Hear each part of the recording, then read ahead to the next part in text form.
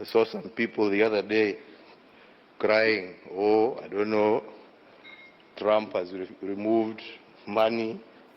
He said he's not giving us any more money. Watu wanalia. Why are you crying? It's not your government, it's not your country.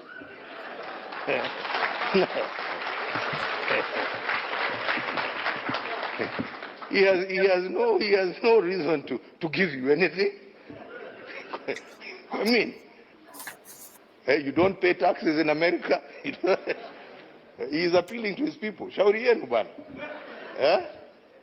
This is a wake-up call for you to say, okay, what are we going to do to help ourselves?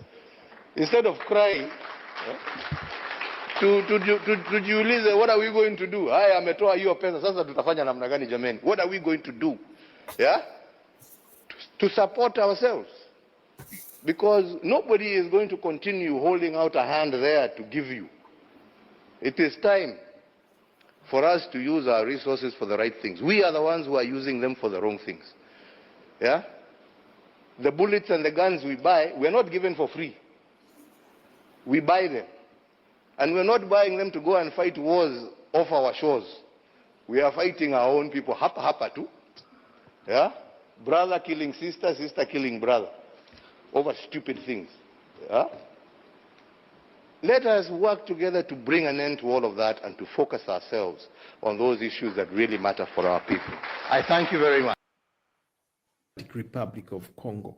I want to give you a small background about exactly what is happening in the eastern part of the Congo.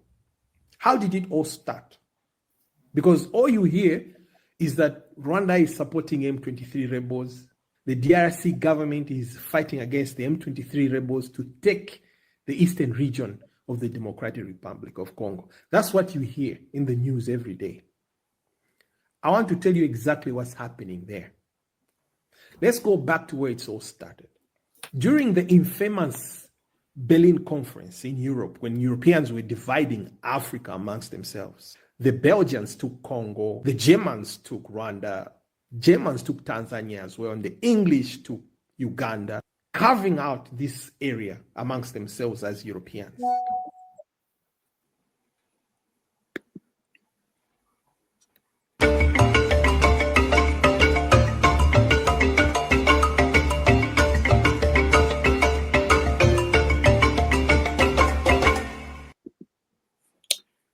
Hello, welcome.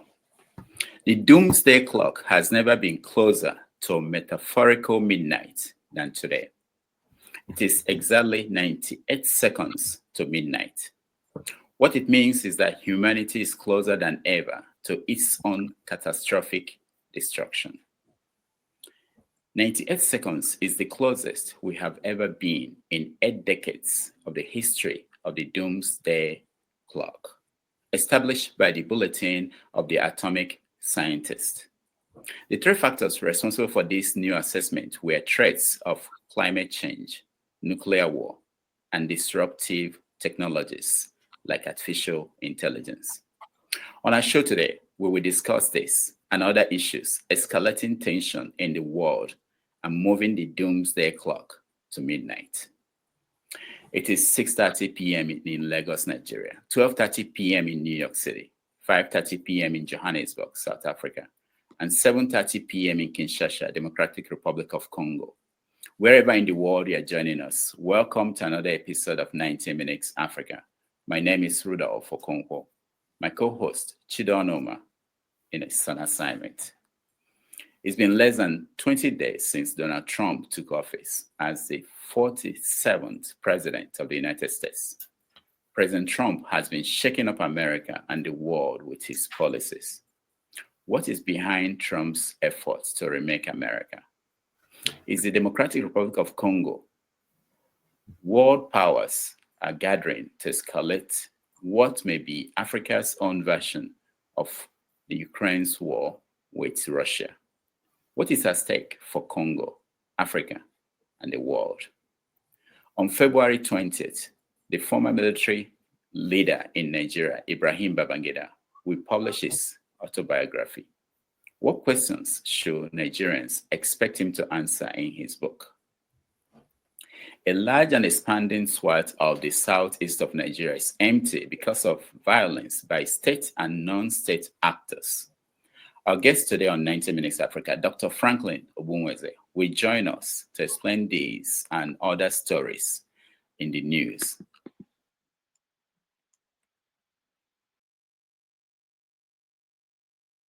Join me as we welcome to the show Dr. Franklyne Ogbunwezeh. Where is he? Okay. All right. So I was technical problem. I was thinking, what happened? Thank you so much for joining us. Thank you very much, Rudolf. I am glad to be back today. Yeah, you are our favorite guest, and you've been here more than anybody else. And so we appreciate that each time you make out time for us. Thanks a lot. I do appreciate spending time with you guys too. All right. I was surprised that 2025, they moved the Doomsday Clock to 89 seconds. The closest has been to midnight. Do you see that sense of fear that we are approaching something different from what we had last year? And what could be responsible for that? Well, I will say real quick that before the elections, the Doomsday Clock was actually, seconds to midnight under Joe Biden. I am a liberal, full disclosure. I'm a lifelong liberal. But under Joe Biden and the proxy war that the United States and NATO are conducting against Russia in the Ukraine, pushed us really, really far. Because we saw at the point the Russian side started changing their nuclear doctrine, trying to tell us that if there is an existential threat to Russia, that they are going to use the nuclear weapons. And it's been since 1962, when Kennedy and Khrushchev stood eyeball to eyeball in Cuba. We have not had such a seeming direct confrontation between these two great powers. Everybody knows that NATO is the United States. Europe is just a junior partner, is what Washington says that sticks. So, and that's why the Russians don't want to talk to Europe. They want to talk to the big guys in Washington. Scarcely have we gotten to that stage in our history. I wasn't born in 62, but all I have read leads to that point. That was the farthest we ever got to a nuclear conflagration. And the frightening thing is that it is only one man that has, even without anything, can decide to end life on the planet. The American president. He's the only one who could declare nuclear war. Okay, he's the only one who could release American nuclear missiles. If you read Anne Jacobson's book, she made it clear it will only take 72 minutes to destroy life on Earth. And we have 9 countries that are nuclear armed powers. And the closest we ever got to this is what we are seeing in the Ukraine at the moment. But Trump coming to office, Trump has been he's not been that war mongering guy, although he has his links in the military industrial complex. But he hated the Ukraine war with a passion. He never liked Zelensky because Zelensky was part of the reasons why he was impeached in his first rodeo. So, and then now that he has declared a freeze on America's foreign aid, which includes the military aid to Ukraine, we are saying it may be sending signs and signals to the Russians that we are ready to talk. Instead of there's a face-off that we are now ready to sit down at the table to talk. Forget the rhetoric. The rhetoric, people say that he is ordering the Russians to fix this in 100 days. It's just rhetoric. But that was what Kennedy told Americans, that if the Russians don't remove the missiles from Cuba, that there's going to be a war. But Kennedy was secretly talking to the Russians. Hey, I'm going to pull out the missiles from Turkey, okay? But don't tell my people. If you tell my people, I'm going to deny it. So I'm going to pull that out from Turkey as a quid pro quo so that you guys could pull out from Cuba. And the two powers went home saving face. So, and then the Americans never knew that Kennedy compromised. Okay, and then the Americans always have it on their heads that it was we won, that we showed the Russians, we stared them straight in the eyeballs, and then they blinked first. No, The US blinked first. So forget the rhetoric that we hear in public. Behind closed doors, there are overtures to the other side. And that's what the responsible government should do, because we are not yet ready to end life on this planet. That's the only place we know that life exists. Every other thing is speculation. So if these two powers, if we have the powers to end life and then we use that, that would be the greatest act of irresponsibility on the part of any leader coming from anywhere. All right, we will stay on the world stage. Let's watch a little bit of a video. I just saw this morning of the president of Russia, Putin, speaking to, I believe, a reporter in a car. It's interesting what he said. Let's watch. Изменилось, что ли, со времен Байдена? Да ничего не изменилось. Они с удовольствием выполняли любой приказ со стороны Вашингтона при Байдене. Просто им Трамп не нравится, они с ним боролись активно, да, реально вмешивались в политическую жизнь, предвыборный процесс в Соединенных Штатах, а потом растерялись, когда Трамп вдруг выиграл. И потом Байден ментально им больше нравился, понимаете, ментально. А у Трампа другие представления о том, что такое хорошо, что такое плохо, в том числе в этой гендерной политике, в некоторых других вопросах, им как бы не нравится это. Но я вас уверяю, Трамп с его характером, с его настойчивостью, он наведет там порядок довольно быстро. И все они, вот увидите, это произойдет быстро, скоро, все они встанут у ноги хозяина и будут нежно помахивать хвостиком. Isn't that interesting that he thinks that Trump will restore that quickly and that everybody will toe the line? What do you make of that? Is that Putin coming close to Trump to resolve the issues? Well, I will say real quick that these are overtures. Okay, these are apparent overtures to the Trump side that we are ready to play ball. But you have to know that Trump has soft spot for Vladimir Putin. He sees him as a very strong leader. And I believe that this feeling is mutual. If you listen to him, actually, when Trump won the White House, beating Hillary Clinton in the polls, that was when there's a rumor started that it was the Russians that helped Trump to win. Okay, and that actually damaged any relationship that Trump would ever have with what he called the deep state at that point in time, because he believed that he was set up, that he won the polls hands down. Anybody who watched the elections then knew that if you go to the South and the Midwest of America, that people were leaning towards Trump, voting for him. Even Michael Moore came out to say, learn to pronounce the words President Trump. Even when all the pundits were on Hillary's side, believing that Hillary was going to win. I listened very carefully to what the man had to say, because he went to the people and he went to the MAGA rallies and he saw that people were more enthusiastic for Trump than for Hillary Clinton. So this Russiagate scandal actually damaged Trump's relationship with the deep state. And then the deep state spent his first term. It was like a war between the two sides. And this time that Trump has won. Again, I don't think that the coast is clear for him to restore order very quickly, because he still has his domestic issues to face. And these domestic issues, and these are the people that he called the deep state in his first term. And these are the major beneficiaries of this war in the Ukraine. So they are not going to allow anybody to so very quickly remove their mouth from the feeding trough. It's going to be difficult. He's going to fight a battle, actually, to be able to impose his will on this runaway American military machine. Don't forget that billions of dollars have been sent to the Ukraine. Happens to be one of the greatest money laundering operations in recent times, from a perspective of the military industrial complex, because they're making a killing out of this war in the Ukraine. So it's not going to be easy for Trump. But if you ask me my personal opinion, I'll be very glad if this nonsense in the Ukraine ends, and then both parties are able to come to the negotiating table. Every war ends on a negotiating table. Why not this one? Must we kill ourselves off before we talk to each other?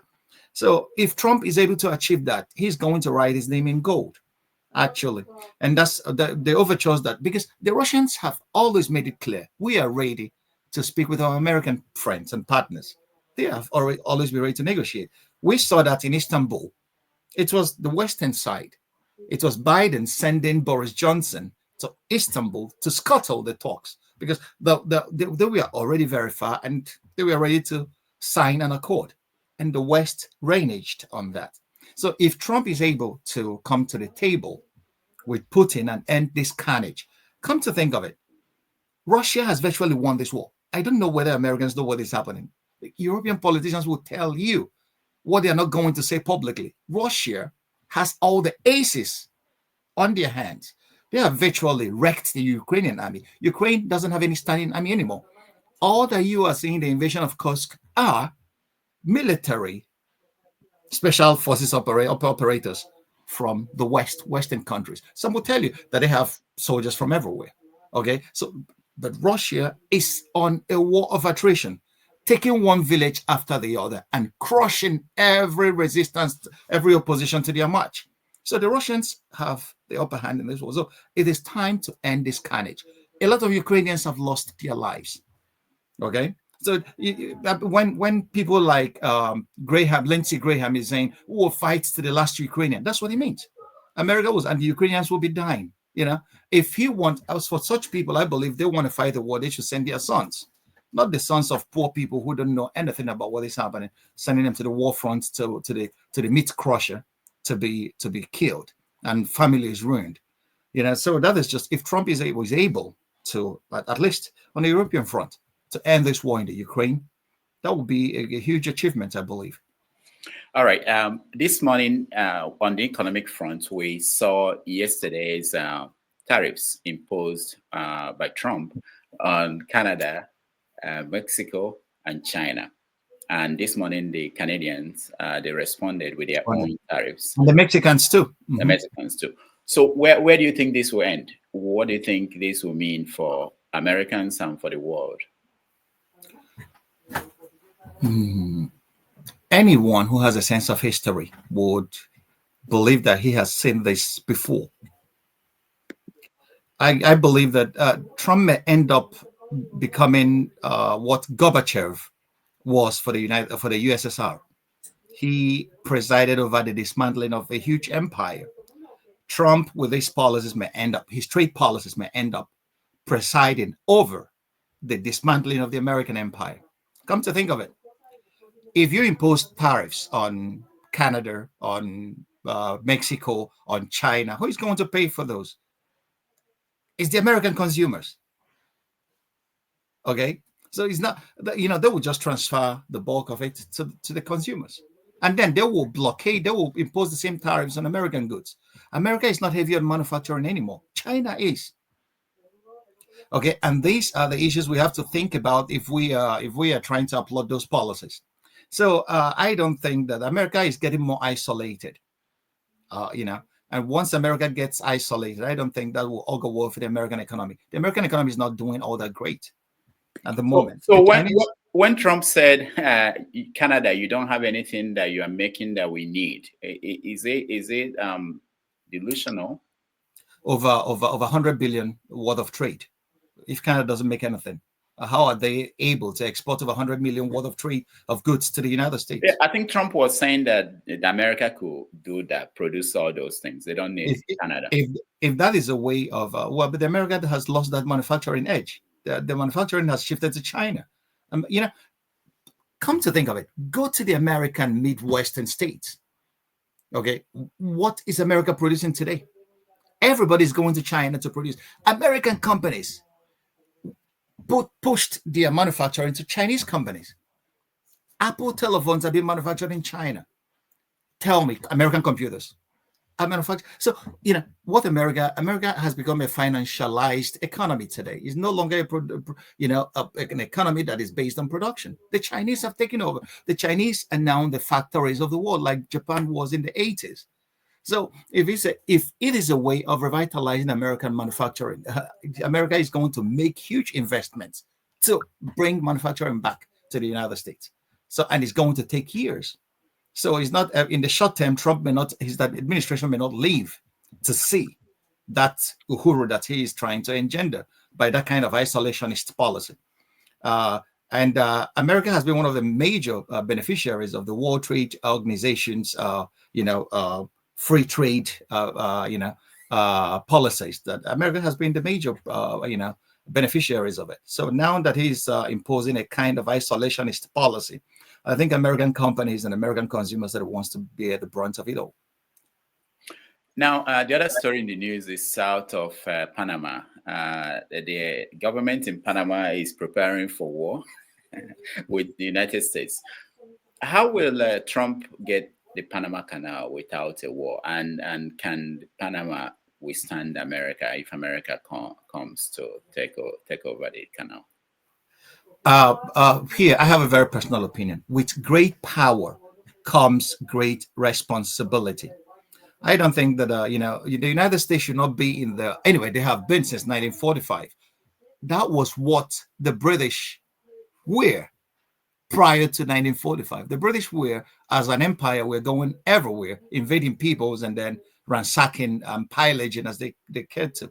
The United States should not start that late in the game. America looks like ancient Rome in its late period before its collapse. So if America goes about igniting fires all over the world, listen, don't forget, the United States has not won any war since 1945. America is a great power, but America has not won a war since 1945. Yeah, they went into Panama, kidnapped Noriega, brought him to trial in Florida. They went into Grenada under Reagan in '82. They have been trying to, intimidate poor countries. But America, every major war that the United States fought, America lost. America ran out of Saigon in '75, Vietnam. America ran out of Kabul recently under Biden. So trying to ignite fires, and that was what happened to Rome. How did Rome's collapse start? Varus led the sixth Roman legion to Germany in Osnabrück, and there a ragtag army of tribesmen defeated the mighty Roman Empire. And after that, at the Teutoburg Forest, after that, Rome started its collapse. So if America should watch what they are doing with their military, sometimes military power doesn't solve all the problems. Why would you invade Panama over their canal? It's what American soldiers used to say, when America marched into Iraq in 2003. What is our oil doing in their backyard? Their oil. You can understand the colonial implications of that kind of statement. So trying to rename the Gulf of Mexico into Gulf of America, or trying to ransack or pry Greenland out of the Danes, out of the hands of the Danes, or take over Panama Canal. People will see you as an empire on the throes of death that is throwing her tentacles everywhere. And then there are going to be some courageous people that are going to stand up to it and cut off those tentacles. And then your demise will then be celebrated by all to see. So the United States should be very, very careful in the wars that, war should be fought as a last resort. You don't go. And the United Nations Charter forbids that. You don't gain territory by conquest anymore. Since 1948, the Universal Declaration of Human Rights, you don't gain territory by conquest. So America should not be violating a principle it was one of the guarantors of all these years. So it's really stupid for any president to think about that, even if he's Trump or even if he's God. All right, we'll get to Africa quickly, but first I want you to weigh in on what's happening in the Middle East. Israel. We are seeing the exchange of prisoners. Mm-hmm. I was surprised. I saw the videos. I thought I had it. I wanted to play for you to see. I know you've seen it, where the so-called Hamas, or the military groups in Gaza, were bringing out the hostages in mm-hmm. front of the world. Mm-hmm. These are the people that the Israelis were fighting to defeat, or said they were going to defeat. Mm-hmm. The spectacle, the picture wasn't a good picture of the big army destroying Gaza for that purpose. Yet they mm-hmm. couldn't get these hostages themselves. So what happens now? What do you think will happen in Gaza, especially now that Trump is saying that they should all move out? That place should be demolished, cleared out, and that they should go to other countries. What do you think is the agenda? What will happen moving forward? Well, Trump asking the Palestinians to leave their land and go to where? Sometimes these guys believe that they are speaking on God's behalf. Trump doesn't have a right. It's a war crime to cleanse a people. Ethnic cleansing is a war crime. Okay. And what the Israelis have succeeded in doing in Gaza is committing genocide. Gaza has been rendered unlivable. Look at the pictures. Every major human rights organization on earth has rendered the verdict that Israel committed genocide in Gaza. It's clear for all to see. And I tell you, Israel is never ever going to recover from what they did in Gaza. And they have not been able. Which of their war aims did they attain? Did they recover the hostages? No. It was through a negotiation that the hostages are now being taken back. Did they succeed in destroying Hamas? You saw the fighters. What Israel succeeded in doing is destroying Gaza. I have never seen a picture. The only picture that it looked like that was Hiroshima in 45 and Nagasaki. I have never seen a picture that looked like Gaza across modern wars. Even in Dresden in Germany, what the Allies did here, firebombed the city. The picture doesn't look like what Gaza looks like today. So I don't think the Israelis didn't achieve their war aims in Gaza. They didn't defeat Hamas. Hamas is still there, still talking to them. That's why they are releasing the hostages. And then that means that Netanyahu, I don't know what the way forward. But the point lies in the fact that Trump asking Palestinians to leave and go, where should they go to? Go to Egypt. You should know, or to Jordan. The Jordanians are Palestinians, don't forget that. Okay? And there are internal domestic problems if Egypt allows Palestinians to get to Egypt. Sisi is not going to survive the internal turmoil, or even the Jordanian king, because the Palestinians in Jordan see the king as a traitor to the Arab and Palestinian cause. So, and they see him as an impostor. So if, that would be a total destabilization of the Middle East, which Israel started with its war on Gaza after what Hamas did on 7th October. So the issues are very, very, very complicated, but they are quite simple. The point is, Palestinians, you cannot force the people to leave their homeland. If you do that, if come to think of it, what the Israelis did, they, according to Lancet, if you read the article by Lancet, we are thinking about in the range of over 500,000 people killed, dead, buried under the rubble. And if that is the case, that's the easiest way for Israel to create enemies for herself. Because if you kill my sister or my brother or my mom or my dad, you're going to be my eternal enemy. So this is a way of forcing legions of people who will be joining the resistance from the Palestinian side after witnessing what happened in Gaza. So it's not a way of attaining peace in the Middle East. There have been various measures, and Trump coming in to say that they should leave is not even a way that will lead to peace, because people will always resist. It's just like what happened in South Africa. Apartheid South Africa, we are killing Black South Africans. And they were labeling people like Mandela as terrorists. And people, British parliamentarians, were wearing shirts emblazoned "Hang Mandela" to the British Parliament. We don't talk about that anymore, as if to say that history is not important. The British supported, every major European power supported apartheid South Africa, even the United States. Mandela was labeled a terrorist till 2008. Don't forget, Mandela came out of prison in 1994. He was placed on a no-fly list to the United States, even as a president of South Africa. Okay, so this is what people from the global South see. The hypocrisy, so I was discussing with a few friends in the human rights community, and they told me, Franklyne, to be honest with you, human rights is dead. Because if what happened in Gaza could be allowed to happen by the world, no European leader, no American leader has a right to lecture anybody about human rights ever anymore. No European politician, no American politician has a right, a moral right, to lecture anybody anywhere about human rights ever again. And it is so very sad. And some Israeli friends of mine will tell me that Israel has lost that right to call themselves victims of genocide ever again. So these are the things, these are the currents that you see. I don't know how to resolve this impasse, but the issues are very, very sad. It's really sad that the people that face the genocide will turn around and allow their leaders to lead them down that path against another people. It's really a very sad situation. That's interesting. So you said that the Americans they've lost that moral authority to talk about human Americans and European leaders, yeah, they have lost every authority to talk about human rights ever again to anybody. To lecture somebody like let me just make this, somebody like Emmanuel Macron coming to Africa to tell Africans how to behave.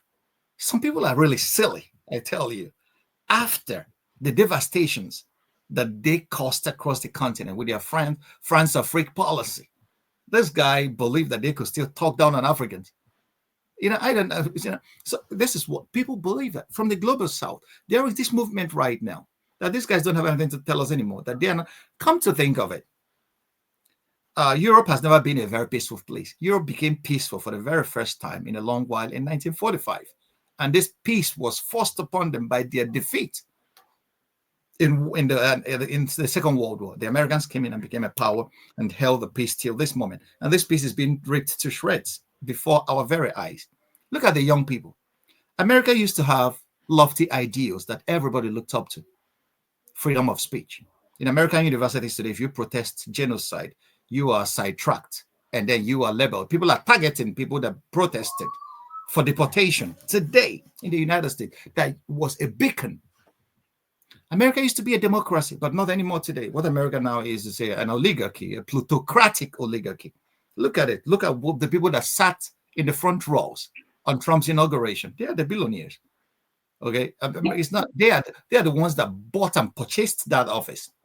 Okay, the rhetoric that Trump is using for Palestine, it was purchased by Seldon's wife. Okay, who spent $100 million to the Trump campaign. So America is no longer. America has all the trappings of a democracy, but it's not a democracy anymore. America looks like ancient Rome at its late stages of decadence. And it's going to be, many Americans are not educated. Many Americans are educated, but they're not politically aware with the way the rest of the world see what is happening there. Because internally, American exceptionalism, this word exceptionalism, for somebody like me, nothing is exceptional. We are all human. That somebody's a chosen person. No, we are all human beings. So it's the same air that we breathe.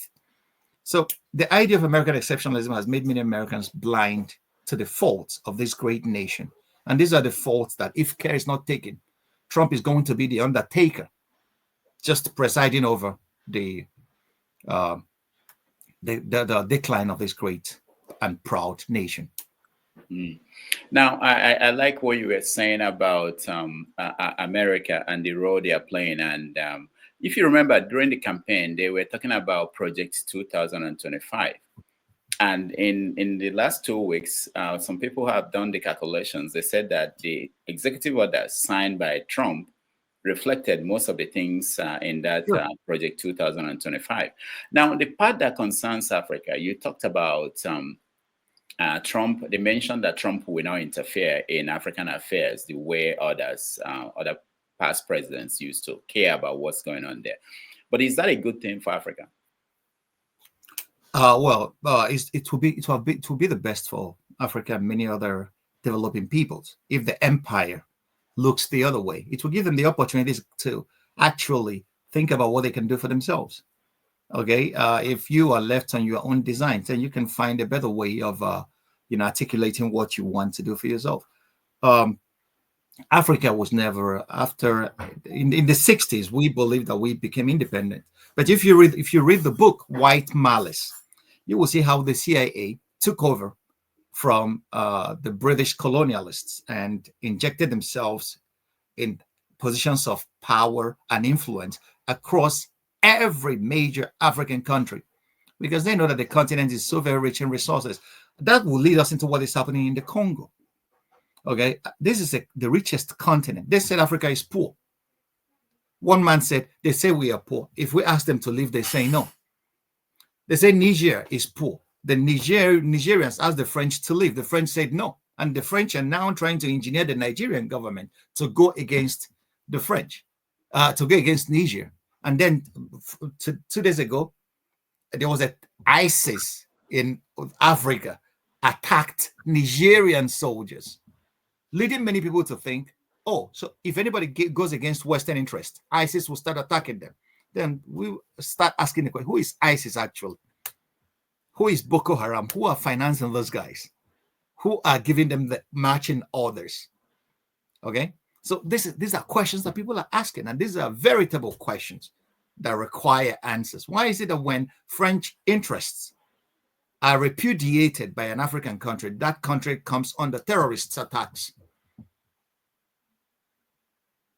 If it quacks like a duck, I don't know what else to say. So let's go to Congo, because the situation in Congo is critical. Every day it's expanding.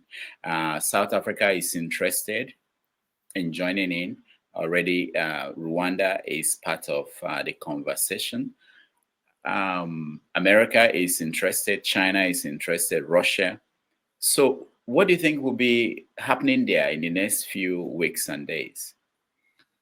It's going to get worse before it gets even better, because the resources we are talking about is the leading resource that every major country requires for the industrial revolution, for the kind of computer or AI revolution that we are now seeing.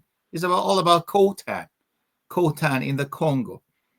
People that are financing Kagame, and Kagame is financing M23 to resist the Congolese government. Congo has always been a playground of the major powers.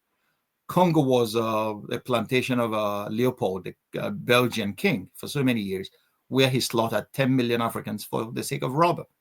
Okay, if you read Chiwezu's The West and the Rest of Us, he detailed it there so very well, where there were pyramids of human hands that were cut off by Belgian colonialists. One of the worst crimes ever that people are not even taught about.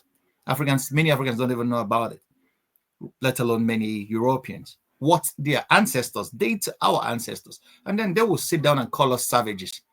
Those that cut off our hands, brought us the Bible, and are now calling us savages. It's really sometimes beyond the pale. So in the 60s, the Americans saw the uranium that was used in American nuclear industries came from Congo.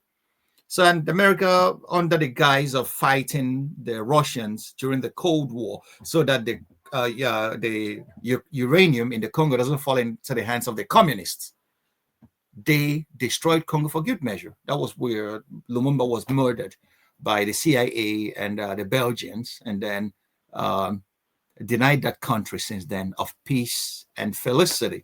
So we have seen Congo has been jumping from one crisis to the next till today.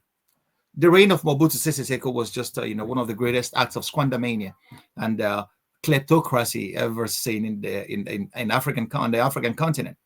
Not only that, so till today, Kabila and all the rest. So it's all about Congolese resources. If Congo is a poor country, there wouldn't be this crisis. And there has been a silent genocide going on in the Congo for the past 5 years. Over 5 million Congolese are dead already, and many people have been displaced.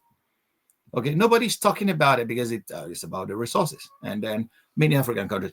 Okay, the M23 has sacked Goma, a city in eastern Congo, and they are advancing, making sure all these guys are making sure just to keep the lanes free for the smuggling of Congolese resources outside the continent. It's really awful. All right, let's watch Kagame talk about his own perspective of the issue, and we'll come back and hear your take on his. To them, why they actually don't support M23 themselves, including AFP, you as a journalist. Why don't you support M23? Or why is the question, you support M23 or you don't support M23? First of all, what is M23? M23 is an organization born in and out of Congo. That's number one. Number two, these are Congolese. And you will hear even Congo admit it. Now, why do they exist Why are they fighting? Why do they have arms? Is another question. It is also a simple question. They exist because they have been denied their rights as citizens of that country. They are called Tutsis of Rwanda. Fine. But then you need to be educated also a little bit about history. I didn't mean to stop the We have video. Rwandan communities in Congo. All right. Hold on. Who Let are me get Congolese. him. And by the way, these are not just Tutsis. It is the same social structure of a country that is also there in Congo. Like, in fact, we have other neighboring countries where they are, but they are citizens of those countries. We have 100,000 people originating from this community, 100,000 who have been living here in Rwanda in refugee camps for the last 2 decades. Why? Because they are being uprooted from their ancestral homes, persecuted, and sent across. In fact, there are more in Uganda.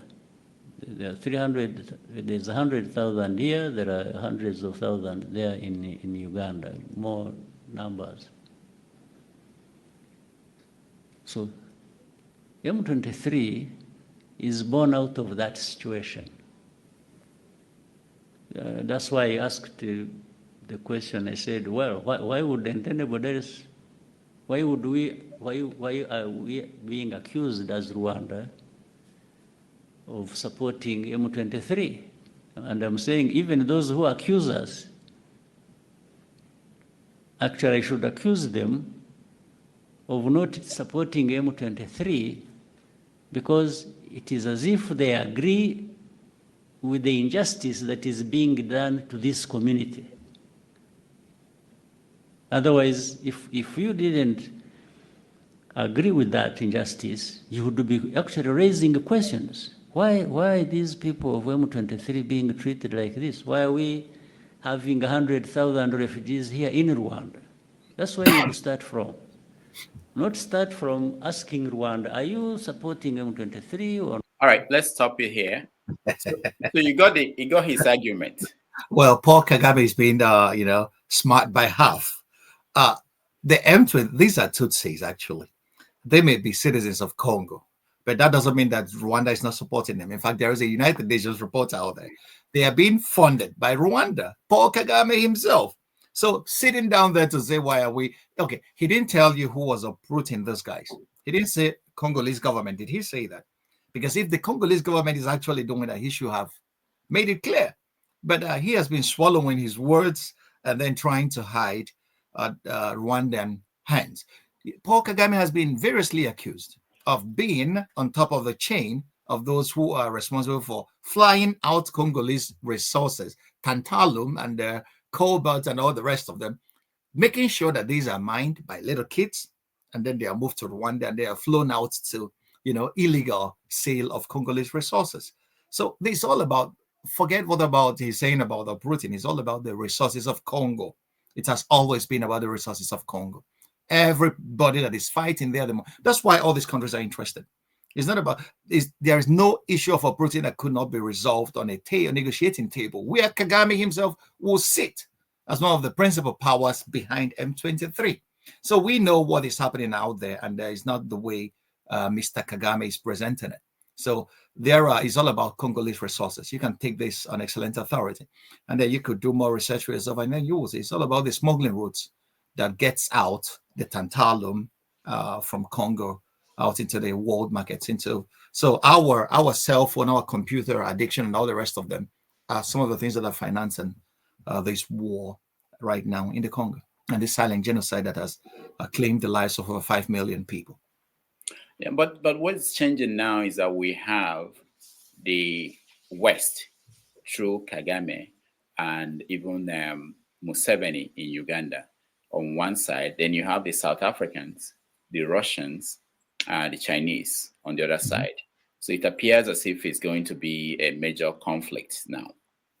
Well, about the Russian presence, I have not had independent confirmation of that because sometimes most of these are disinformation to rope in other countries. The South Africans have always been, a part of the Southern African Development Corporation, which involves most of these countries that are now present in the Congo.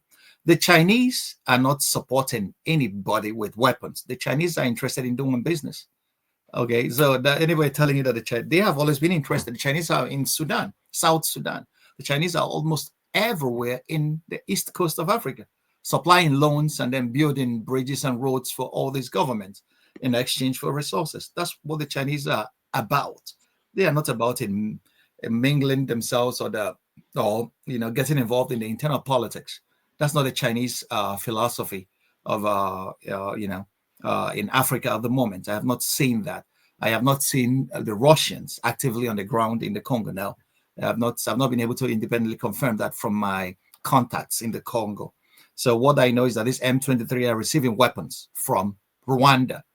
And then so Rwanda, we know, Paul Kagame is the darling of the West since after the 1994 Rwandan genocide that he has been in power all this while. And then Museveni is Museveni. Sometimes you don't know where he stands on certain issues. That he's more chameleonic than he is forthcoming. So, but Rwanda is a major source of the firepower and the financing that M23 is getting because these are Tutsis. So, what about the government in Kinshasa? Who is supporting them? Yeah, they are the ones fighting against the M23 because they believe that their territorial integrity is under question and under serious threat. A sovereign nation has a right to rise to defend its citizens when they are attacked from enemies, both external and domestic. That's what I believe the Congolese government is doing. But at the moment, the firepower being brandished by the M23 guys is actually something that is intimidating to Congolese soldiers, and then civilian population have been uprooted. So I don't know who is on the side of the Congolese government at the moment, but I know that the smuggling has continued according to what my contacts have been able to tell me. The smuggling of tantalum, that's the primary, mineral in our computer technology, and out of which coltan is extracted and all the rest of them. So, and then everybody there that has talked to me told me that every imprint. That's why AP accuses Kagame to his face. So that's why everybody points in that direction. And there is no smoke without fire in that kind of situation, because these guys are Tutsis and they take refuge in the patronage of the Rwandese government, which is being headed at the moment by Paul Kagame. So what if they take over Kinshasa? Like, is a possibility. Is a possibility. Are we seeing the kind of thing that happened in Syria? Well, what happened in Syria was a Western designed, CIA MI6 move. So actually, these guys have been their sleeper cells all this while. This were our news for a front that transformed into HTP, where people being supported with weapons by the United States. Obama gave instructions to the CIA to topple Assad when he came to office, and these were the guys that they groomed to that effect. So these guys have been sleeping and waiting for the right time to be called up to do that, and they took the opportunity. So I don't see that kind of thing in Rwanda. I don't think that Kagame has all that kind of wherewithal to make a run for Kinshasa from Eastern Congo, where the M23 are. And these guys are not up to 100,000 men under arms. So it's a huge territory to cover from Goma and Kivu to Kinshasa. And then you require serious logistics and ordnance. Okay, you have to maintain a chain of resupply routes. So it's going to be a very difficult endeavor. The M16 hasn't got an air force at the moment to bombard the capital, but it's not impossible. Kabila did it. Kabila sent Mobutu on the run when he made a run from Eastern Congo for Kinshasa. So all these things are possible. Let me still stay on Africa as a whole. Part of Project 25, like I said before, is that Trump will not be involved. The Americans will remove themselves. Don't you think that it will embolden dictators across Africa to do what they want to do? Are you thinking that there's a possibility that the people of Africa can rise up and stop these dictators when the powers of the world are not interested in or involved in any issue going on in Africa? No, but I tell you, the day I don't even know how many dictators of America propped up across the African continent. Every major dictator that we had on the African soil African continent has been propped up by the West. Almost all of them. Paul Biya is still a force to record, president of Cameroon since 1982, supported by the powers of French government and French intelligence. So which dictator do we have? Bola Tinubu is a CIA boy. Everybody knows that. In Nigeria, he didn't win the election, and then he's been propped up. So, which dictator? Obiang Nguema in Equatorial Guinea. Okay, these are or the guy that was overthrown in Gabon, Omar Bongo. These were errand boys of the West. They were the ones that propped them up. Without Western support, Africans themselves will digest their dictators. I tell you this. So it's only Western support that Africans are still, because how many guns are produced in the continent? We buy these guns. You saw Uhuru Kenyatta say that we buy guns not to use it to fight external wars, but to kill ourselves over stupid things. All dictators in our continent were propped up by the West. Not even one rose and fell on his own. It's when the West withdraws their patronage that they fell. That they fall, sorry. So that has been the case. So Africans, really, it's an opportune time for Africa, actually. When the two elephants are fighting, the grass is suffer. But this grass on our side should learn to talk among themselves. And how could we encourage production and trade across the African continent? If we are able to do that, Africa is a huge market, up to 1 billion people. If we're able to produce for our local needs and stop producing for export for Western industries. So let's first of all produce what we eat. Let's become food sufficient. Our food security, let us guarantee that for the Indian African population. That will be an essential platform for an African renaissance going forward. So let us take the basics first. Okay, so dictators will have always been doing what they want, but there's an Igbo proverb that says, that's what the Igbos have always done. If a dictator believes that he could do A and B, we show him from where we got him. We tell him who his father is. But Western weapons have prevented us from doing that all this while. So Africans know how to manage and control their societies until the white man came. That's what Chinua Achebe did, articulated, and things fall apart. We had a functional society that had checks and balances. The Oyomesi in the Yoruba regions of Nigeria will tell the Oba to go to hell and commit suicide if he tries to be a tyrant. So we have local procedures that we could use to bring dictators to responsibility. So if we are now, if not for the external powers, many dictators will not even survive a day on the African continent. Sisi is still in Egypt today because he's been prodded by American money and firepower. Yeah. So, do you think that leaders like the military guy in Burkina Faso, in Niger, that they are the future of Africa? Is that where we're going to? Are they the heroes? Yes. Yes. And look, come to think of it, many African young people have realized that our contact with, they realize what Chinwezu said, that our contact with the West for the last 700 years have not brought us anything. Okay. So across Sahel in Africa, there is this movement that the French should leave. The French granted independence to the Francophone Africa, but they are still there. The economic policy of these regions, of these countries, are being dictated in Paris. Their money, CFA francs. France is no longer using CFA francs, but France is still controlling their monetary policy. So the young people are getting frustrated. How can we have all these resources and still be poor? These are the questions that young people across the Sahel have been asking. And they are rising up. And that's why they are supporting most of those young guys that have taken a stand and said, no, you guys should get out. So that may be the future of Africa. Okay? supporting these guys that take a stand to say to the foreign powers, you know, you have taken more than enough. You stay where you came from. Let us try managing ourselves for the time being. Sankara tried it, okay? But the French intelligence connived when they believed that he insulted Mitterrand, and then through Blaise Compaoré executed him.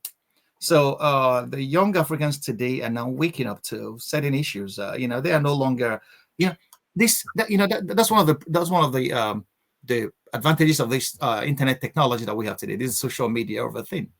Africans are seeing in real time, and they are now getting information in real time across board. So that may be the future that we are going to see. This democratization of information is going to lead to serious upheaval across board. And then I believe that it's going to come. So you saw what happened in Nigeria during the elections. Young people were mobilizing themselves for P2B using the instruments of the social media. So more is to come. So this may be the future of the continent. Younger people, the younger generation, are now rising to question the African predicament. Why should we have all these resources and yet remain poor? That may be the future. And again, Trump may be unwittingly playing a role in it. He's planning to deport a lot of Africans. And these people have been exposed to the West. They have been exposed. Many of them got skills. Many of them got information, knowledge. Many of them will come back. And remember that those that fought for African independence in the early 40s and 50s were people that were trained in the West. Nnamdi Azikiwe, Bafemi Awolowo, and the rest of them. They were trained by the West, and then their eyes were open. And many of the soldiers that fought for the British in Burma or for the French during the Second, so they came home, their eyes were open. They saw, we are fighting and dying for these guys, but they're not treating us like human beings. So they need to go. So he may be playing a role. So Trump deporting a lot of Africans may not be all that bad.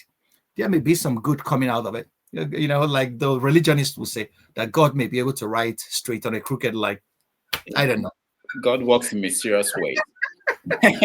We are going to take a break. When we come back, we talk about Nigeria, and then we let our audience join us in this conversation with Dr. Franklyne Ogbunwezeh. So stand by. Thank you.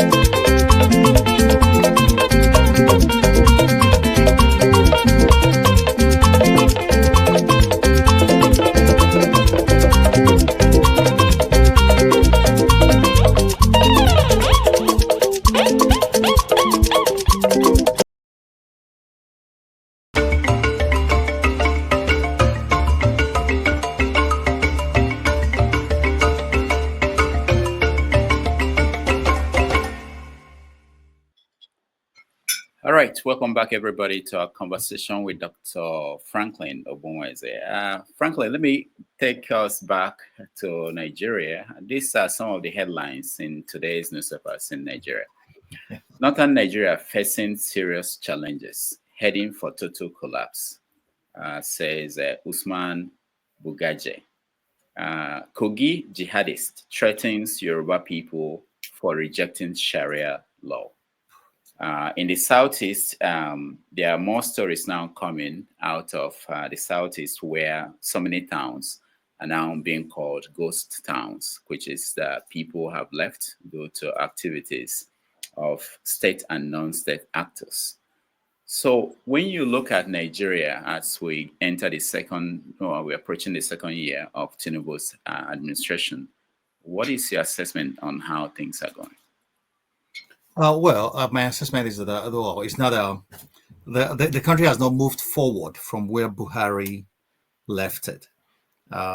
Even when you talked about what is happening in the Southeast, it was Buhari's government that commissioned the military to go into the Southeast to flush out the IPOB and the ESN militants, what so-called militants, and then that was when the whole thing started.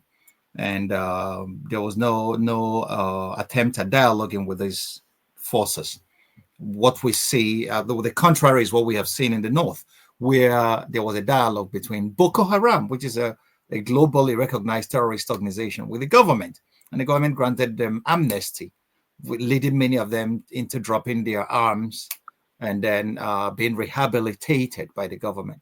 But that never happened in the Southeast, where we have seen that most of the people that call themselves IPOB and ESN, and other criminal elements have hijacked the state and then have been, have broken the monopoly of violence which a state should exercise by the fact of its being a state. So it's really, we have not made any progress in the last 2 years on the economic front.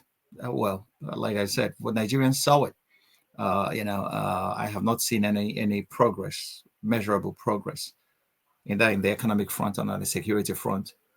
People are still dying in the Middle Belt. People are still being killed in the South. Or Seoul local government area of Imo State is now a ghost area.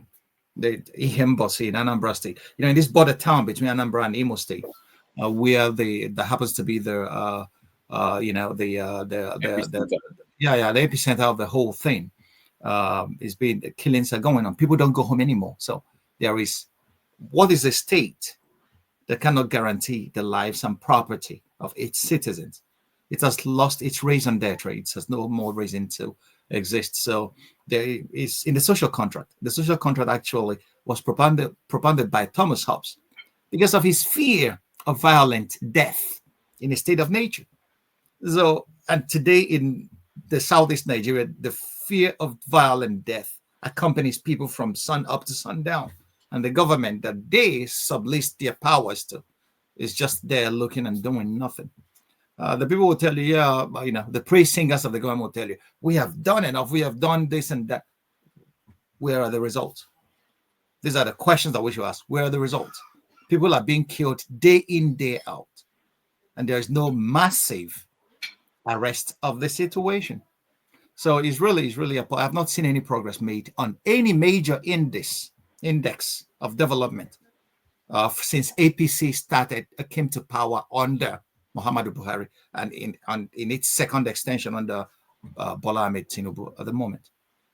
Now, this last week, a court of appeal ruled that IPOB is a terrorist organization.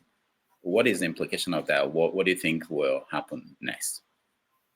Well, the government has been, even before the ruling, the government has been treating IPOB as a terrorist organization. Okay, even when there were no excellent reasons to that effect. But IPOB, made some tactical and strategic errors when they went for, armed struggle. There should have been extensive dialogue with the Nigerian government. I can understand why it is a threat for the government to hear any words concerning Biafra, because Biafra, for 3 solid years, gave the Nigerian government a run for its money. But they should have realized that we are not in the 60s anymore, that the world has moved on to a great extent. There are issues of marginalization, quite right, but there is nothing, it is nothing that could not be ironed out on a table of dialogue. The Nigerian government has been treating the Igbos as second-class citizens in their own country since after the Civil War. Forget what Gowon said about no victor, no vanquished. No, we are not saying that.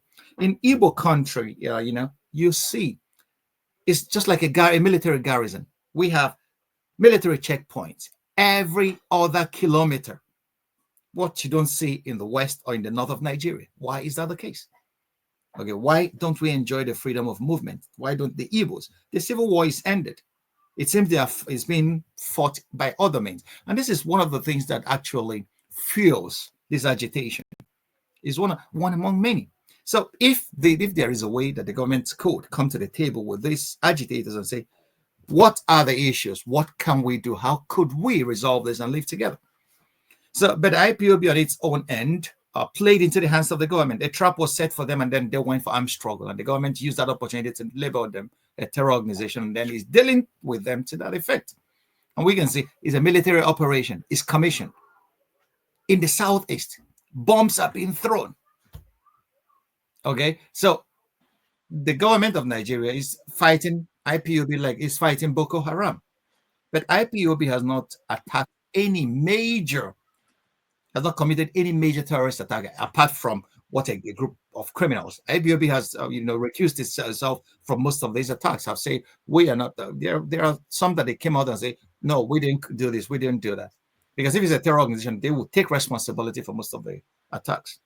But that's where they played into the hands of the government, and then the government could use that to inject fifth columnists and then blame IPOB for it. So this is where cool heads never reigned, to be able to articulate a strategy to follow. If you're agitating for your rights, there are ways to go about that. And then the Nigerian government has equally been silly. Sometimes I rue the decision makers that we have in our government. Many of them are visionless, so to say. And that's why we see problems that could be solved in infancy are allowed to fester. They become cancerous. Okay. So who in his right mind does not know that if you're applying stick, you should hold the carrot at the same time if you're trying to drive a mule? But the Nigerian government, no. Everything is violence, matching fire. Everything in Nigeria is a war against this, war against that. No. If you're fighting a war all your life, well, what time do you have to leave at all? Citizens should be made to feel as parts and parcels of the imagined communities that they belong to, which we call countries or nations or nationalities or tribes or tongues or peoples of or nations. People should be given the sense that they have a stake in this. Because if people don't feel they have a stake, they are bound to destroy that thing. And that's what I feel is happening. And it's not a very good thing. Southeastern governors are not even, I don't blame them much because they don't have the police powers. The police authority is still an exclusive of the federal government. It's not shared with the states. The states are just errand boys of the federal government. And that's something that our lawmakers should take a look into and try to see if we could at least go for state policing. That it's a lower level at that. So what about what's going on in the northeast and northwest? In the northeast, we know Boko Haram and all the allied groups, they've been going on for years now, and it's not under control. And in northwest, we have these new groups that are the bandits. So what is do you think Nigeria is doing well fighting these three on these three fronts? Well, there must be other strategies employed. It's not only the military strategy. It's not. We have applied the military strategy all this while. Where has it left us? We have not seen any progress. Okay, the bandits are multiplying in northwest Nigeria. In the northeast, Boko Haram has not even kept quiet. Finally, and then we are seeing the agitation in southeast. And then Sunday Igboho rose with the Yoruba nation issue in the west. So Nigeria seems to be a cauldron of agitation. And then that means that we need to go back to the drawing board and go back to the table and then question why has the government ever set up a panel to say, why are these agitations spread across the four cardinal points of our nation? I have not seen that. Chidi Odinkalo, Professor Odinkalo led a panel instituted by the Anambra State government on the activities of the criminal gangs and what IPOB or whatnot that is going on in Anambra State. They came up with a white paper, with a report. I have not seen the government release that report or issue a white paper to that effect that could lead into actionable solutions to that problem. So I know that it was handed over. Bianco Ojukwu, who is now the Nigerian Junior Minister for Foreign Affairs, was a part of that committee. So we are yet to see what the government is doing. Soludo is, I believe, is sitting on top of that report. He should be able to get it out and then issue a white paper. Let us see what the government is ready to do, at least at the local level. But the federal government of Nigeria, I don't know whether they know what they are doing. I'm sorry, but it does seem that there is a inertia. Nothing is moving. It's not moving forward. It's not moving backwards. We're just hanging in a balance, and that's not the way for a country. This opportunity that Trump is using to isolate the United States from African affairs is an opportunity that Nigeria should grab with two hands and try to find local solutions to our problems. But this discussion is not being heard in the corridors of power in Nigeria or anywhere. I have not heard it. Even in African think tanks, I have not heard it running. That's an issue that we should focus on. Now, in the years of Trump, how could we reposition Africa to be a major player, in solving Africa's problems? We should stop waiting for other people to come and do that for us. I have not seen that discussion being had, except for now that I'm talking to you. Okay, one more question, and then we'll let it in our audience. Ibrahim Babangida, on February 20th, he will launch a book that he wrote, his autobiography. What are you expecting him to answer? Questions you want him to answer in the book? Oh, well. Okay. I'm not expecting him to answer any questions because I know that autobiographies are most times hagiographies.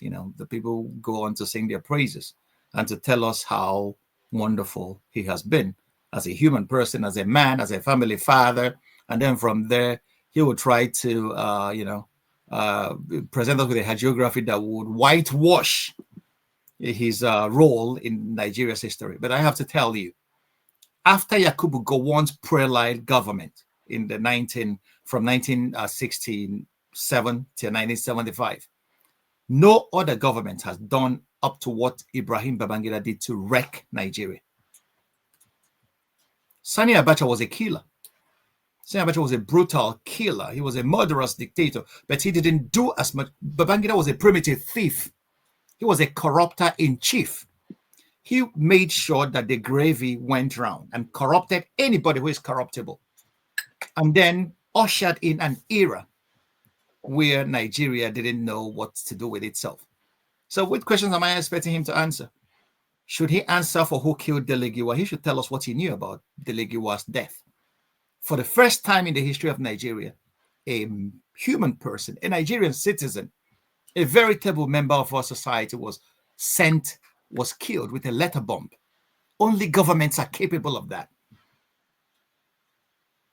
He should tell us what his intelligence agencies knew about Delegiwa's death and how it was connected to Gloria Okon. What killed Gloria Okon? The drug trafficker that was arrested in Malam Aminu Kano International Airport and who fingered a lot of people in his government. That she was a courier for them and the woman was killed.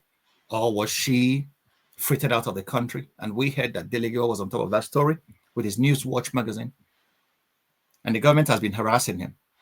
The DSS arrested him, interrogated him, left him to go, and a few days later, a parcel bomb was sent to his home and smoked him to death. So IBB should answer that question. The buck stopped at his desk while he was our president. What else?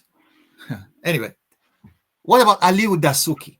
A lot of Nigerians didn't know what. Now, let me tell you, I live in Germany.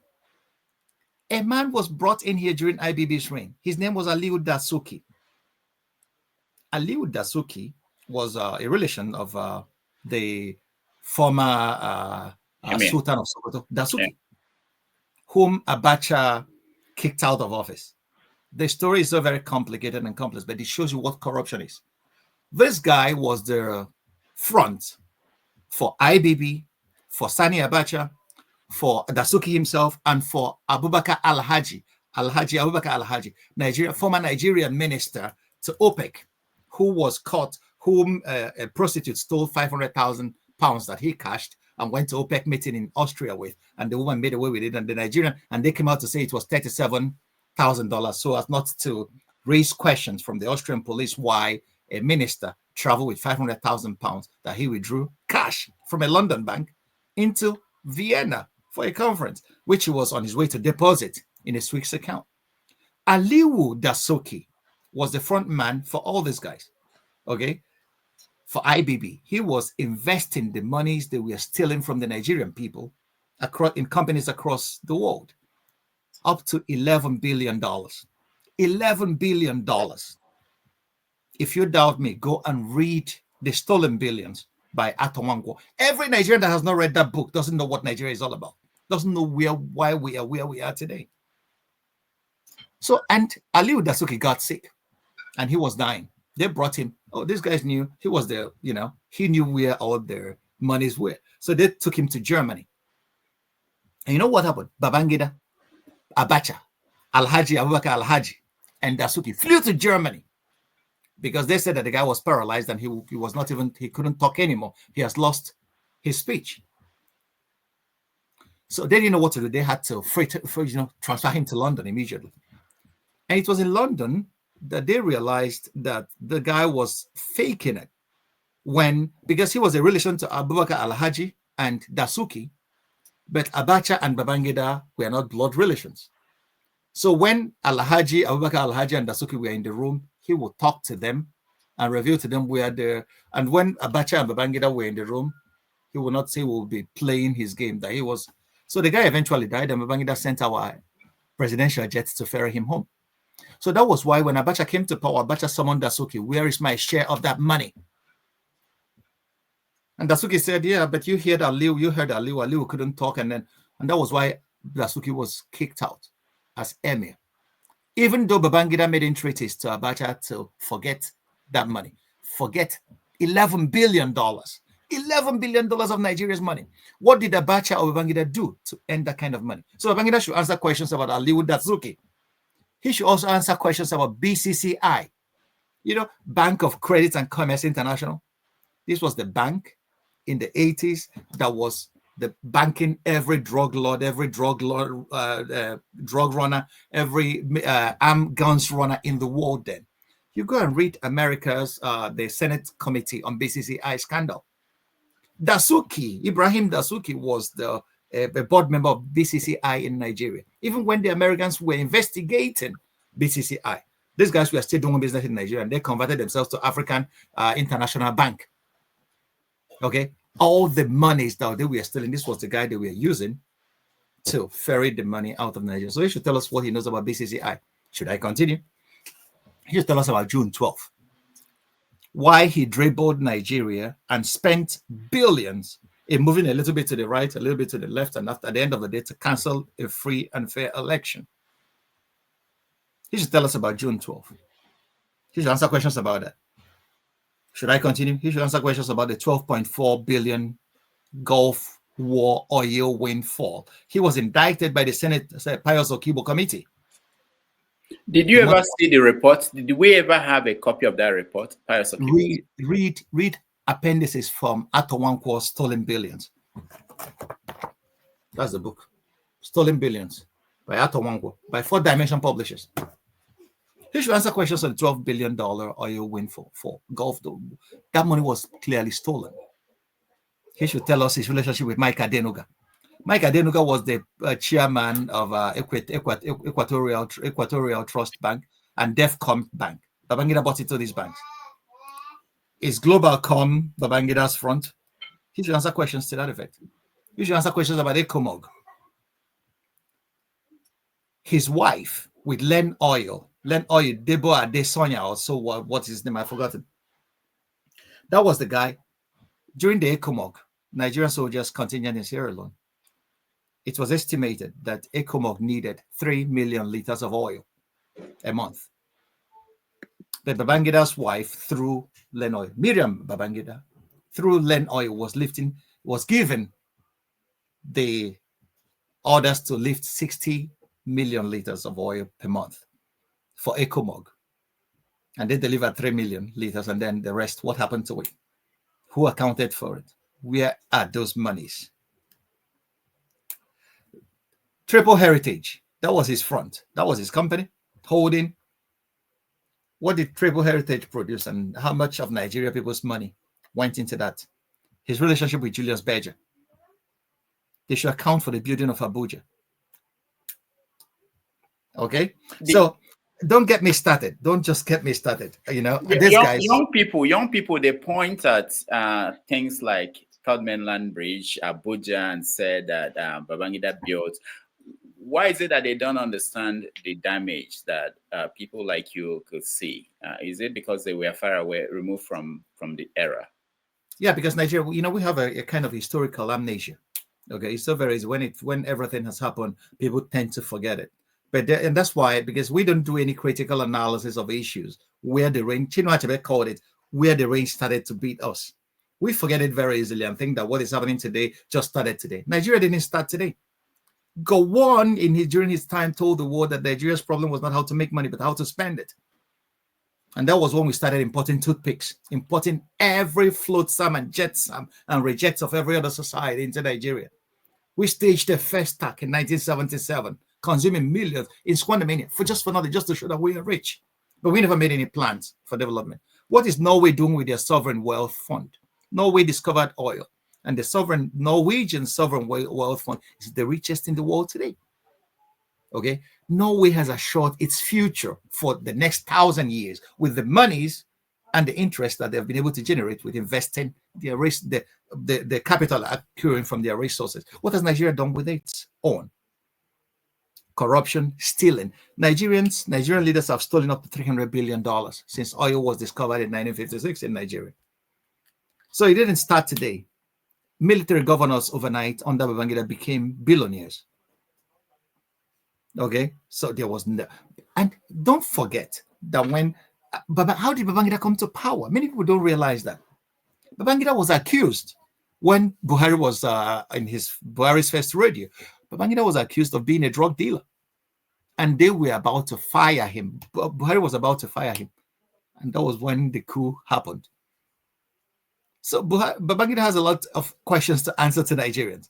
So I am expecting to read his output, and then let's see what some of the questions that he's able to answer. He should go and reply to Atowankwo's a dissertation. It's just a perfect dissertation on Nigeria from the time of Gowon to Abacha and the June 12th. That was where he stopped. So there are a lot of other books.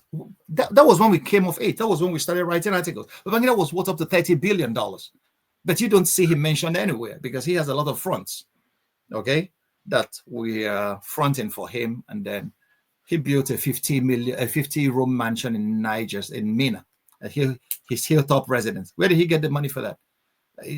Does becoming a Nigerian president make you a millionaire?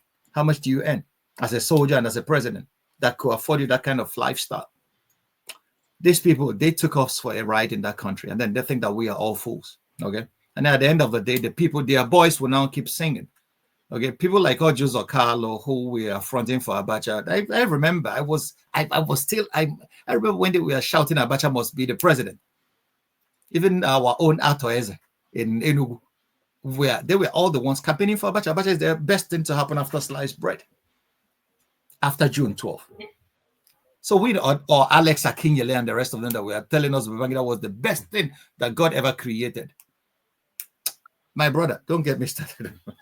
Now, one thing about Babangida before we get in our people, the 13th of February 1976, the coup, where they went into, he was sent in there to go and arrest Colonel Dinka, and Dinka left. Nothing happened and disappeared. Do you ever wonder what happened there? Actually, that's my interest in the book. Will he explain what happened? How did he go into the radio station and spoke to Dinka and he left and Dinka was not arrested? And what happened there? Yeah, that's very interesting. There was some other place I read that he said that he went on a reconnaissance And then he was able to speak to the coup plotters and told them that I am with you. And then he came out with the information. That was what I didn't know what transpired. I was not with him there, but that was what I read sometime, that he said he jogged in there. He went in there as a part of the reconnaissance to see what he could get and then weigh the strength of the troops positioned at the radio station. And then he came out, and then remember, Dimka was arrested not even at the radio station. He was arrested in Abakaliki. Yeah. I know. He was disguised. But Babangida was sent to go and arrest him at the radio station. He didn't. So maybe he should tell us from his own perspective. Anyway, the point is Babangida is a very sick man at the moment. I don't think he could write anything. If the highest he could ever do is to dictate something. His ghostwriter should do well to spare us these, not feed us bullshit. They should just tell us the basics what we need to know. Okay. All right. Thank you so much, Franklyne. Let's bring in our people and let's have a conversation. All right. You guys know the drill. One question, best question you have for Franklyne, and then we go around. If we have the chance for a second option, second time for you to ask a question, we do that. All right. Let's start with you on politics. Ovie. Which I don't use 3 weeks prepare for. Now they say one question. You know, see my book. It is in a play. We can't play for you. According to laboratory, another banger. Doctor, thank you. I'm not the talk of a real doctor, no be native doctor. Thank you for another piece, another class. And but this time around, let me come from a different angle. Your approach or your analysis of Trump administration, I know to paraphrase your word, you said sense of history. I was surprised that you end up with Michael Gorbachev alone, which you end up saying that he oversaw the fall of an empire of the Soviet Union. That might happen to America with the coming of Trump. But I think yes, if you want to just stop at that, you might be right, but since we are in the sense of history, we should take it back a little bit more to the 5th president of America, the man named James Moran, who approached the Joint Congress of America in December 1923, if I'm not mistaken, that let the country know that America has come of age. What they mean by that is that mark the end of the European power shenanigan in the Americas, talking about the Great Britain, the French, and the Soviet Union themselves. And if you see Trump on one angle, that's what Trump administration represents. Trying to go by, trying to tell the Chinese and any other power that came to listen that come, America is our sphere of influence. Has ever been from day one, it will continue. Hence the Panama, the tariff, and all that. Then another angle again, going back to sense of history, is the 25th president of America by the name Williams McKinley, who also centered the administration on tariff. Yes, you can argue that it is protection of the industry, but as at that time, that is what it is. But it's all the same that spirit that Trump is also coming with his own tariff, letting that say this is a fear of influence. Stay clear. But there's still more to that. You went ahead to say that the American, the Japanese, you use Japanese industrial revolution in terms of compared to that of China. But you also forget that that is also the brainchild of America. After the destruction of Japan, they have to come and invest, transfer every other thing that make it what it was. And when they are done, we know where it is today. And it's that same spirit. I mean, a friend of the house, too, Nigeria, always argued the deal between the Chinese and the administration that what's his name, the former statesman from Germany, German too, in the 70s. I'm sorry, who is huh? It's just passed now at the age of 100. The former Secretary of State. Is it Genscher? Oh, Kissinger. No. Henry Kissinger. Henry Kissinger. We always argue the deal between the Kissinger-led state administration and that of China, who brought China eventually China into the World Trade Organization, and which explain where Chinese are today. So, if you understand America from that point of view, you also know that the core of American democracy It's not the way you are saying that is kleptocracy now. That is at the core of America, at the core from American foundation.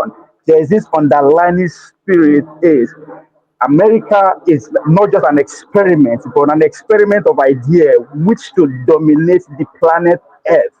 Now, is that going to happen? Is the story still unfold? But that is what America idealism represents, and that is what they are shooting for. So that's if you look at it from that angle, you will not just stop at what will happen. What happened to Soviet Union? To go back to the economic, but I also agree. I'm happy when you said that the tariff will, who is going to pay for it, is going to be American. It's going to affect them on the short run. You're right, but on the long run, right? Because what happened in the early when McKinley with his own tariff and everything, it led to Great Depression of the 20s. But after the Great Depression, what happened? They bounce back and become what they have today. So from that angle, I think there's more to Trump administration than, as you always say, than what is just the hyperbolic stuff that they are giving to us on the surface. Then China, that the China doesn't have the intention of be the world empire. I think again we have to approach it from the American perspective, right? The British took over the world by preaching what civilization. At the end, that their reign, America took over and started spreading what democracy. So, and again, if you say America did not win any war for the past 40 years, then you don't understand the reason why they went into war in the first place. Is to make sure there's no communism anywhere in the world. All the war they fight as a reason why they fight, not necessarily because of the resources, but to make sure there's nothing that we actually compete with, not the resources of that state or that All right. that region. Okay. So that's what Okay. all the fight is about. I'm sorry. So China's are coming with what is missing within the development world, which is what infrastructure, right? We've been civilized by the British. We've been given democracy by the American, quote unquote. In the future, it's going to be what we are going to be taken over by the Chinese because of what is missing, which is the infrastructure development. So there's a long-term ambition on the Nigerian stage. You're talking about which you start. There's a need for us to start feeding ourselves, which I totally agree with. But again, if you listen to Davos, our own Minister of Trade and Investment, Dr. Jumoke Odunwole, said that we, in responding to some questions, said we went to France to bring France to come and farm in Nigeria and export the food out. That's what is happening in the Northeast as you refer to killing and everything, taking over and investing in the agro business and other taking that. So I appreciate your analysis of that aspect. But in that of Donald Trump, I think there is more serious issue at stake than just something like that in the 90s. Well, thank you very much. I always enjoy the questions coming from the house here, because but here I come to interact with a host of brilliant Nigerians. If you know about empires, imperial expansion, America has been running the world since 1945 as an empire of bases. America has over 800 military bases across the length and breadth of this globe. And that was exactly what ancient Rome did. Okay. If you come to Germany here, there are places that are called limes. Rome has pockets of fortresses from where it was able to control large swaths of land and peoples. Rome dominated Egypt. Don't forget, Egypt was a power for 3,000 years, a civilization. Rome dominated Greece. Greece was also a civilization. Rome dominated the then known world. But what happened late in the day? Rome collapsed due to an over expansion of herself, her military, her resources. It was not an event, it was a process. It took 400 years. So America may not collapse tomorrow. But if you look at the indices today, the process has already started. That's why I say Trump may end up being simply an undertaker. Okay? He is not to be fair to him, he's not the cause. Okay? America's problem didn't start with him. This problem has been America abandoned manufacturing and went for financialization. So if you call America spreading America never spread democracy anywhere, because America supported the worst dictators and overthrew many democratically elected governments across the world, starting from Iran, Chile, Salvador Allende in 73, Panama. Okay, you just mentioned it. There is no continent on earth that America has not, a torpedo democracy. So it's not about spread. They never spread democracy to anybody. It's just like ancient Rome. It's about power, dominance. And under Trump, Trump 1.0, they call it full spectrum dominance. It didn't even start with it. It started with the enterprise for the new American century under George Bush. Okay. So, and that was what led them into the mistakes of Iraq and Afghanistan, where the United States spent $2 trillion in a war that was nothing, was not designed to bring anything. So if you say, anybody calling America a democracy, I have another view. It has all the paraphernalia of democracy, but democracy as a system of government, no. What America is just a capitalist oligarchy that is bent on. Come to think of it, what is it? Is democracy supposed to be the government of the people? Are the people governing? Since Citizens United, corporations have more powers than citizens in the United States. Okay, so these are the things. When you talk about the Monroe Doctrine and that's the presidency of McKinley and their tariffs and isolationism, the world has changed radically since then. America didn't become great after the Great Depression. What saved the whole world from the Great Depression was the Second World War. Okay, the manufacturing that it spurned across board. It saved Germany too. Hitler sent German youths to war and to production. It brought Germany out of the Great Depression, it brought the United States out of the Great Depression as well. America sent her citizens to Europe to fight a war, and then the women went to the workshops and started producing planes. And then at the end of the day, the British Empire collapsed. And the only other power that was ready to rise from the ruins of war was the United States. And to sustain that, they stole scientists and they stole blueprints from Germany and Japan. Don't forget that Japan nearly flogged the United States at Midway with Admiral Isoroku Yamamoto as the leader of the Japanese Imperial Navy. So the Japanese were producing 0 fighters. Okay, these were Mitsubishi engines that were flying Japanese planes and ships. So these guys were far advanced than the United States in the 20s. So likewise, Germany. So don't think that. So what America did is, once these people were defeated, they cutted their industries, brought them to the United States, and started utilizing them for their own development. This is what empires do. Rome conquers Egypt and brings Egyptian slaves to Rome, and they start building beautiful buildings and all the rest. So it's imperial. It's not that America is, but America is doing what every other empire would have done in her state. But what I'm saying is that America may is a probability.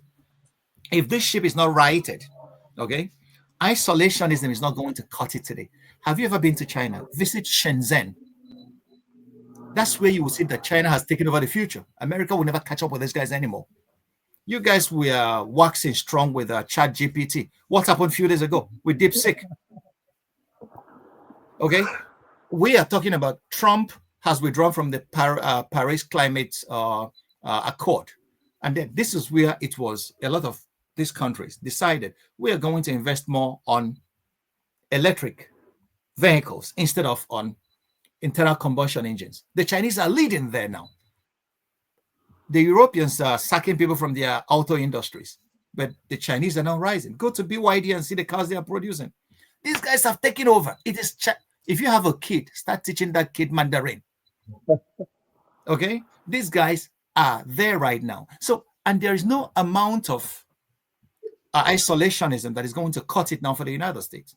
So the only thing is for America. First of all, I thought Biden was going to invest a lot of money in American infrastructure, build the bridges that we are collapsing, or fast rail lines to cut across the continent from New York to the West Coast.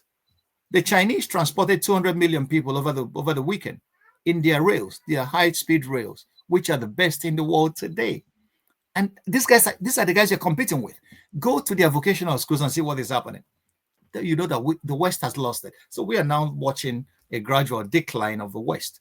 It's unfortunate that America is just the poster boy of the West at the moment. And then America is going into senseless wars. How many wars have the Chinese fought in the last 40 years? 0. How many has the United States fought? Almost every other year.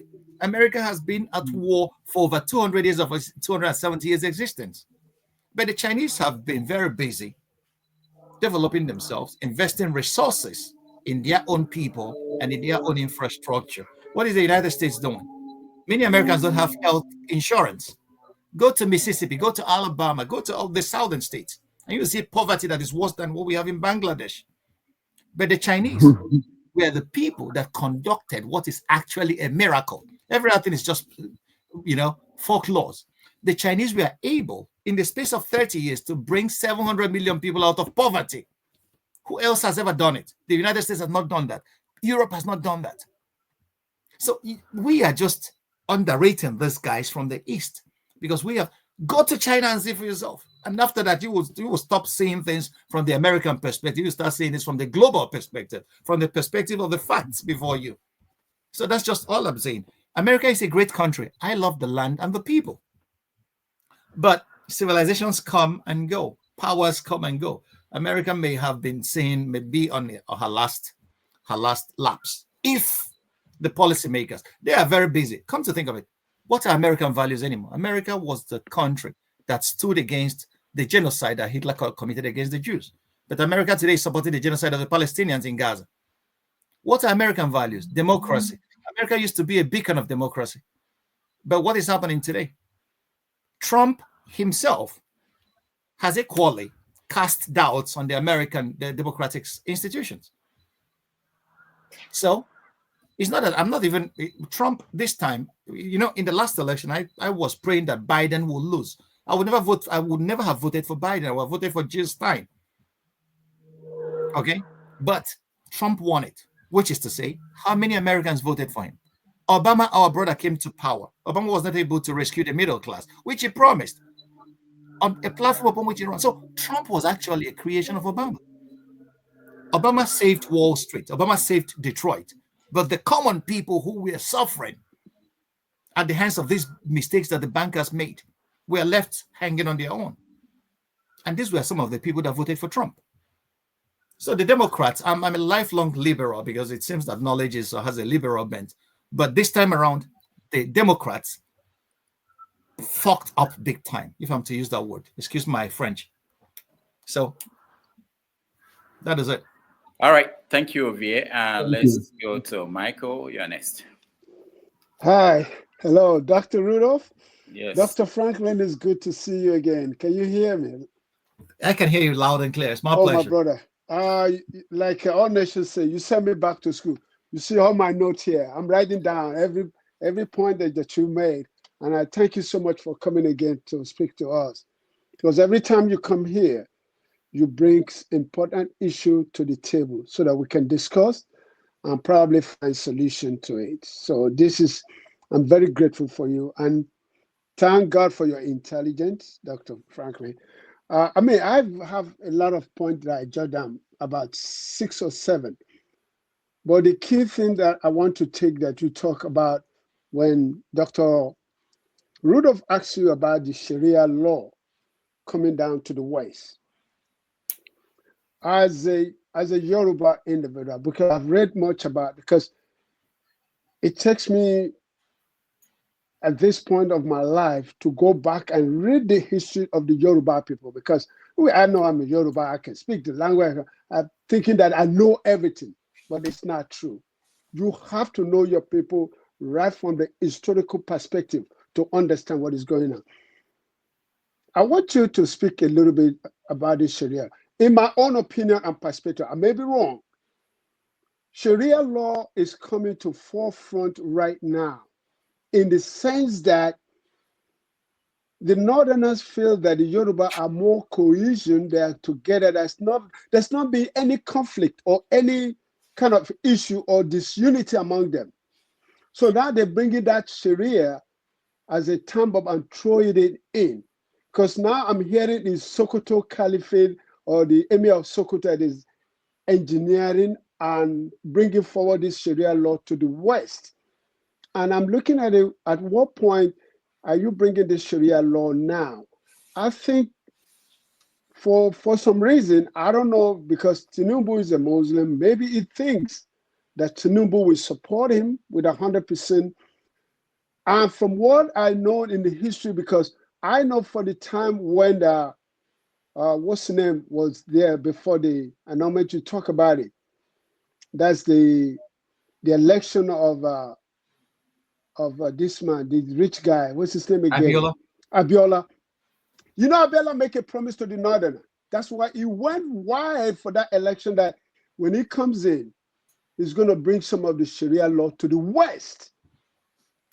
And I don't know if anybody realized that, because I was in Nigeria and I followed up very deeply. He promised them that, and the fact that, again, that I found out that Babangida did what he did with the help of CIA, because Abiola make a promise that when he comes in as a Nigerian president, the West will pay back reparation to Africans, either they like it or not.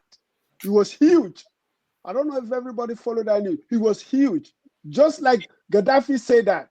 What is the end of Gaddafi? Because I'm looking at this thing. Is it coincidental or what is it? Abiola said it, it was gone.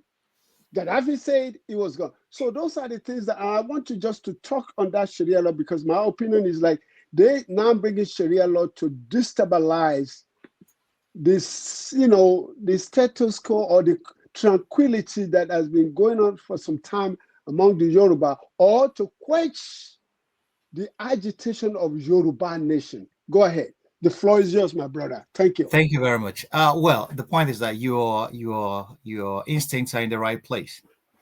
If you listen to Obasanjo, when Obasanjo became president in 1999, that was when Shehu Yerima from Guzau in Zamfara state started the agitation for Sharia.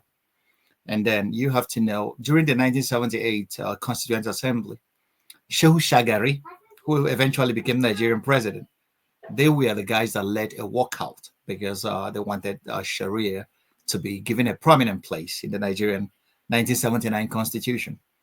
Okay, but let me say a word about the Yoruba people before I go, before I make my point about the Sharia. This great nation has been one of the most tolerant nations that we have in Nigeria, the Yorubas. It is in Yoruba land that you will see a family that has a Christian, a Muslim, and an animist as father, mother, and kid, and they are living very peacefully. Nigerians should learn a lesson in tolerance from that, religious tolerance. So you will see in a family, you will see, the wife, Bola Tinubu's wife is a Christian pastor, and Bola Tinubu himself is a Muslim. The Yorubas are not in this kind of militant religious, fight or wars. No, they believe in live and let live, just like it should be. So whenever Sharia has been raised in Nigeria, it's always a political issue. It has been raised as a part of the plan of the northern elite who believe that they've been schemed out of power to want to get back at the rest of us. It happened in 1978. That was one of the major reasons why Shagari was allowed to become president, because he never won that election. When Awolowo took him to court, and it was decided that they were going to decide on the 2/3 of 19 states, which should be 13. And then the Supreme Court did a mathematical abracadabra and gave Shagari that, with Obasanjo sanctioning it as the head of state, because they didn't want to upset this ethnic nationality that has the largest number of soldiers in the Nigerian army. Okay, so it was a political issue in 1978 that brought Shagari in 79. It was a political issue in 1999 when Obasanjo, because they believed they lost Abacha. Abacha was their man. Abacha was still on behalf of the northern elite. So Bagudu today, that is in Tinubu's government, was Abacha's bagman. Okay, so we all know these guys. So, and today again, power has moved south.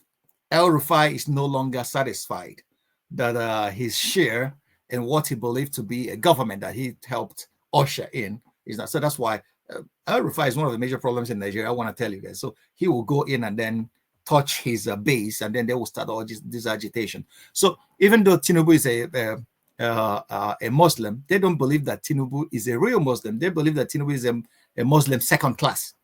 That's what some people in the northern elite believe. That's just the fact. And they will tell you that to your face. So it's a political issue. It has nothing to do with religion. Okay? Because under the Nigerian constitution, there's freedom of religion. Everybody has a right to preach his religion anyway. Nobody's stopping you from doing that. Sharia is a part of our penal code in northern Nigeria. So it's been given a place that customary laws were given under the Nigerian law. Okay, so anybody that is just trying to talk about Sharia, bringing Sharia to the West, they are just trying to play politics and then try to, as a negotiating tool to get back to power the next time around. It's all about the elite infighting amongst themselves. So it's not about the welfare of the Muslim or Christian Nigerian. No, it's just an inter-elite war. They are fueling among themselves, trying to use the common people as a fodder. That's why I love the book by Dele Farotimi, where he wrote, "Don't die in their wars." Okay, so it's nothing to write him about. There is just it's a storm in the teacup of the elite in Nigeria. So don't bother very much about that. Abiola was a part of the Nigerian elite. Don't forget, Abiola has some shady past. Abiola, the CIA had him on their books as a drug dealer. Don't forget that. Abiola was the guy that led IBB sent him to lead the Nigerian delegation to join the OIC, Organization of Islamic Conference, in 1986. So Abiola was a part of the establishment. It was the establishment that brought him up, that killed him, actually. So they knew what they were doing. They were just sharing Nigeria's money. Fela was so very bold to call Abiola a thief together with Obasanjo. He sang it, ITT, International Thief. He said Obasanjo was stealing money with Abiola. Fela never minced words. And people thought that Fela was a madman. Fela was just stealing. Fela said, sue me, make an open book for owner. And none of them had the courage to do that. So we knew these guys didn't start today to steal Nigeria blind. How did Abiola, you ask yourself, how did Abiola become wealthy? ITT. What is ITT? ITT was a CIA front, International Telecommunications and Telegraph Company. So a CIA front, everybody knew that. And he was involved in contracts with the Nigerian army, supplying them with walkie-talkies, and IBB was in the signals then. And that's how they got, this, my brother, Nigeria is not a very complex place to understand. All you need to do is just to read the autobiographies of these guys themselves. They are able to tell you what they did themselves. And then you could just join the dots together and see what is happening. So that's why when these elites are fighting, just forget them. They will come.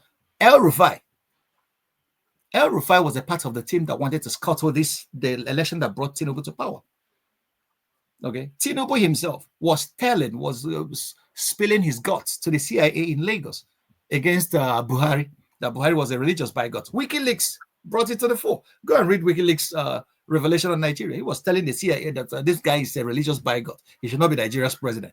And after they reached a deal, and Buhari wanted to pay him back in a very, very subtle manner. And then that was when he told Buhari, Emiloko, it's my turn. We reached a deal. So if you dare scuttle, I will tell the world what we did with this country. Okay. And that was when Buhari, took a step back and started supporting him half-heartedly. But don't forget that Buhari's minions in Aso Rock, we are fighting a war against Tinubu, who had a deal with Buhari. After you better give me this baton or else. So the Emiloko was not for Nigerians. It was a direct message to Buhari. It's my turn. We had a deal. So Nigeria, they have apportioned Nigeria to their avaricious estates. It's not because of you and I. They don't care about us. Michael Jackson said it. These guys, they don't care about us. They care about themselves. So don't die in their war, my brother. All right. Thank you, Michael. Let's go to Femi. You're next. Yeah. Good morning, Doctor. Nice listening to you again. So straight up, I wonder what your thoughts are on the way, how do I phrase this? On the way we have surface level and defiant views regarding number one, the situation with Trump 2.0, and the fact that he being who he is, Trump that is, he being who he is, he has I don't know if it's a subtle way, because he has a lot of braggadocio. He has a way of just acting like, in my own opinion, as a grown-up adult child, throwing tantrums all over the place. He doesn't tend to think about anything. And the reason why I ask this question is because I have conversations with especially this particular guy at my job, he was a Marine for at least 20 years. And part of where he was stationed was in Djibouti. So, and it comes across as first of all, he's white. It comes across as someone that understands the dynamics. That's why being white, he understands the angle of white privilege, the place of America in the world, the kind of things America has continuously done over time. And I was shocked when, maybe I shouldn't say I was shocked. It kind of like brought me to the awakening of the fact that in the 2000s, the early 2000s, that was when, in addition to what you explained earlier, that was about the demanufacturization of America, if you will. That was when you started seeing certain trends in terms of how America has become even more divided. I say this to say as well, just to summarize as well, that also when you now connect it to what is going on in Rwanda right now, I was actually shocked. I didn't even realize that Kagame was actually also part of his training was in the US Yes, yeah. as well. So that was when I started connecting all these dots. Like, you know what? Even if America decides, in the language of Trump, to go back to America being forced, can America still be trusted? Again, the central part of my question being that, do you think we oversimplify things by looking at it at the surface as humans generally? Okay, thank you very much. At my job, as while I was doing my PhD, one of the things that I was taught was to never to take things at face value. To look at the patterns. Once you recognize the patterns, you will say where. And then history is very important. Although history most times is what the winners have, written that we should believe. Okay, come to let us lay some basics. Divisions in the American society. In 2050, what do you think will be the most spoken language in the United States? Spanish. In the first Trump 1.0, who were the major victims of his bots of jokes? Mexicans. They are rapists. They are that and that. And then under the very same Trump, across many administrations, the conservatives have been fighting to stop abortion. Even if your father raped you, you should bring the child to term. What is it all about? It's all about white fright. The whites are afraid that they're going to be a minority in the United States. So they want because white people are not giving birth, to kids anymore. So, and they are afraid that they are going to be replaced in their own home country.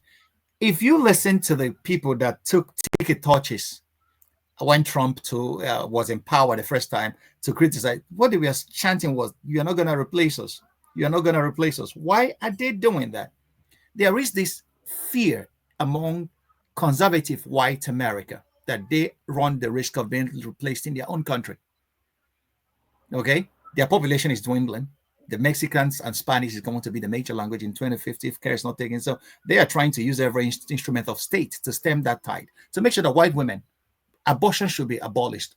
Produce kids, white kids. And then if you know that black women suffer more maternal deaths in America, a first world country, than any other place. So these are patterns. Once you look at them, you may be able to ask that. So it's all about white fright. The whites are afraid. They are not producing kids anymore. And they are afraid that the Mexicans, the Spanish are going to reclaim the land that was theirs. So all these 2025 and all the rest, it's all about the white fragility and white fright. And they are afraid because they know this conservative white America knows the crimes they have committed to almost all the races that make up this complex sport that is America. The Spanish, the speaking Mexicans, the African Americans, the Native American Indians. So they are afraid of the repercussions. They are afraid of, payday. So all this boils down to that. That's my theory. Because if you see the way, why would a rational man say that abortion should not be permitted, even if a person was raped. And the rapists, a woman is carrying a child of a rapist. It's not about transgender anything. These are just the surface areas. The major thing, look at it, is about white fragility, white fright. The whites in America are afraid. Trump wants to stop immigration, illegal immigration to the United States. Who are the illegals? Colored people. People from Norway are not illegals. He wants them to come in. People from Sweden are not illegals. He wanted to. So it's about white fright. It's the same. Is anybody talking about Ukrainians in America? How many thousands of Ukrainians did you guys absorb? But he's going to deport Nigerians. Is anybody going to deport Ukrainians to Ukraine? No.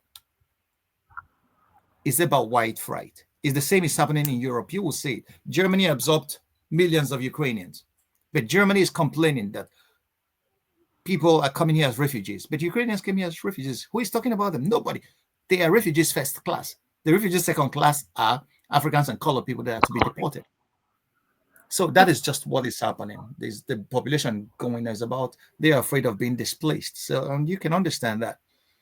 So you see Trump's policies. He's throwing tantrums. He's just a poster boy. Trump is not, the guys ruling America today. It's not even Trump. It was formerly the military-industrial complex. But today, the Silicon Valley, this oligarchy that has come into money, they are just like the merchants of the Middle Ages. You know, they were the feudal lords. It was these merchants that broke feudalism down. The feudal lords had lands and estates given to them by the king, maybe because of valor in battle.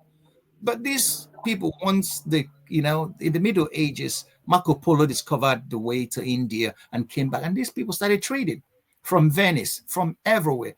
And these common people came into huge money. That was how banking started. The Jews started lending.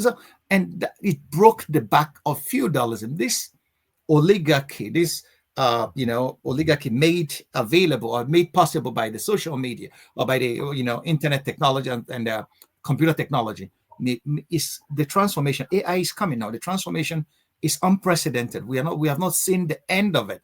A lot of people are going to come into money and wealth that has not been possible in the past. And these are going to break the back of the old money that we used to know. And it's going to engender a lot of changes. This is the way I'm seeing it. I'm just, but the white fright persists, is real. And that's most of the policies that Trump is implementing. He's just throwing bones to his base, this conservative white America. But the actual people that are actually governing the United States today are going to be people like Jeff Bezos and Elon Musk and all the rest of them.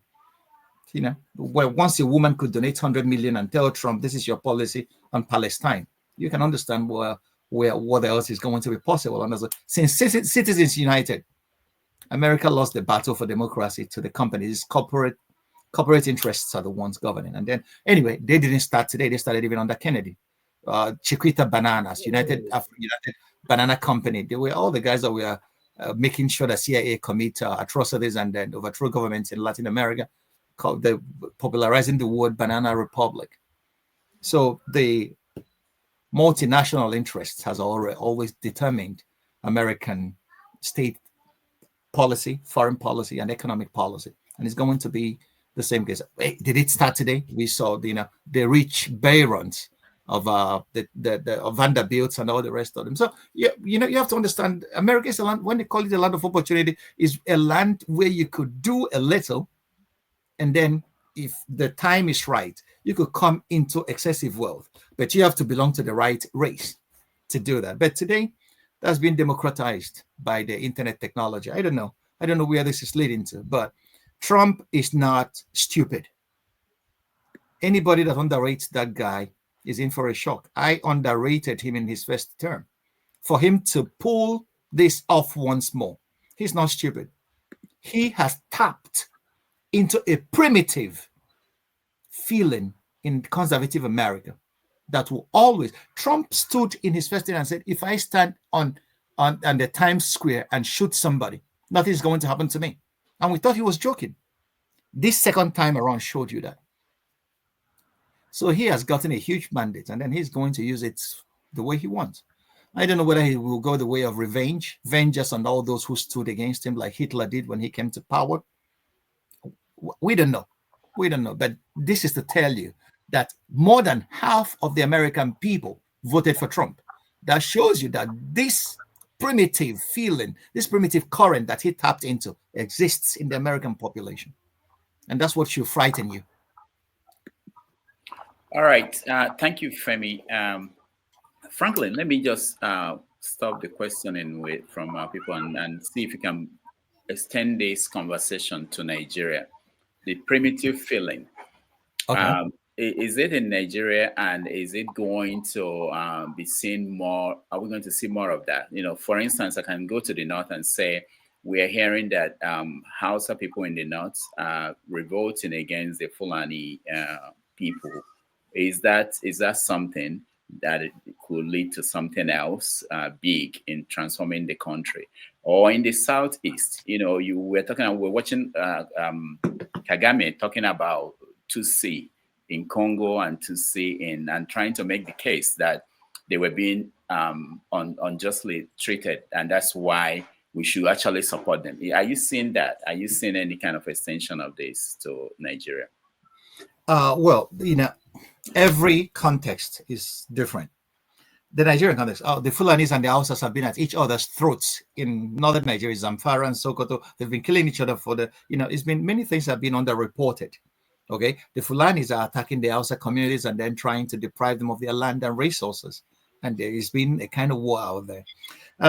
In Nigeria, the average Nigerian on the streets of Enugu, Lagos, Aba, Ibadan, anyway, has been so very impoverished that everybody is now fighting for daily bread. Nigerians are now singing this prayer, give us this, they are fighting for daily bread. They don't care.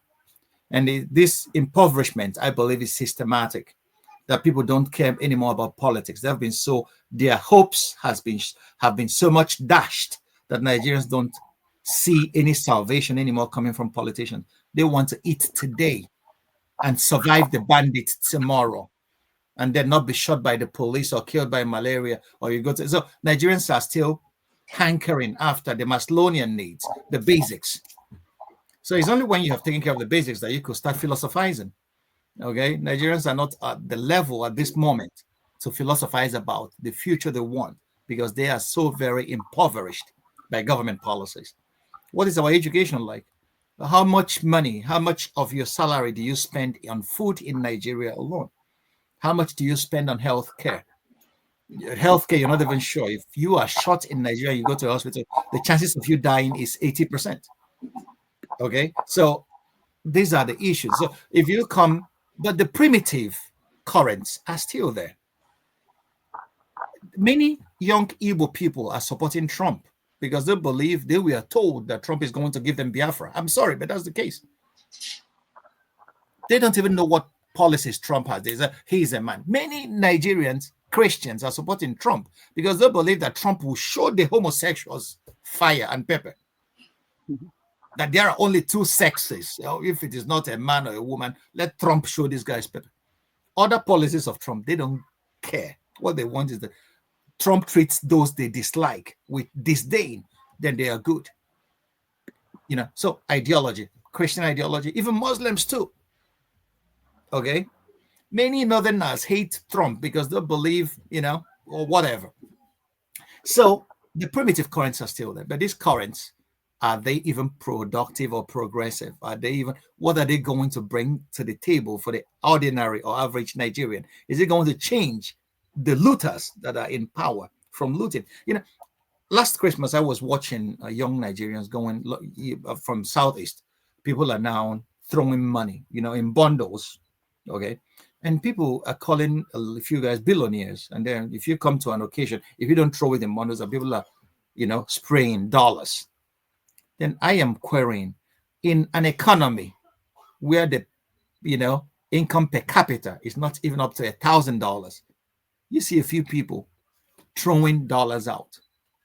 Okay. And then what does that tell you about that economy? And then you could look at it vis-a-vis the kidnappings in the society.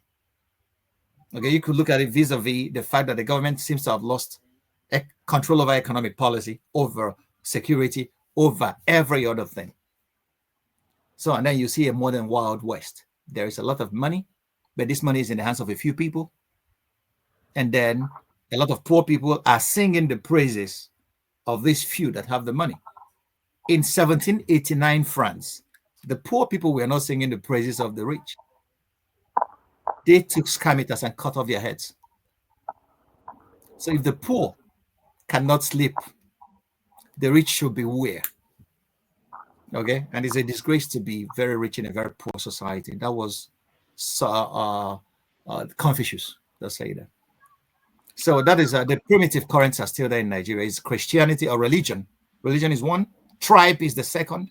If you tell an Igbo man that an Hausa man has done something or killed his brother, or you will see an Igbo man agitating, give us Biafra tomorrow and all the rest. If you tell Hausa man the same, that the Yoruba man has shot his cattle, you say, oh, these people, they are going, you know. So religion, tribe, and who is the Oga that I should dobale, that is feeding me today. These are the currents that will lead us to fight a war closing our eyes, even without, but that these people are collectively stealing us blind, no, it doesn't touch anybody. That they stole our elections, no, it doesn't touch anybody. That they are making sure that our hospitals are not running, or that our schools lack facilities to teach our children, or that or that there's no power in Nigeria. Is any Nigerian talking about power generation anymore? Or that we don't have power? No, if power comes, good. If it doesn't come, we are resigned. We'll go to church and pray. So if you attack my religion, I will kill you. If you attack my pastor that is stealing from all of us, these are the kind of primitive currents that agitate Nigerians, but never progressive ones. All right, thank you. Chim, you're next. Sorry, Rudolf, you can skip me because I got engrossed with something else, and it would be very unfair to ask any question. Although I don't agree with a couple of things he said, but it's never a lost moment to listen to Dr. Ogbunwezeh, very intellectual. So I will let someone person speak. All right, thank you, Chim. Give me time. John Abba, go ahead. Doctor, I'm privileged now. Good to see you again. The husband of my grandmother. Your wisdom is beyond reach. I'll have so much to do. I said, let me see. I watched you from the beginning, and let me come and say hi to you and thank you for sharing your deep knowledge with us. I don't mind the brother that said they don't have so much. Everybody will disagree. These are bigger trash. But I was wearing a pull-up, so I couldn't do so much water. I screwed that I don't feed too much on myself because Ube was asking too many questions, so I explaining, but it's all right. Um, you have already touched what I wanted to ask you about, which is the ideology that divides us. That instead of holding those that are robbing us, and then we play religion, we play tribal, and the language of the wealthy people is one, is to dominate. And we, the whatever the Nigerian call it, masses or the people, the majority.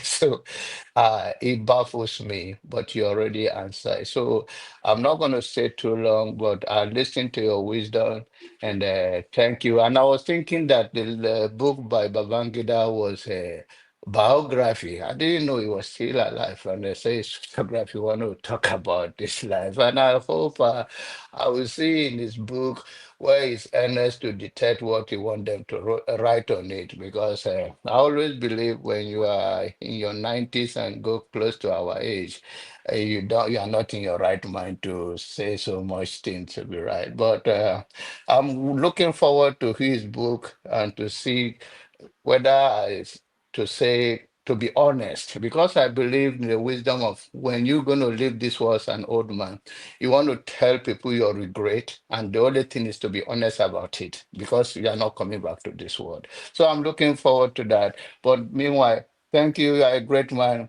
Dr. Rudy, I think you have changed your glasses again. I see you again. All right, thank you, John Abba. Thank you. Well, let me just make a remark. Thank you, my brother. Chim, I wanted to know, I love disagreements.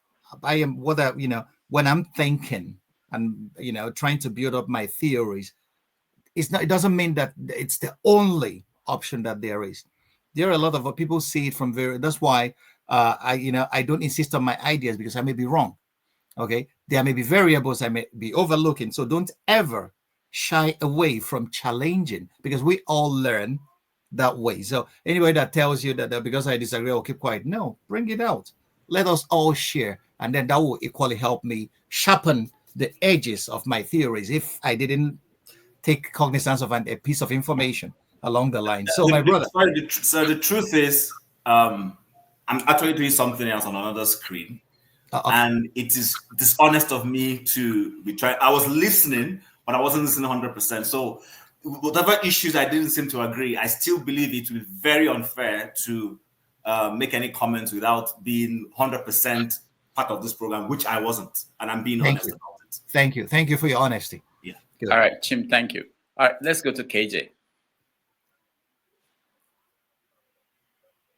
Can you hear me? Yes. Okay. Thank you so much, Doc. Listening to you, like I said the last time, it's like those days when we go to the community during the Christmas period, there's this Ituilu in the night. The elders gather you and tell you different kinds of stories that teaches one lesson or the other. So listening to you took me back to my secondary school days. We used to have a government teacher, Obilo. When you sit in his class, you go through the whole world. He takes you around the whole world and bring you back to what you want to teach. So you have taken us, through a lot. It reminded me of so many stories that we listened to, all what you touched. Our parents and our uncles sit down in the parlor those days and discuss these things. And some of what you just mentioned, I would like to go back and look at them again. And I really, really enjoyed listening to you. I don't know. Sometimes when you mention Trump, people think that the Igbos are hoping that, Trump is coming to give us Biafra. I don't see where that is coming from because those who are in the front, who are in the campaign for the coming of Biafra, have never mentioned one day that we are believing that Trump is going to come and give us Biafra. Having said that, I also want to ask you, do you think that that same mentality that is having Trump to keep making sure that, the white people don't lose the grip of power, is that the same thing happening in the East, that they are trying to make sure that Igbos don't come to dominance because they're afraid that eventually when that happens, they probably lose power also? So the best way to do is to make sure the East have nothing to hold on to and no force of power to be able to actualize that desire. Thank you so much. My brother, you've just summarized history, both ancient and modern. It's not only okay. Once somebody challenges you in a war, the tendency has always been the victors will try to make sure that doesn't repeat. Germany is being kept down. If you know the number of American military bases in Germany alone since after the war, because in a space of 6 years, Adolf Hitler was able to colonize the whole of Europe, build Atlantic walls, nearly defeated the British at the Battle of Britain.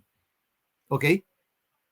Blitzkrieg. He was able to Holland, Belgium, France.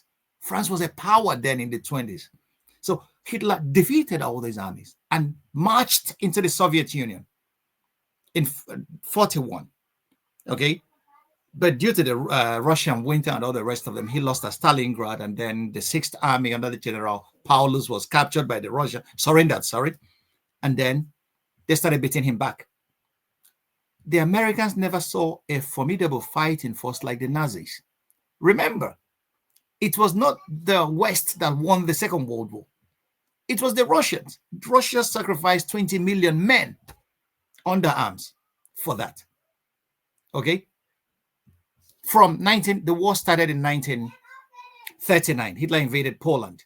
The British came in support of Poland, and then France and all the rest of them. Hitler was beating the shit out of all these guys, except for the British Isles, okay, which he couldn't. He should have invaded, but he decided to bomb London and other major cities to submission. And then he was defeated at the Battle of Britain by the Royal Air Force. And what happened? They took back. Hitler encircled the British Expeditionary Force at Dunkirk. And then British sailors, hobby sailors, went to France to pick up their soldiers. In 1940, everybody was already finished until Hitler made the mistake of marching into Russia. So from 1940 till 1944, The only people that were fighting Hitler were the Russians and the British. So the West came in at Normandy on the 6th of June, 1944, when they landed. And then in 45, the war ended. So America came in with the Allied forces only 1 year. The Russians have borne the brunt of it. So what that showed you that the German army and the German high command was a very formidable fighting force. They had the industry, they had the financial wherewithal to support that war. So at the end of the day, what did the United States do? They said, with these people, we have to be very careful. We are never, ever going to let them rise to power to the extent that they're going to challenge the peace of the world ever again. Germany was kept down. The Japanese were kept down. Okay? And that was what happened after the Nigerian Biafran War. What you call no victor, no vanquished was just a system to keep this major challenge. You have to remember, I have a few books in German that I never read in Nigeria until I got here and learned German. Now, the Igbos were not fighting only against the Nigerian forces because the federal forces were not the major actor. The major actors in the war was the British government. They were after their oil resources in Biafra. So and even today, you guys don't know who you are fighting. You're not fighting Nigeria. You are fighting the same forces that fought you at the first Biafran war. Their oil resources is still. Desiani Alison Madweka, what happened to her? She was seconded to Shell BP. She became a director in Shell and became a minister. And she was accused of misappropriating money. At the end of her tenure, where did she go to? She flew to England and they gave her asylum. And you guys are not going to do anything to her because she was a British agent. But Ndi Igbo that have never even known, they have never even read, they have not seen any white paper on that the British government issued on the Biafran issue, the new Biafran issue. You think you're fighting Tinubu or Buhari? No, these guys have been given the go-ahead order to deal ruthlessly with that nonsense. So you're still fighting the same forces. But we don't know that. Who do you think arranged for the Nnamdi Kanu's rendition to Nigeria? So this is when you tell our people, they don't. I am at a pitch where I'm not going to say a lot of things online. You get the point? So you are fighting the very same forces that you fought in 67 to 70. And then you think that they're going to look at you with ease. Nigerian oil is the Bonny Light Sweet crude, one of the best crude oil we have anywhere in the world market. And Shell BP is still a major player. Go and read WikiLeaks expose on Nigeria. Shell BP seconds people to every major Nigerian government parastatal. They know everything you're doing. Forget what IMF. IMF had people in Nigerian Central Bank and the Nigerian Economics Ministry. So these guys are determining your policy. But our young people who don't know anything will come out and scream online, give us weapons. Give you weapons to fight who? You don't even know the forces you're fighting. So we can dialogue Nigeria. That's why I'm against every person that says, let's give me weapons to go fight. No. Because if you know what happened in Biafra, if you know that you fought forces, look at it. In Biafra for the first time, ideological enemies came together to break your backs. Russia was supplying the MiG jets using Egyptian fighter pilots. The United States was giving her lapdog, the British government, a chance to do whatever they want with Biafra. So everybody kept quiet. The very first televised genocide in African history was Biafra. But an Igbo man will stand, and we will tell them, hey, come on, take it easy. No, they wouldn't listen to anybody. They will call us hotel-electorals. Maybe because we went into the libraries or into the classified documents to see what those guys are actually about. Why would an African stand up to kill his African brother because of what? Because we didn't see that these guys are manipulating us like pawns in their chessboard. It's about our resources, about oil. If not because of oil, and you are talking about Biafra, they'll ask you to go. If you don't have any resources, nobody will listen to you. That's why I've always been pleading. There are a lot of things I will never say because I know what is on the line. But we should be very careful in what we are wishing. Okay, we should be very, very careful. It's not as easy as that. So the rendition of Nnamdi Kanu to Nigeria is still being held when every other person, ask yourself, Boko Haram people are being granted amnesty. But Nnamdi Kanu that I've never seen a rifle in his hand. He's still in detention. Two governments have failed and they are just playing it. He go to court and then they will adjourn it ad infinitum and he will come again. He'll just make speeches. And that's what I just forget him. My brother, Nigeria is a property of some people believe Nigeria is their property, but the day the Nigerians will rise. That's what we should sometimes use our heads.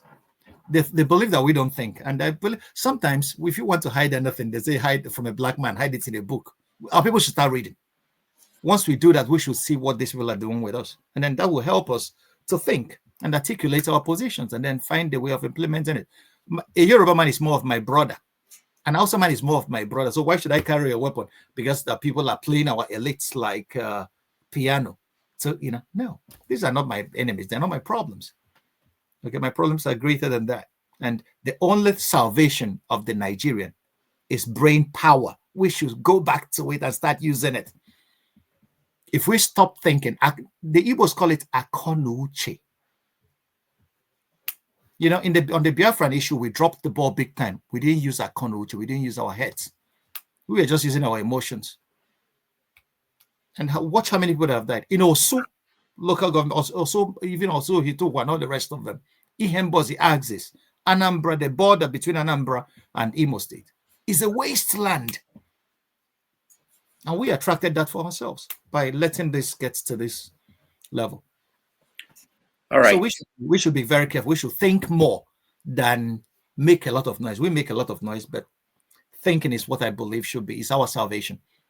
That's why we are better than animals, that we can think. Thank you so much, Dr. Franklyne. We have Pansat and more. I don't know how much time you still have with us. I don't know if we need to take a break. I just wanted to hear from you. If you want to. I think Doctor has lost the right to that question. Doctor, you have lost the right. My Ogamo is in I can see him here. Yeah, he's here. Yeah, I know. You should ask us that question. When are we ready to let him go? It's not going until we say so. He has lost that legitimacy. It lies on us to let him go. Doctor is not going anywhere. Yeah, please. Can I say something? Yeah, go ahead. I wish to acknowledge the presence of Dr. Mo. And yes, this man enabled me to publish my articles at queno.com. Then he has never seen my face, but all my articles got excellent reception. And I'm really proud of what he did and what he has been doing for the African cause from his perch in the United States. He's a man I have a lot of respect for. So I'm happy he's here watching me. I never knew that he would be there too. I'm feeling like the day I felt in the Vatican when I was speaking and Cardinal Ratzinger sat in the back, and I thought, oh, okay. I never knew that I would ever speak and the future Pope will be sitting and listening to me. But yeah. Yeah.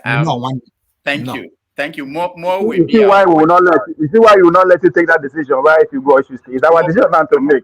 And we are not going to let you go in the next 5 hours.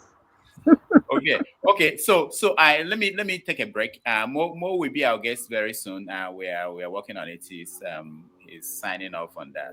But let's take a break so that we have more time for Mo and Pansat and other people. Maybe there'll be a second round for Ovie and Michael. Now we be other people, have you? Great. I think I'll run to the toilet because I've been sitting for some time. Yes.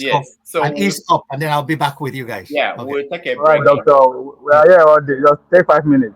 Thank you. Thank you so much for joining us today. I also want to announce that in 2 weeks, we have Dele Ogun joining us again. Most of you may know him.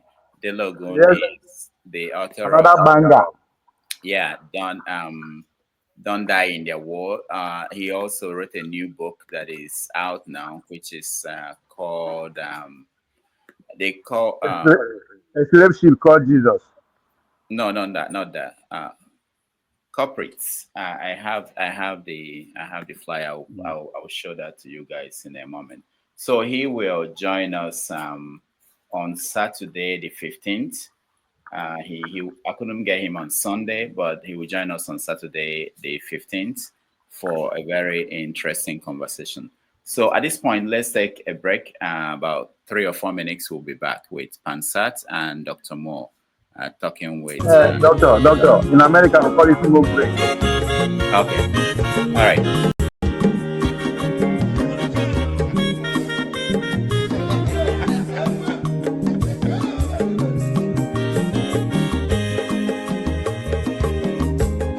When your mazolo bio, akwa mazolo bio, Max, if you have no quanumo no fube nazo olaga ni piazugo, ulaga doni piazugo, akwa wilo chio bikora puzoro, kona bazia. Onyo mazuru biko aboma wazuru dosari ibya unyane bana mo ulaga doni byazigo mo ulaga doni byazigo abama wilo chira bigora buzuru ona wazia Mazi weka odogu na kwerezi neka onyoma nigadele mo Mazi ni bazi kama Ibugo mutibaladi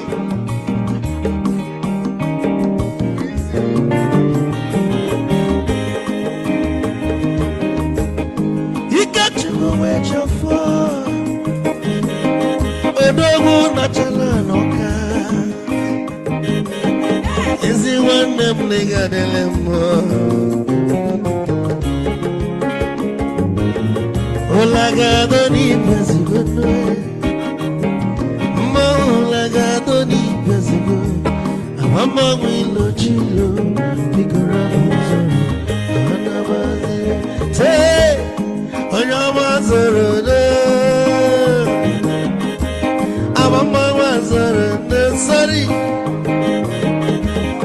Ibya muyanu kwana mo ofube naru Mulaga doni piazugo Nazaboy Mulaga doni piazugo Abama wilo chilo Biko rapuzoro Anabazi Ayes Odogu kanenu bikechofo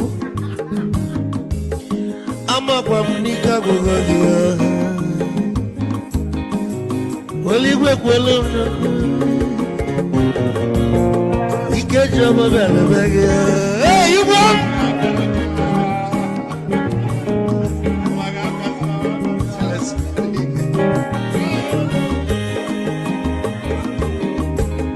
Eku kampu nekene Omogo ndi nso Chukwu emeka lumo Ike chukwu negaji Esi nwanne mekene ni Ịlapụl ife nini na-eme wee bịa Ka gosili na anyị na gị bụ nwanne wisdom ịgaji Ka nye gị maịkị ka ogobanya bụ egwu Isili maxi ọ bụ na-etiri egwu a Malụkwa malụ n'imego m ife ọjọọ Wee sị gị nwanne m ife ọkụ na-echọlụ na nke eme Wisdom onume ekene gị Abamanwụ iyo biko lapụ Zoro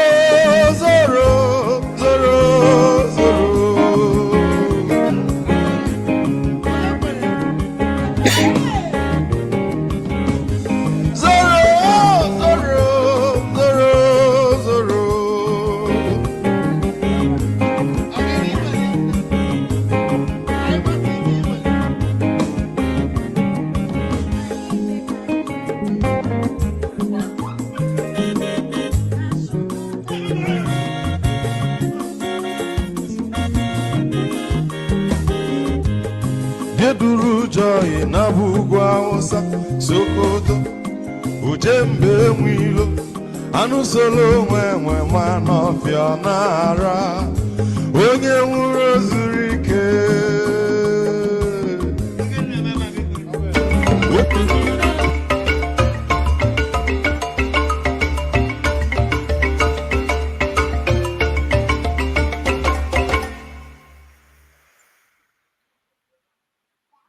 All right, so welcome back to our conversation with Dr. Franklyne Ogbunwezeh, who joined us from Germany. And we also want to welcome, where is Pansat? Okay, Pansat and Dr. Moine, who are joining us today. Let me come to you, Pansat. You go first. Thank you very much, Rudolf. Welcome, Dr. Ogbunwezeh, to the show. I think this is our third meeting. By the way, I extend my protocol to those in the comment section. It's our third meeting or more, and you never fail to impress us with your intellectualism, right? Very cerebral, cognitive, right? And you've touched a lot of areas that probably will warrant a lot more discussion, but you were vivid in your descriptions and everything else. So maybe I'm gonna narrow my comment because of time to Trump, Donald Trump, the president of the United States, who I think is misunderstood. We'll have to deal with the world that we have, not the one we wish we had. In this world that we live in, it appears that realpolitik, it's the order of the nature of things. And in that case, some of the tenets of that thing is leverage. If you try to be historical, the comparisons would not be complete and proper because the variables are different. Let's say the Roman Empire or the British Empire when they were the juggernauts at the time. United States has a lot of leverage over the countries of the world today, including guaranteeing their security in most cases. They've been unfair to the United States. A lot of these countries that Trump wants to impose tariffs on already have a trade deficit with United States. That includes blocks of countries who had bandwagoned together in order to challenge the United States. That would be like European Union, for example, not even the individual countries in those. United States is made out of 50 states. Some of the states have much larger economies than some of the countries that we're trying to compare America to. For example, California is the fifth or the fourth, fifth, or sixth largest economy. But the point I want to make is that Trump is misunderstood. He wants to make America great again. He's been saying these things for over a generation, 30 years, 40 years. So he knows what he wants to accomplish.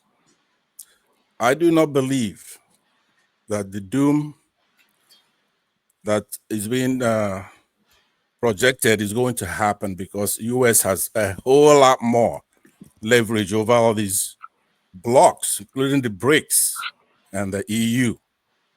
If you're here in the United States, you will notice that every other car is a German-made car, a Mercedes or BMW or Volkswagen, stuff like that. But they will not reciprocate. There's no reciprocity. It's not reciprocal. So I think he's even being nice. Now, why I want to focus on that because it's a lot. It's like analogous to the situation we have. If anything can break the order we have now, why not? The order has not been fair to Africans. when the United States, the president of America could go say to his allies, look, I'm going to put a tariff on you for bringing in fentanyl into our country. To me, that is somebody dealing in the open, being honest, doing things based on what is true and what is false, doing the right thing. So we should support him in that effort. He's not impeccable. He's not without criticisms in his ways of doing things. Probably I won't do him that way, but I believe that he's on the right path as far as making some of these countries do the right thing. Try to be fair instead of having Americans pay, the middle class pay to support all these European countries with all their welfare programs they have out there. So it's only fair that we do it that way. So I wanted to emphasize the point that my question is going to come to that, which is the leverage that the United States has. Let's say on Saudi Arabia, without a security guarantee from the United States, let's say the joint breaks, and the United States says, you know what, I'm out of here, right? Then those Islamic terrorists will take over that place in no time. The same thing goes for a lot of, even Britain. All these people are doing what they're doing, surviving based on US letting them do so. For example, in our country, what Britain is doing in our country is totally unfair for a very long time. So I want you to reassess that. To me, Trump is an aberration. There's never been anybody like that before, ever, produced by a country. His head is the right position.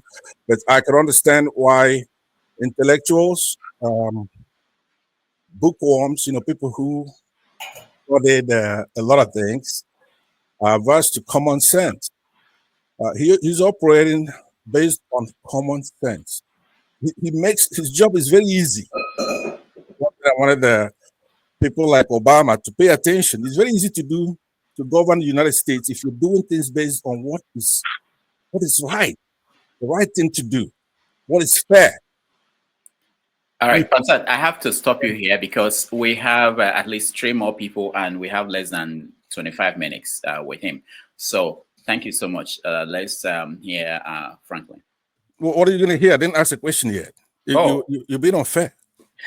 You've been speaking for more than 8 minutes. So you held me over, so we'll have more time to talk, right? Unfortunately, Pansat, I'm getting feed from different people. The time he has for us is less than 25 minutes, and we have 3 more. Then let me go to my question. I understand. I do sympathize with you. Times very. Okay, so Dr. Ogbunwezeh, when it comes to the home front, you made some comments, and I have to applaud you for what you've said here, which supports a lot of the stuff I say when I get on this platform, which is to say that we were fighting the Brits. Without the Brits, we would have taken over that country in no time. The Biafrans would have run through that country and taken it over. And a lot of the tribes, they have soldiers. But the Brits and the Egyptians and the Russians, they were able to hold us down. And they do the same thing in Congo right now. So now my question to you is this. When you condemn people defending themselves, say the Biafrans, because you have to know, I agree with you on maybe 99%, but like you said to Chim, you do welcome a little bit of pushback. And the first time you came here, I asked you if you were a pacifist, and you say you were not, when it's justified that you would encourage self-defense, for example. So now my question to you is this. When you have a recalcitrant, uncivilized, primordial, violent people in the north trying to export their nonsense, Sharia, for example, I don't know if we have time. I could define for you which you know, but for the audience, what Sharia is. It's something that is comprehensive, and they want to export it to the south, and they're killing people, and they're running their cattle through our cities. And what should we do as Biafrans to stop it?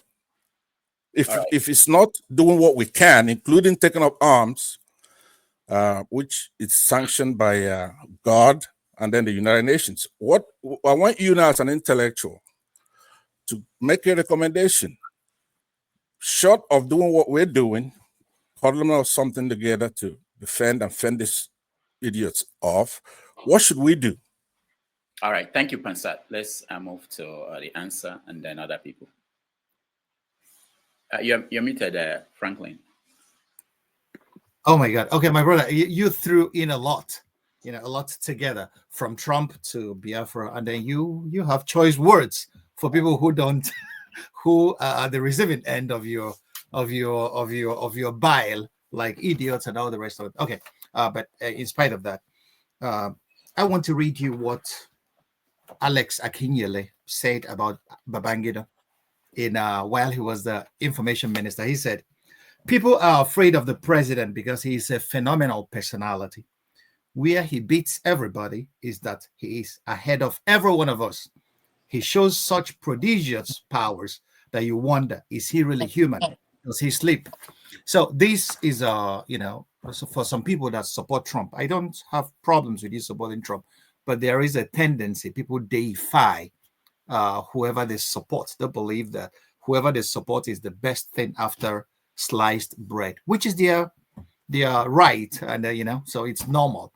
But when it comes to you saying that every other country has been unfair to the United States, there is no evidence to that effect. After all, the U.S. is one of the major powers that that dictated the terms of the World Trade Organization parameters. So the trade is being done on American terms. America has imposed the American dollar across board as the international medium of exchange. And who gains from that? America is simply printing money and sufficing the world economy with its money. No other country in the history of humanity has been able to do that. So the world is not unfair. The America is now reaping the fruits, the other side of globalization. People are now producing, and the Americans are loving what they produce. Nobody is forcing American consumers to buy from any country, from the Chinese or from the Germans. America rolled back on her manufacturing and then went on to buy from other countries. So where is the unfairness? It's exchange. Nobody put a gun on any American consumer's head, on the American government, and said, you must buy our goods. So where is the unfairness? America happens to be the most powerful nation on earth today. So people listening to you guys say it is unfair. It is the whining taken to the highest level. This is trade. This is economics. Nobody forces anybody to do anything. Okay, so if you say there are unfair terms of trade, then impose tariffs. Canada has retaliated today. They are going to impose that. And who is going to pay for it? American consumers. You guys are going to pay for it. So forget this, what Trump is telling you. These are rhetorics.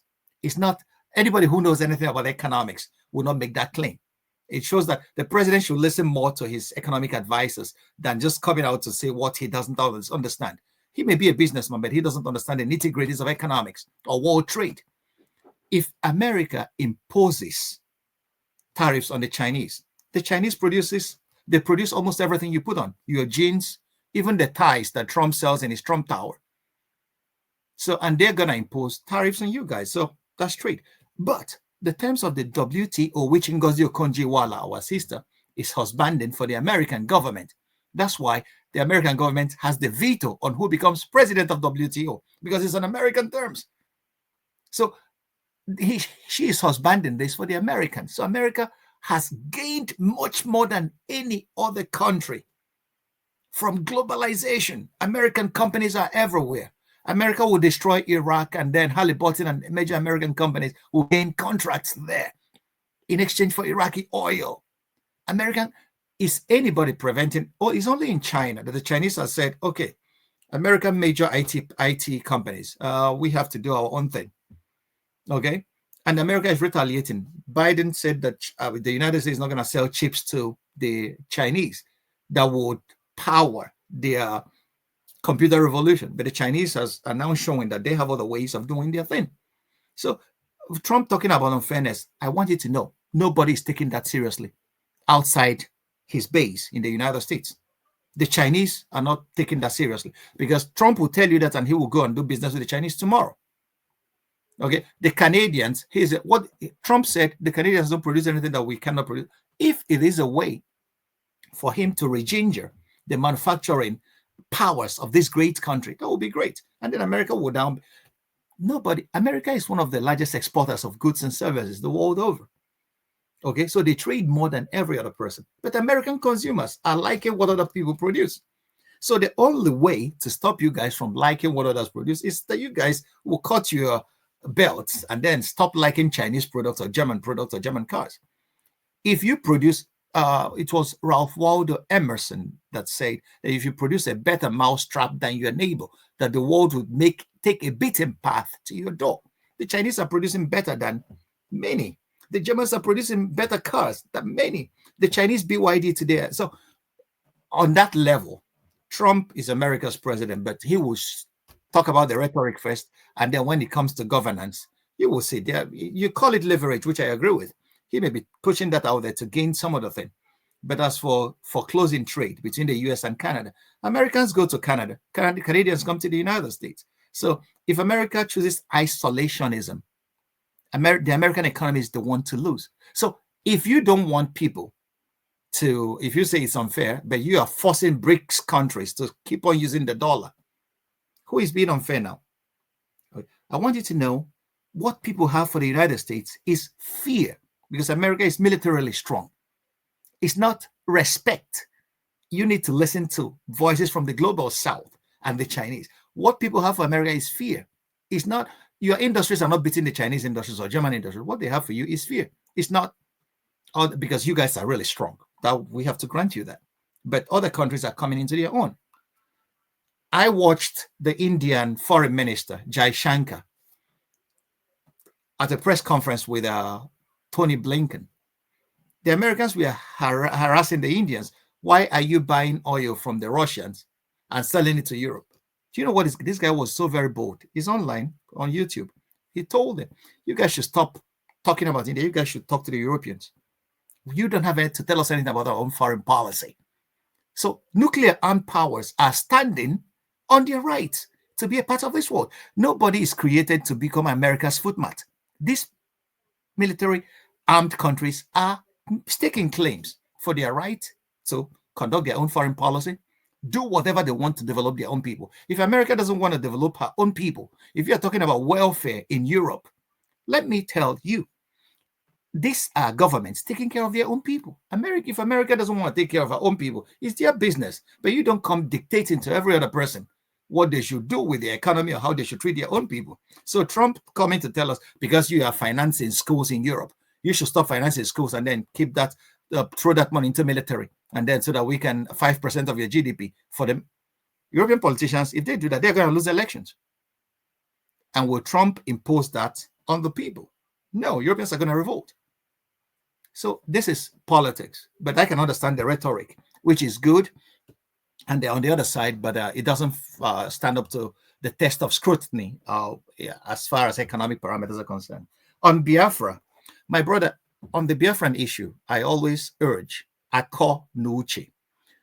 And I don't deride any human being, be he Hausa, Yoruba, or no matter where the person comes from.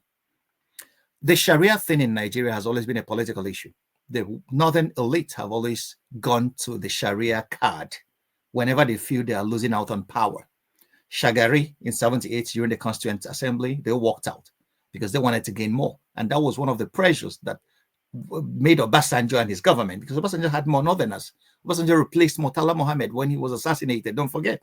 So that was one of the reasons why Obasanjo acquiesced to a northerner, NPN, role in Nigeria, even though Obafemi Awolowo was a very formidable opposition. And Azikiwe came out to say that there has never seen a charade that was that election.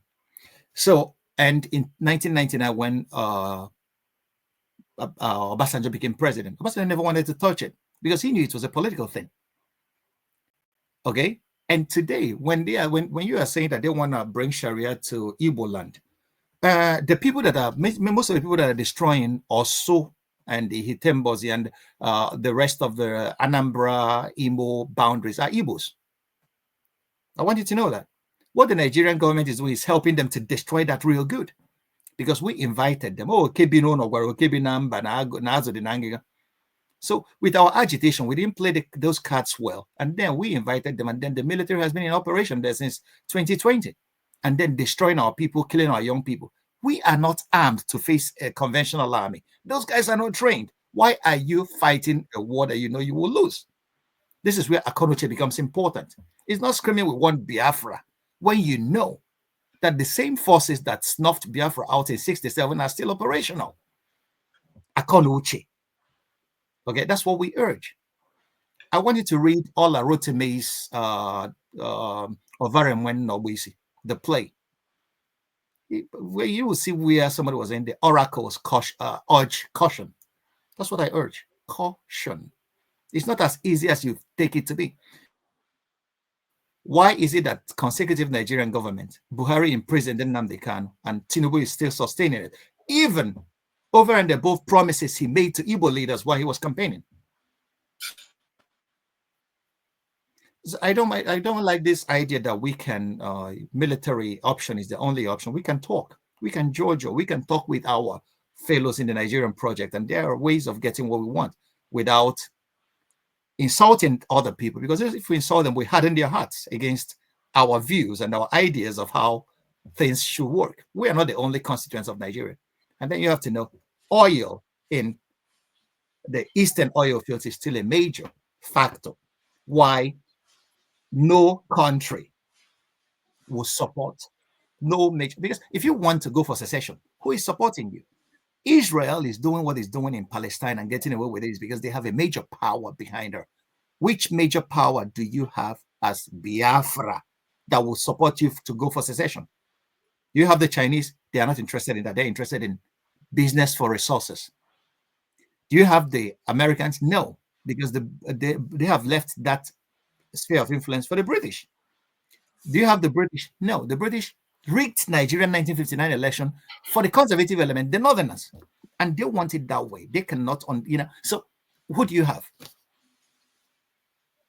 So these are issues you ask yourself. Anyway, let me ask for 1 minute, please. It's only fair. Let me ask for just 1 minute. No more than that, because we have a few people that joined us again, and we have less than 15 minutes for him. I appreciate that. Dr. Ogbunwezeh, I have to say, when it comes to everything else, you're on the money. But I asked for you to give me some things to resolve our predicament, and you didn't do that. Rather, you're condemning what we're doing. There's nothing set in stone. The United States, the way you have to look at it is that it's administration by administration. It's not one set in stone thing. This administration will lobby, or the next one. Like you said, you have to have a major power behind you. But we're not going to sit there and have these people do what they're doing to us. Or who do we have? We have ourselves. People like you, an intellectual, somebody who's a repository of all knowledge in the world. So what I'm saying to you, you have to have more confidence. And just hear me. I have a lot of respect for you. I tell you when you come here, everybody, every Nigerian, not just Igbos, we want you. But what we're not going to have, though, is to have us be doomed. In essence, we have no hope. We have to sit there, no matter what the Brits want, no matter what Americans want, or what Fulanis want. No, that is wrong. So what we have to do is what you're saying, what you suggested, I've suggested. We have to make the diplomatic moves that's going to bring somebody to support the right thing. That's the nexus now with Trump. Why do Biafrans like Trump? They see somebody who has common sense, who doesn't go by textbook definitions. All right. And the cerebral stuff. It's so unfair that it's just a fascinating discussion. Now, who else has anything to say aside from me on this panel? From your own angle, yeah. No, listen to this. Who else do you want to hear from? I'm here. Pansat, it's enough for me to remove you for saying this now. Who else do I want to hear? What else do you? Everybody that is Rudolf, real quick. Let me just put there. My brother, you need to read Things Fall Apart by Chinua Achebe. It's a very good book. It's about the morals. Okonkwo was so very boisterous. Okonkwo wants to end every problem now. He wants to cut off the white man's head for bringing ruin to his community. What was it? What did Obiorika tell him always? Obiorika has been the moderating influence. And what happened to Okonkwo? Okonkwo self-destructed. Okay? Obiorika was it. Na no bonyo jo na tuaka na bedike. Nebaka dike. So when people caution, it's not that they are afraid. The reason is the only thing that we have, why we are better than animals. But passion and emotion, every other animal has it. So I understand, I appreciate your ideas. Anybody who has ever felt wronged will always want to change his status. But if you rush into what you think is a solution, you may not look at every other variable, because you're dealing with human beings are complex creatures. You're dealing with complexities. So complexities are not resolved because you could beat every other person. And that has been my position about the Israel-Hamas thing. You cannot murder your way to peace. You cannot genocide every other person. United States goes on, uses soft power, tries to talk to people. That's leverage. Okay? Stick and carrots. If it is only stick, people are going to gang up against that nation. So if you are always throwing your weight around, people are going to gang up against you and make sure that they frustrate your efforts. But sometimes you use your head, akonuche, to come to. There are other ways to get at what you want. Any wars are won before they are even fought. Sun Tzu said it. The guy that wrote the greatest work on art of war. Go and read Sun Tzu, this Chinese general. If you get to a war front, you've already lost it. In wars, there are no winners, there are only losers. In my Biafra, do you know the amount of intellectuals, the amount of gifts that we lost to that war? Ozo Chibuzo was a guy, he died here in Germany a few months ago. He ran away from Biafra during the war. He came here. I have never seen a prodigious mind as this guy. This guy will have been home contributing his talent to the Igbo project. But he is here. We lost Okibo. We lost brilliant, beautiful people. Is that what we want to go again? Sometimes we need to think, my brother. That's all I'm saying. All right. Oh, we're going again. We're going again. Thank you. I could guarantee you that. We're going back. Unless. All right. Let's go to Dr. Mo. You're muted, Dr. Mo. Let me see if I can unmute you here. Oh, you remove yourself. All right. Let's go to because you want to skip me. That's why. Igbo Basics. Igbo Basics, there was a question I wanted to your question on Super Chat, but since you're here, you can ask a question you want. Go ahead. You are muted, Igbo Basics. Is it from my end? No, it's not from. Okay. No, it's not from your end. Okay. That question would actually throw me back, but nonetheless. Okay. Go ahead. You don't have to ask that question. You're here now, so you can. It's going to take time from me because I just had wanted to ask Dr. Franklin whether he thinks that the browning of America would be ended by this administration or those who are ruling America, not just Trump. The browning. Yeah, the browning of America. The browning. No. The point is, nothing is. There is not. Victor Hugo said, "Nothing can stop an idea whose time has come." America was originally not a white man's land. The whites came in, the flotsams of Europe came in and stole the land from the American Indians, murdered them, genocided them out of existence. But they refused to die. So those who remained were shoved into reservations. They brought the African in chains to build America, and then they turned around and called him a lazy man. They call Africans lazy, the people that built that country. So, and they called you inferior, but their plantation masters were raping your women and producing kids with them. Thomas Jefferson was raping Sally Hemings while he was writing the Declaration of Independence.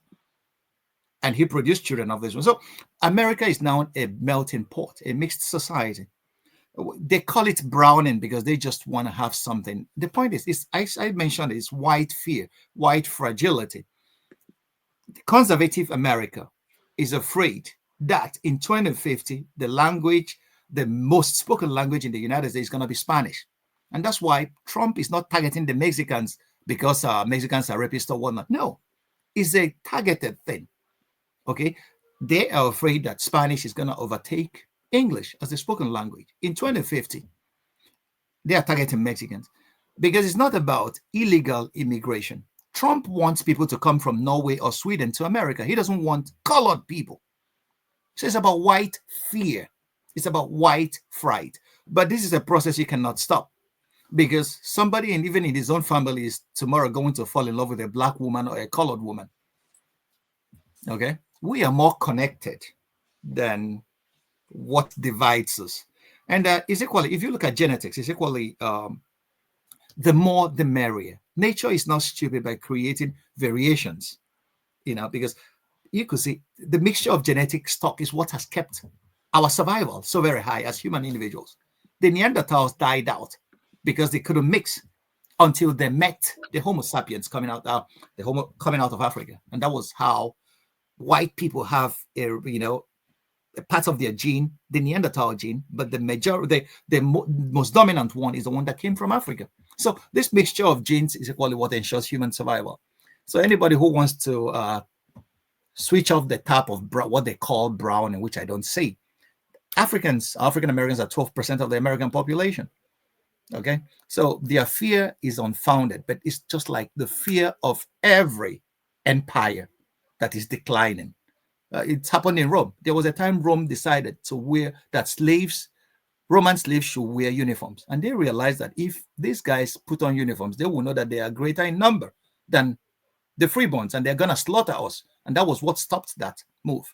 So it's what empires do when they are, inching towards, when they feel that they are not progressing anymore. So, but it's a process you cannot stop. That's what I want to put there. We can extend this discussion in another, if we'll talk about that. I will urge you to read. Okay. That was my online question. Good. Oh, sorry, I didn't see that. So you want to... No, Igbo basics. That wasn't why I came in. That was not why I came in. That was my online question. The reason why I came in... Hold on, Igbo basics. Dr. Franklyne, there is a request that you should be coming once every 2 weeks. And they don't know that your time is important. But let me say this. I want to quickly, I know you have to go, and people should be... Sorry, Rudolf, he was trying to give us a book to read while he was cut off. Oh, okay. Franklyne, go ahead. Yeah, you guys should read White Fright. It's a woman historian. I have a copy in my sitting room. Before I go, I will just show you that. It's a very important read. Okay, it's a very important read. Every Nigerian living in the United States should read that. Okay, and you have to know racism has a sexual base. Okay, the argument was so very clearly defined, and you should read equally The History of Celibacy by Elizabeth Abbott. She's one of the great historians. She dedicated a chapter to what happened in the American plantations, and then she linked it up to today. Why a lot of white men are afraid of black men, young black men. And that's why you get more young black men in American prisons. And then if you see the sexual implications of that, and then you will understand that what you guys are facing now is white fright. White conservative America is afraid that they're going to become a minority in the United States. All these things that Trump is throwing as meat for his base is all what that is. It's about fear. All right. Doctor, no, please, no. No. Here now. I know you are my man, but hold on. Okay, let me. Doctor. No, Ovia, I will remove you entirely. I want to hear from Dr. Moore. Ideally, I would like Alexis to say something and Flagship, but I'm not guaranteeing that. But Dr. Moore, before Franklyne leaves. Dr. Moore, go ahead. You're muted again. Hold on, let me see if I can unmute you. If it's... No, I cannot. It's from your own end. All right, while he's doing that, I'll see when he unmutes. But while he's doing that, let me go to... Okay, Igbo Basic, finish up your thoughts. Go ahead. Okay. Actually, I came in here to appreciate Moine Ebeda. And I also came in to say a word or two to my brother, Pansat. Soldier come, soldier go, but Barak will remain. And in this case, as we are, they say anytime a man is asked where you come from, sometimes it's time to go home. That was what we wrote in Igbo Basics publications of April 1996. My concern here, and Dr. Franklyne mentioned the AI as the next level that we haven't seen the dazzle yet. There was a movie called The Companion. I don't know if you've seen it, but I saw that movie. And of course, in the end, the robot was the winner, took all the money.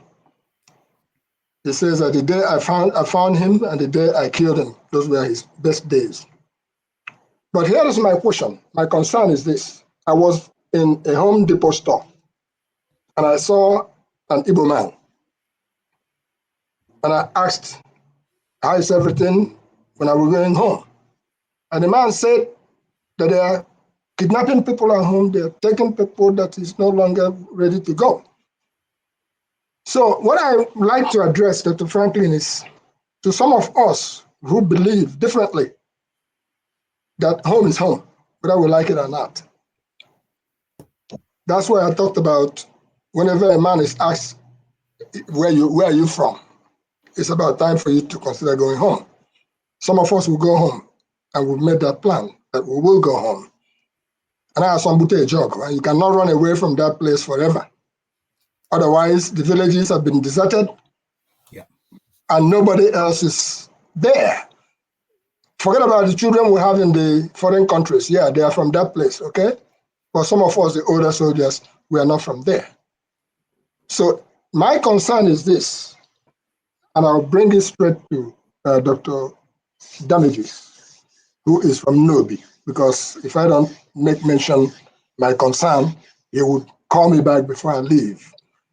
A group of persons have gathered to honor a man named Chizembe Okonkwo, alias 430, and they are working very hard on it. And before I divert into that, Dr. Ene is here, and I wanted to say what I wanted to say. Because Dr. Ene, if anybody is talking about Biafra, he should be able to teach you or to school you in that process. He's been down that line. Dr. Ene has been a champion of that with caution.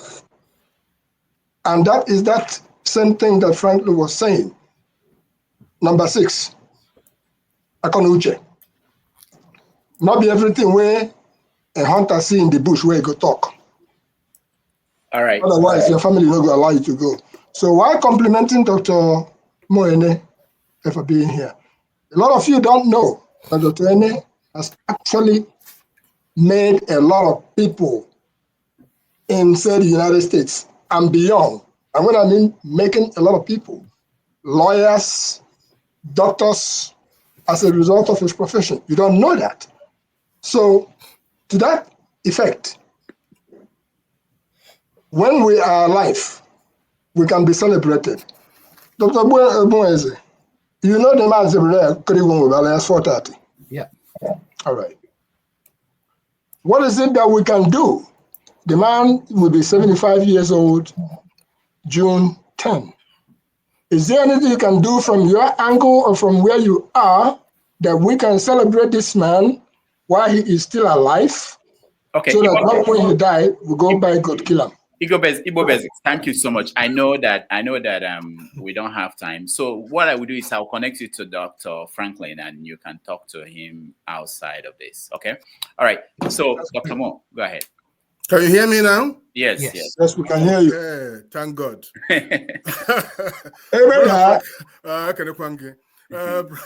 Brother Frank Ogbunwezeh, I salute you. I came in here because you were here, and the topic you are treating just touched me a little bit. By the way, I was here the first day that Rudolf started this, and I've been listening since then. The last time I was here was in 2003. I was very disappointed by the outcome. Okay, where people were going to kill themselves because somebody whose mother was Igbo wanted to be governor of Lagos. Anyway, it's going to change. Maybe the next one say you will be governor and we'll have an Igbo first lady. So you can't run away from these things. Times change. Okay. So about Biafra, which was what the last person was talking about, and Frank also touched on. In 1997, when I came here from London, I instituted the Nigeria Biafra Memorial lecture What was it? I said, people are getting frustrated with Abiola problem, marginalization and all this. And I said, look, something is going to happen. Long before my SOP and later IPOB, I preached that Biafra as was, listen to that very carefully, Biafra as was is not attainable. And at the same time, Nigeria as is not sustainable. Okay? I was sure about Biafra 2.0. It wasn't going to work. Unless you want to do it only Southeast, maybe. And I told Wazurike so in Y2K. Rudolf, you were there at Robert Treat Hotel, right? I told him it won't work. Back off. And then Nnamdi Kanu came in 2016 on his way to California. The same story. If you get to California and tell them you want money for guns, nobody will talk to you. He went there, they told him the same story. It's on YouTube. People who saw Biafra don't want to go at it again. People do not even remember that Ojukwu was forced, before, as we say, to go on with Biafra. He was the last Biafran. He thought Gowon was never going to lead a war. Because they were talking evenings. This is not hearsay. True story. I was there. We went through it. We fought through it. Okay? So, as I was saying, we really have to sit back and provide an alternative narrative. These young people fighting, I know what they're fighting for. It's not what it, they're not, the people are afraid. People just walk away. So, for everything that's happened and still happening, I know that Nigeria is truly not sustainable. So I take away a few catchphrases from what Dr. Ogbunwezeh submitted. And I want to break it a little back home. On Ukraine, he said that war does not normally end in the battlefield. I'll take it back to Nigeria. 55 years ago, the defunct East Central State turned the name of a guerrilla group. People don't know that Rangers was a Biafra guerrilla group. We turned into a football team. Rangers was born. The effect and exploits of Rangers showed us that you can fight a war in a different way. Like the bald eagle, you can take the rattlesnake up in the air, kill it, and eat it. What did we do? Rangers played with the army and beat them blue and black. Obasanjo was angry, Gowon was angry. But this sacked up Ndibo to rise from the ashes of war. To date, Rangers is the only team that has never been relegated. Even the federal government that inspired Vasco da Gama to weaken Rangers did not succeed. Vasco da Gama is dead. Rangers is still alive. But this is just a metaphor. So in America, as a dying empire, listen, America does not have to die for us to shine. So it doesn't matter whether Trump succeeds or not. The question is Nigeria not a dying colonial contraption? How do we engineer a slightly different outcome? A slightly different outcome. I didn't say confederation, mind you. Just apart, staying apart a little bit, whereby Ndibo do not have to visit Abuja or Lagos with visa, or any West African country since we have ECOWAS now. Even Nigeria has become small, even for the Igbo people. Has become small. We're talking about Nigeria, about the world. Okay, on Israel versus Hamas, the Biafra question comes again. We are harboring unresolved genocide. The reason why Hamas is succeeding is because the Israelis have killed so many Palestinians. They have killed fathers before children. The children grow up to become killers, want to avenge. Sometimes you got to stop. You got to stop this killing. It doesn't happen. We're killing humanity, the essence of our being, by always fighting. That's why in Nigeria, the Taos are killing government fee collection, like in Anambra the other day. The people in the bushes are killing people. They are harvesting organs. We've lost our humanity. We don't have to. We need to stop digging. Okay. Now, assuming the empires walk away from Biafra or Nigeria, look the other way. Assuming even Britain with our sister Kemi bad enough. China will step in. How do we survive? How do we survive the internal recolonization of the Sultanate or Emirate saints or people who are masquerading as our further countrymen? I want to enslave us again, not enslave, let me not use that word, but at least colonize us again, internal colonization. Now, with the problems coming out from Nigeria, with Zamfara, Maiduguri, Borno, Middle Belt, all these things, we need an alternative narrative. Let me put it back this way. Assuming PG Ohaneze, Senator John Mbata, piggy banks on the emerging Eastern coalition of Igbo groups and play on Tinubu's equally emerging egocentrism. What do I mean? Like Trump and many men, I must add, Tinubu is stamping his name on all things abstract and things tangible. So, in a bid to outdo even his predecessors, take the national anthem, he might be amenable to stroke his ego. What do I mean? Here it is. We sell Tinubu the concept of ending the Biafran war. Truly, the war never ended. Okay? I spoke with Colonel Amuna. He was there with Tassim Elias, Gowon. Gowon was his classmate actually at Sandhurst and others. He was there. So, what do? Dr. Ogbunwezeh mentioned Bianca. Bianca was there when they stopped this committee to talk about ESN and the killings. We don't know what Soludo is doing with it. Now she is the Minister of State for Foreign Affairs, and she's the widow of Odumegwu Ojukwu. She has a role to play. If we shove this into Tinubu, say free Mazi Nnamdi Kanu, I don't know what the guy is doing there. Tinubu is not getting anything from it. If he planned to use this as Shagari used Ojukwu during 1983, it will not work.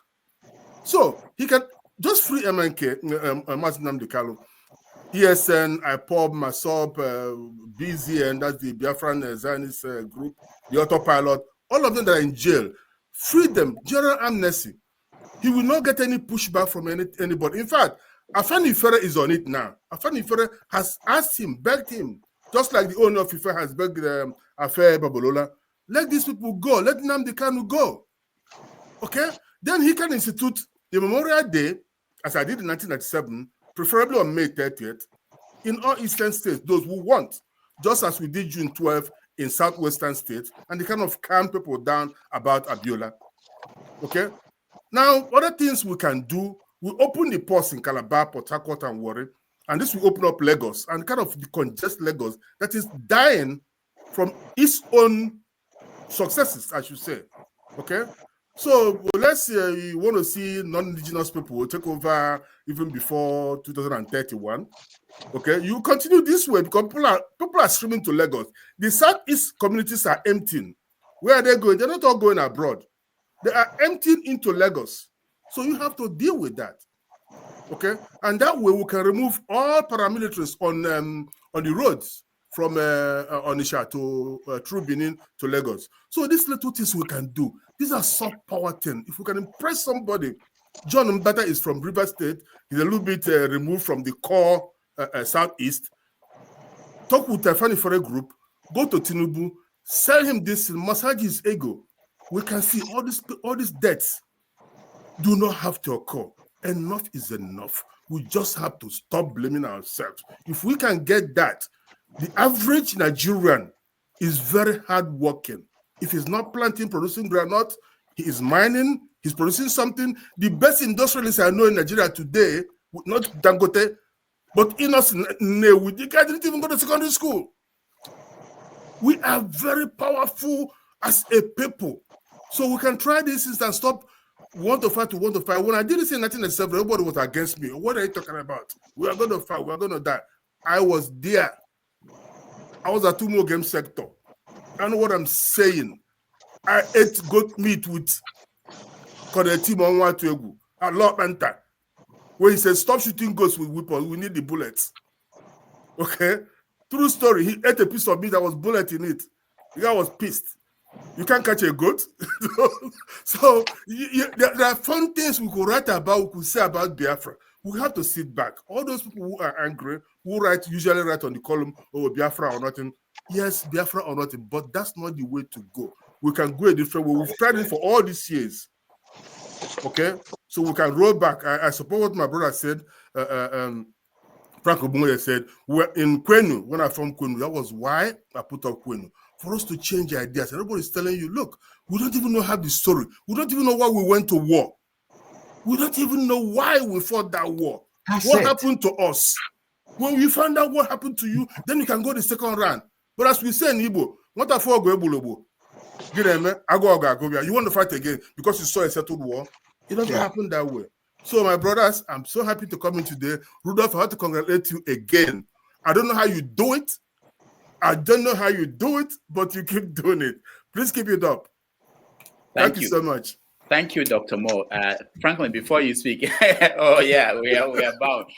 Dr. Mo, I was worried that you're giving us more than I wanted you to give us on this brief. You are coming as a guest, and we just have to agree on a date that will work for you. Thank you so much. That'll be fine. I appreciate you always. That would be great, Dr. Okonkwo. This is Dr. N's work. He says, Nani. That thing says Igbo Heritage Month, the road from Biafra.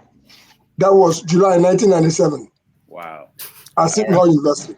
And we are record keepers. All right. Thank you. Thank you very much. Rudolf, can I disagree with Doctor before you leave, please? No, not yet. Don't talk over here, please. Hold on. I really have nothing more to say because that's a fitting cutting to today's edition, because I won't add anything to what Dr. Mo just said, because that has always been I don't know why progressive Igbo minds always reason alike, because anybody who has actually done any study on Biafra, I was reading Rafo Wechue's work. Many Igbos have not even understood why we went to war. Many don't even know why we fought, why we lost loved ones, but we want to fight again. So I am not saying anything anymore. Rudolf, you can release me. Invite me some other time. Yeah, we will. Thank you so much, Dr. Franklyne. Bye, Doc. Thank you so much. Thank you so much. Thank you. Thank you very much, Dr. Ogbunwezeh. Thank you. We will see you next time. And thank you. Okay, guys, and with Team Albawa too. Thank you so much. Rudolf. Yeah, Dr. Mo, thank you so much, and we agree on that date, and we'll bring you. I will be there to back you up on whichever day you are coming. I will show up, but we have other work to do in the background, including the damages. I know. Right. Thank you. Thank you so much. We'll do a little bit of review, but just a minute, guys. Just 1 second.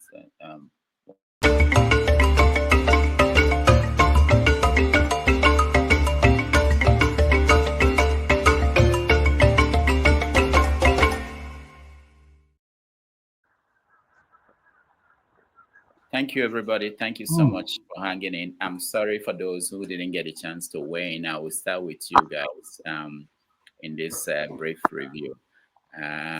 Alexis. Okay, let me get the name right. Welcome. Yeah, there's no S at the end of that name. Okay. So it's Alexis. Alexis, okay. I salute all of you, and I see why there are many people who express their being disgusted with what goes on in this Have Your Say. They say that to me, and they'll be disappointed that I'm here again, like I used to be.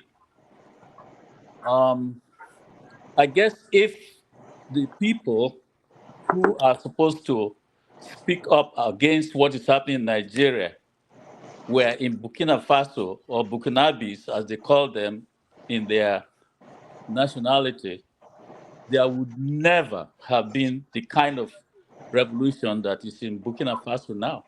They would have said, oh, they killed Sankara. Don't try it again.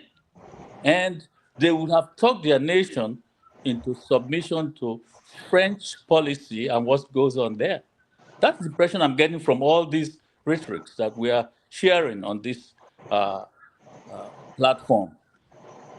Unfortunately, the main speaker, whom I admire, whom I respect, whom I cannot say is ignorant of things. In fact, he has a lot that he shared, and that's good. But this thing that I keep saying, why do we keep blaming the victim and leave out the culprit? People are afraid of telling the culprit that they are doing the wrong thing. The victim is only reacting to what he is getting from the culprits.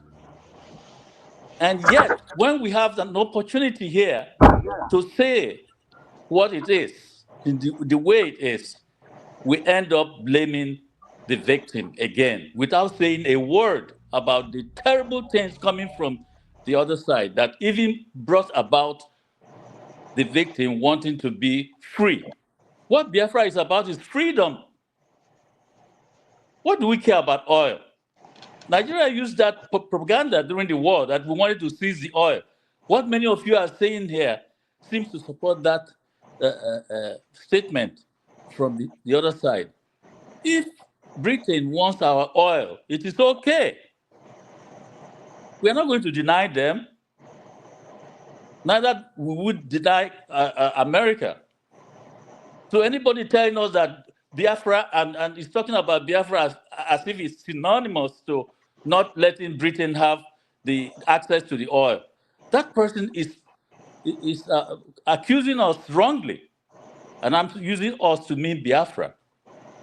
So you can, celebrate all you want about the brilliance of speech and points made. The thing is, our intellectuals from the entire Biafra area, they are comfortable, and so they don't want to rock the boat. No, they are not comfortable. That's what I'm getting from all these discussions where we will end up saying the Biafra agitation is wrong. Why don't you start that your own aspect or your own fashion or your own strategy of us being free? Nigeria is not working and will never work.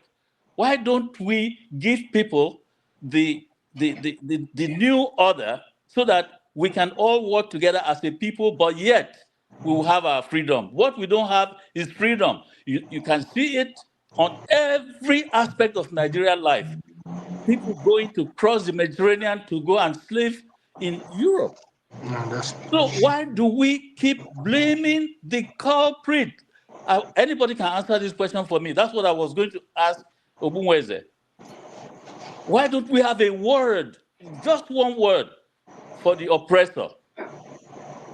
The more we make it look like the culprit is wrong, the more the oppressor will step up its actions against the people. And that's what I've come to share with you guys here. Now, what would he have said about Traore and the other countries that have decided to even not just to resist and push back on their colonial masters, but ask them to get out of the environment where they are occupying? And they have done it successfully.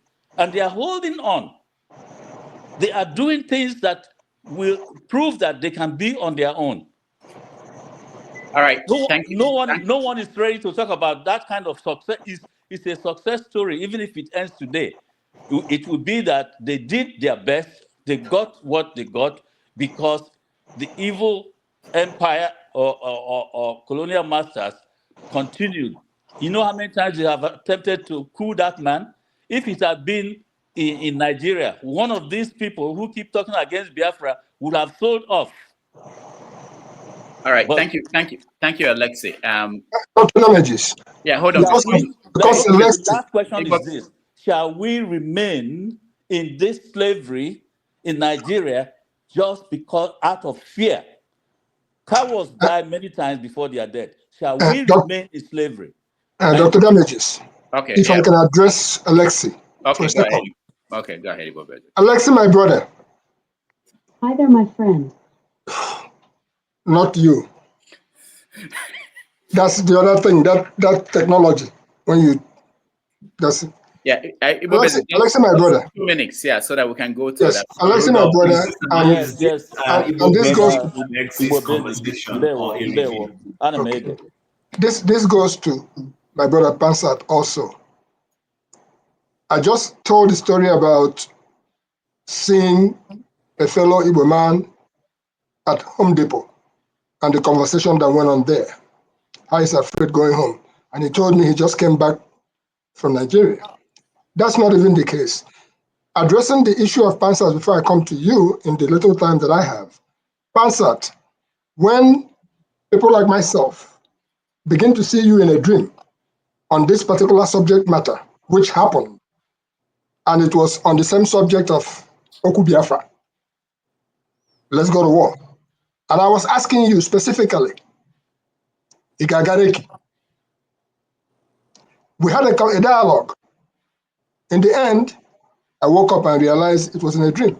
I said, I will have to get Pansat's contact and we'll talk about it. Because too many things are happening. And to my brother Lexi, nobody's talking about the culprit. We know who the culprit is. It's not just the culprit you see in Nigeria. It's beyond that. Yes. It's also the culprit, this place where me and you are. If you do realize that in 1967, that right there at the United Nations, if Biafra was allowed to stand, how dare they have another Israel? And if you understand where I'm coming from, so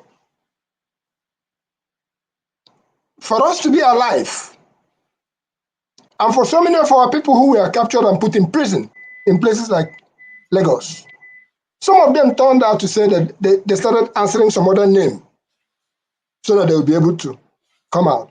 I know a lot of them. They are alive today. We are privileged to be here.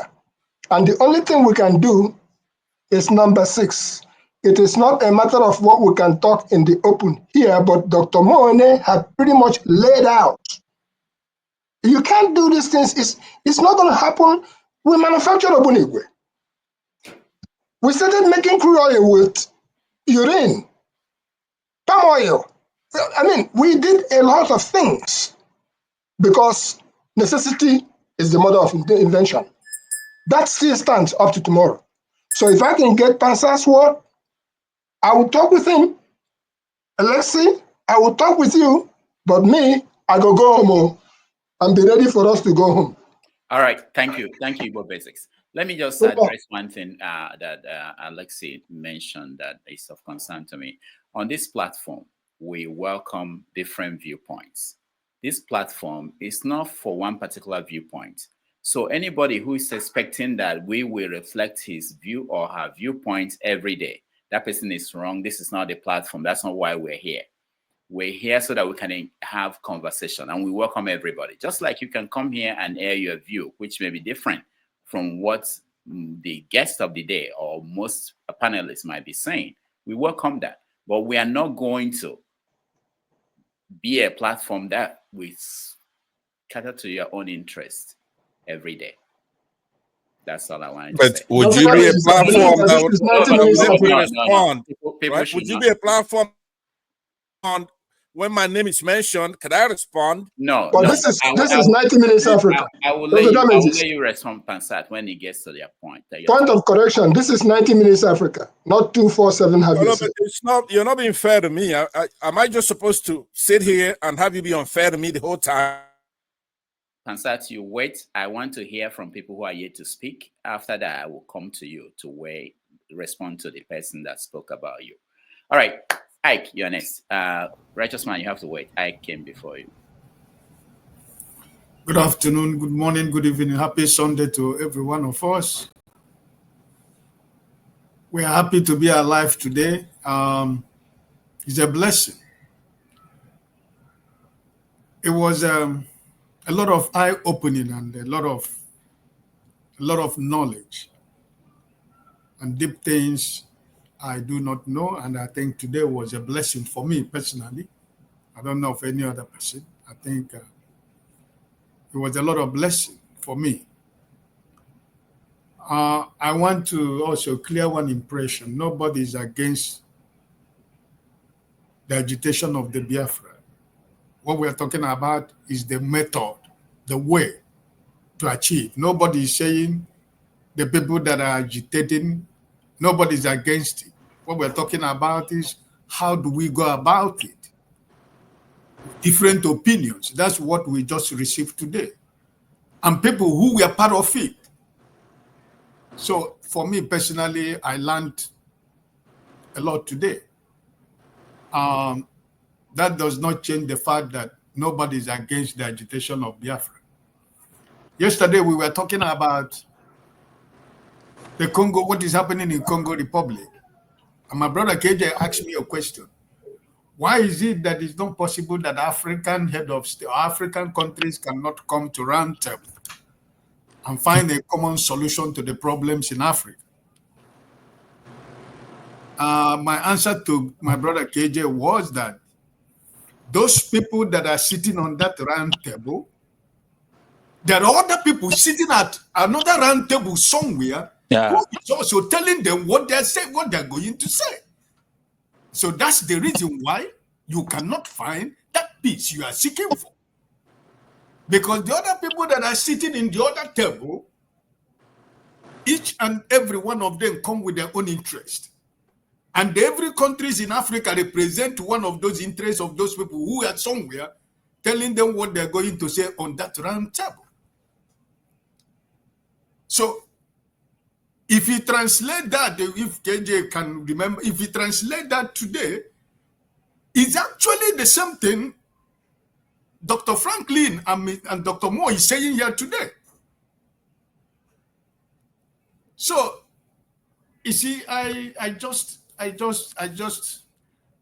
feel that we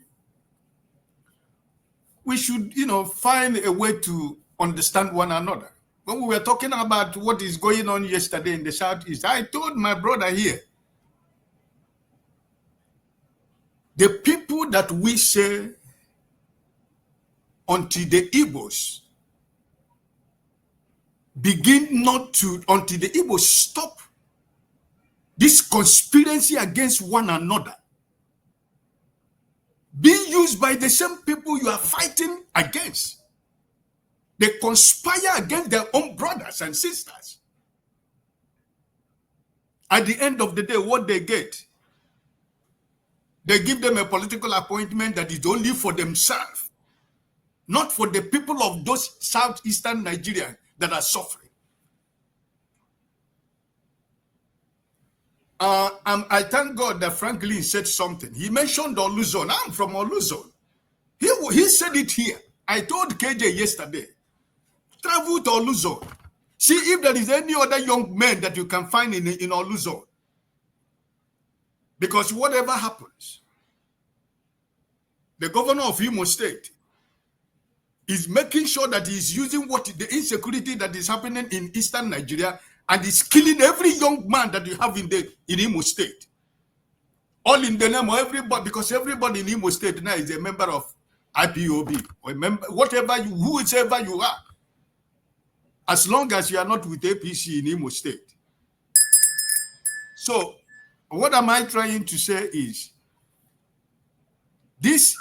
until we the Igbos stop sabotaging one another. 2023 election was a practical example. The same people who are crying today are the same people who sabotaged their own brothers and sisters in 2023. So until we stop doing this, we should stop doing that. Then people can begin to take us serious. Because at the end of the day, while we are talking here right now, those people you call your political leaders, that they are in Abuja having a meeting and drinking. And when they come back to Eastern Nigeria, they will use the same common people in the Eastern Nigeria and share $500, 500 naira. And they will sing in their praises. All right. Thank you, Ike. Ogbunwezeh ran away from me. Let me say that we hopefully we just limit the reaction to what happened on the show and the reaction to our guest. Righteous Man, go ahead. Yeah, good evening from here, Dr. Damages and all the panelists. Yeah, I want to start from what the other of my brother, the one on the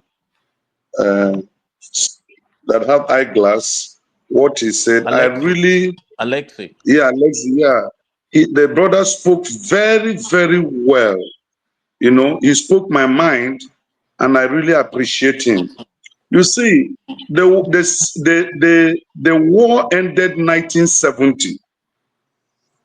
The Igbo intellectuals have not been able to give us a roadmap since 1970 till date. Each time they keep speaking in idioms, in proverbs, and the world is going. The Igbo youths have been decimated. Organ harvest is on the increase right now in the southeast. 21 billion naira being extorted from the East, from the Igbos within 2 months. Within 2 months. There is no road, there is no federal government presence, no petrochemical industry. Imo State has the highest deposit of natural gas in the whole of Africa. Go and make your research. But we don't have anything that we can say this is the federal institution that represent the Nigerian government in Igbo land, apart from the central bank and police stations and army barracks. And these Igbo intellectuals are always defending what they know is not helping us. What have we gained from the Igbo intellectuals? The Yorubas, their intellectuals have been able to maneuver things, and every time there is election in Nigeria, even military, if they are not president, they are vice. What has the Igbo intellectuals given to us? Nothing. And this is why the Igbo youth think the way out is to agitate. Because since 70 to date, that's 55 years, the Igbo intellectuals are there writing books and theories. In the practical form, nothing is happening in Igbo land. And how can we fold our hands and watch it happen? So I support what my brother said. The problem and what the last speaker said, I think in Germany, the problem of the Igbos is the Igbo intellectual and elites. They are our problem. Nobody should blame the Hausas or blame the Yorubas. Blame the Igbo elites and the intellectuals. All right. The resource they have for us, we only see it on textbooks. And those textbooks only profit them. It doesn't profit the generality of the Igbo nation. Look at Izombe. Izombe produce oil. As Asa, Awara, Ohaji, they produce oil. They have natural gas. Do we have any federal government presence in these areas? After the war, that was the area my father resettled. After we lost everything we had in Port Harcourt, the abandoned property saga and the rest of it. Go to that area now. Nothing is happening in Awara, Asa, Izombe, Uguta. And every time the Igbo intellectuals will be giving us theories. We need practical things. They have never formulated a solution for us. They have never told us this is the way out. Thank you. So righteous man, who is an intellectual? Dr. Damages, you are one of them. You are one of the Igbo elites. Mention names. I said, who is an intellectual? By every standard, you should know those who are the Igbo intellectuals. Let me tell you something. In primary school, in secondary school, when we studied the opportunity cost. So our teacher said, define opportunity cost. And one of our classmates started by saying, for example, if you have to buy Pepe, but you then decided to buy, that is not what is opportunity cost. I said, who is an intellectual? Those of you that I'm looking at you, I think you're an intellectual. I think Alexi is an intellectual. And I want to know, who are you blaming? Are you blaming Alexi for what's going on in Biafra because Alexi refused to be involved? Or are you saying that Alexi, an intellectual, is involved, but things are going bad? No. I look at what you. I mean by Righteous man, you join us every week from Nigeria. You join us, you have internet, you have light, you are a businessman, you live in Lagos. You live in the West. You are an intellectual by any definition. I don't know how you defined it and remove yourself from it. Anyway, let's go to Okija. Okija, you are next. Dr. Damages, I should respond. No, I didn't know you wanted to respond, but okay. Hold on, I should respond. You cannot tell the world that I'm an intellectual. I joined you since this year. How many times have I joined you? You have not even asked me why have I not joined you? I have no data. I don't have the resources to meet up the requirements. Yes. And you are telling the world now that I join you every week. Do you know how much it costs me? Somebody had to get this data for me to be in this platform today. I'm not part of the intellectual elite. I'm not part of the intellectual elite. You are. The bourgeoisie, those who determine and make policies and who speaks on behalf of the Igbos. I'm not part of them. Okay. All right. Thank you, Righteous Man. Okay, go ahead. Good morning, everyone, or good afternoon. Dr. Damage is special good day to you for being the man with the monitoring spirit that should be going over to and fro the earth, finding out what people do and monitoring them to make sure they come online. Dr. Frank Ogbunwezeh, thank you for coming. Oga Lexi, I will come to your house one of these days. But the thing is, I want to tell people who if you want to fight a cause, if you believe in something and you want to fight, go ahead and fight it. Don't stay there and lobbying words. If you think that we need Biafra and the people are not doing anything about it, just start something. Just like Wazirike did, just like Nandekano, is doing. So it's easy to just come here and say things and blame other people. People who don't agree with you. You get angry. Go home and do something. I'm tired of hearing people giving excuses. Mr. Righteous Man, there has been a roadmap there. The wheel has been invented. If you need to develop Igbo Union, they gave you a roadmap. What's his name? Michael Okpala, he gave us a roadmap. So there are things there.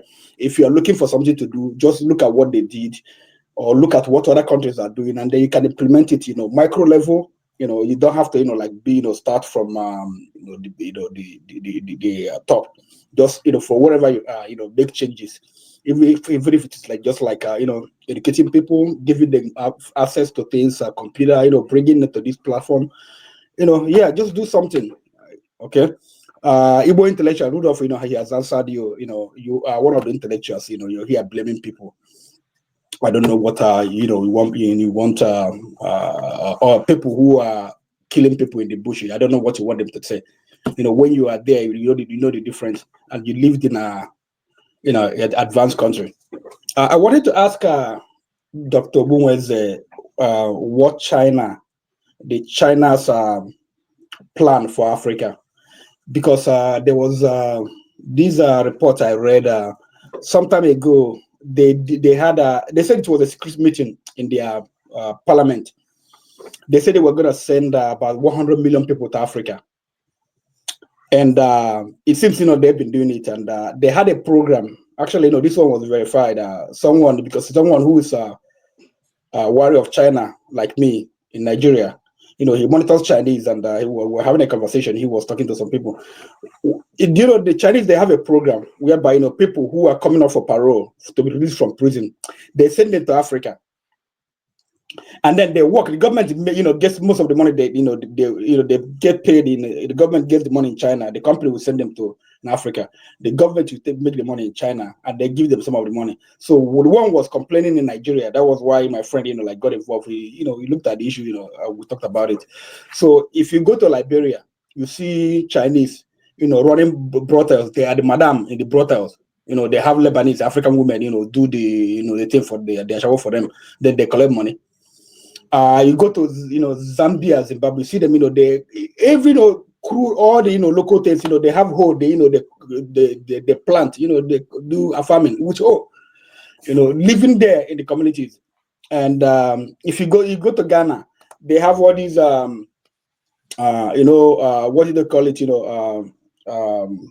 these machine, they put in casino machine. You use hand to draw. They have the portable ones. They go to villages and they put it in villages in Ghana and Liberia. And in the morning, the kids, they come out there. They're not going to school anymore. They want to win money, and then they will do it. So I don't know what the plans they have for Africa, because they've been doing so much investment in a lot of African countries, and trying to take over government remotely. In Angola, they built, they have this, they got agreement with the government whereby they build a city in Angola, and then they're gonna, get mine crude oil for some years. Anyway, so maybe next time he comes, I will ask him that. And also, I want to know for people, like he mentioned something about Trump, and I know, some people, they just, look at it, yeah, Trump, like, he wants to do this because whatever they believe in, Trump, is massaging their ego, telling them what they want to hear. But the truth, just like Dr. Ogbunwezeh said, it was about they don't want a brand of America. I remember when I came to, to the US, newly, and someone, a person, a friend, Caucasian, asked me to, take police exam, Boston police, they pay well. And I believed her. And just like every other, a lot of Nigerians, even though we have, we got D+ in Nigeria, when we come here, we're bright. So I went and took the police exam, even though I got D in calculus in Nigeria. So I went and took the police exam, and I got A+. So they wrote me a letter, they put me on a waiting list. So I kept calling them, why am I, you haven't called me to go for, police, academy. They said, oh, we'll call you. So after how many months, like about more than 6 months, I got angry. I was like, why if I called and I was, making noise, why? So someone explained to me. So the way it works for police and some other like fire service and stuff in Boston, that they will give consideration to people whose family have worked in the police force, the fire service. That's the way it works. So and then I look at who are those people that worked in the police, in the fire service, in the police force, white people. So when people they say systematic racism, a lot of people don't understand it. They say America is open. Yeah, it's open. There are structures put in place to checkmate it, to stop you from advancing, from stop you from coming. So that's one of it's a DEI. Does Trump see things like that? No, he doesn't see things like that. What he sees, is where people, foreigners who have worked hard and been in a position, he doesn't want that. He thinks that they got them through the AI. A lot of us here, we work hard, work in different government agencies in the US, and we merit it because we worked hard, not because of DEI or whatever. But just like Dr. Ogbunwezeh said, Trump doesn't want immigrants from Africa. He wants immigrants from Norway and other European countries. Thank you.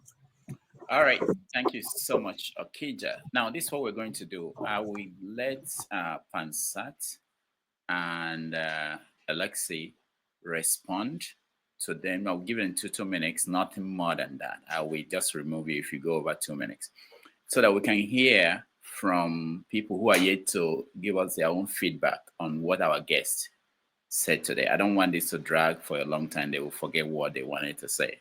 So I'm thinking that Pansat, at least I know you want to say something, but it's 2 minutes. Alex, if you want to say something, 2 minutes, then we go back to Chim, KJ, and I want to hear what they think about our guests before we round up. All right, Pansat. All right, thank you. Let me ask that I be extended a couple of more minutes on top of that too, so I have 4 minutes. And I'll be out of here. And Pansat, you know what, Pansat, Rudolph, I'm not going to come to your show after. No, you've said that many times. Pansat, hold on. So let me get this get this right. Sometimes I think you are joking. I don't know whether you are serious. Like, why do you think that you deserve more time than any other person? Why? This is not have your say. This is 90 Minutes Africa. Okay, the main reason is, I understand. Because you live in California. The main reason is that what I have to say is you have no respect for me, but let me tell you something. When I'm here talking, I'm talking for you. I'm talking for all of us.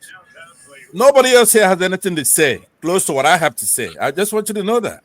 But it's okay. But you're talking for yourself. Go ahead and decide that for yourself. Femi, how are you? Let me use the time now wisely. Please listen to what I'm saying, because exactly 2 minutes. During the last war, I was in Okigwe. I'm older than everybody here, right? I know that. I'm blessed. It doesn't look like it. I was in Okigwe sector. Now, intellectuals take orders during the war. Maybe that's why they don't like war. For Dr. Ogbunwezeh, I described him. What is a war? When in our case, you still get mail. Now you're gonna get email. You're gonna have girls. You're gonna have your own AK. You get to tell people what to do. So there's nothing wrong with a war. Stop stigmatizing it. We don't want it. Nobody wants war. But let me warn all these Igbos here. When I come here, all of you want to insult me, start talking nonsense, right? Okay, all this should be just talking. I'm gonna warn you. This is gonna be the last time I'm gonna be civil with any of you, right?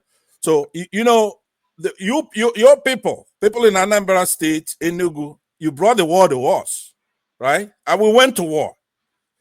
Did we fight? You are the ones who brought. You are the ones.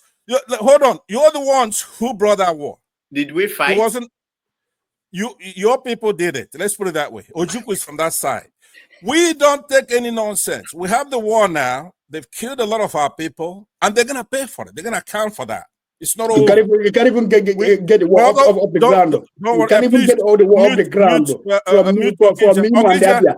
Okay, so maybe you can't get the war off the ground. Rudolf, mute this guy, please. It's my turn. Let me. I'm gonna land, and I'm not gonna be here doing a dick measuring contest with any of you because we have a problem. Now you're asking who is an intellectual, right? We know what an intellectual is. You are one of them. You are one of them. No, I'm not. No, I'm not. I'm a practical guy. I'm not a diplomatic guy. You know that, right? Intellectuals, we mean it not in the noun sense, right? It's in the adjective sense. People who are just cerebral, they're analytical. They're just talking theory about, things that have nothing to do with the other. Our people are getting killed there. Not only that, our people have been killed millions before that. So now how could somebody come here?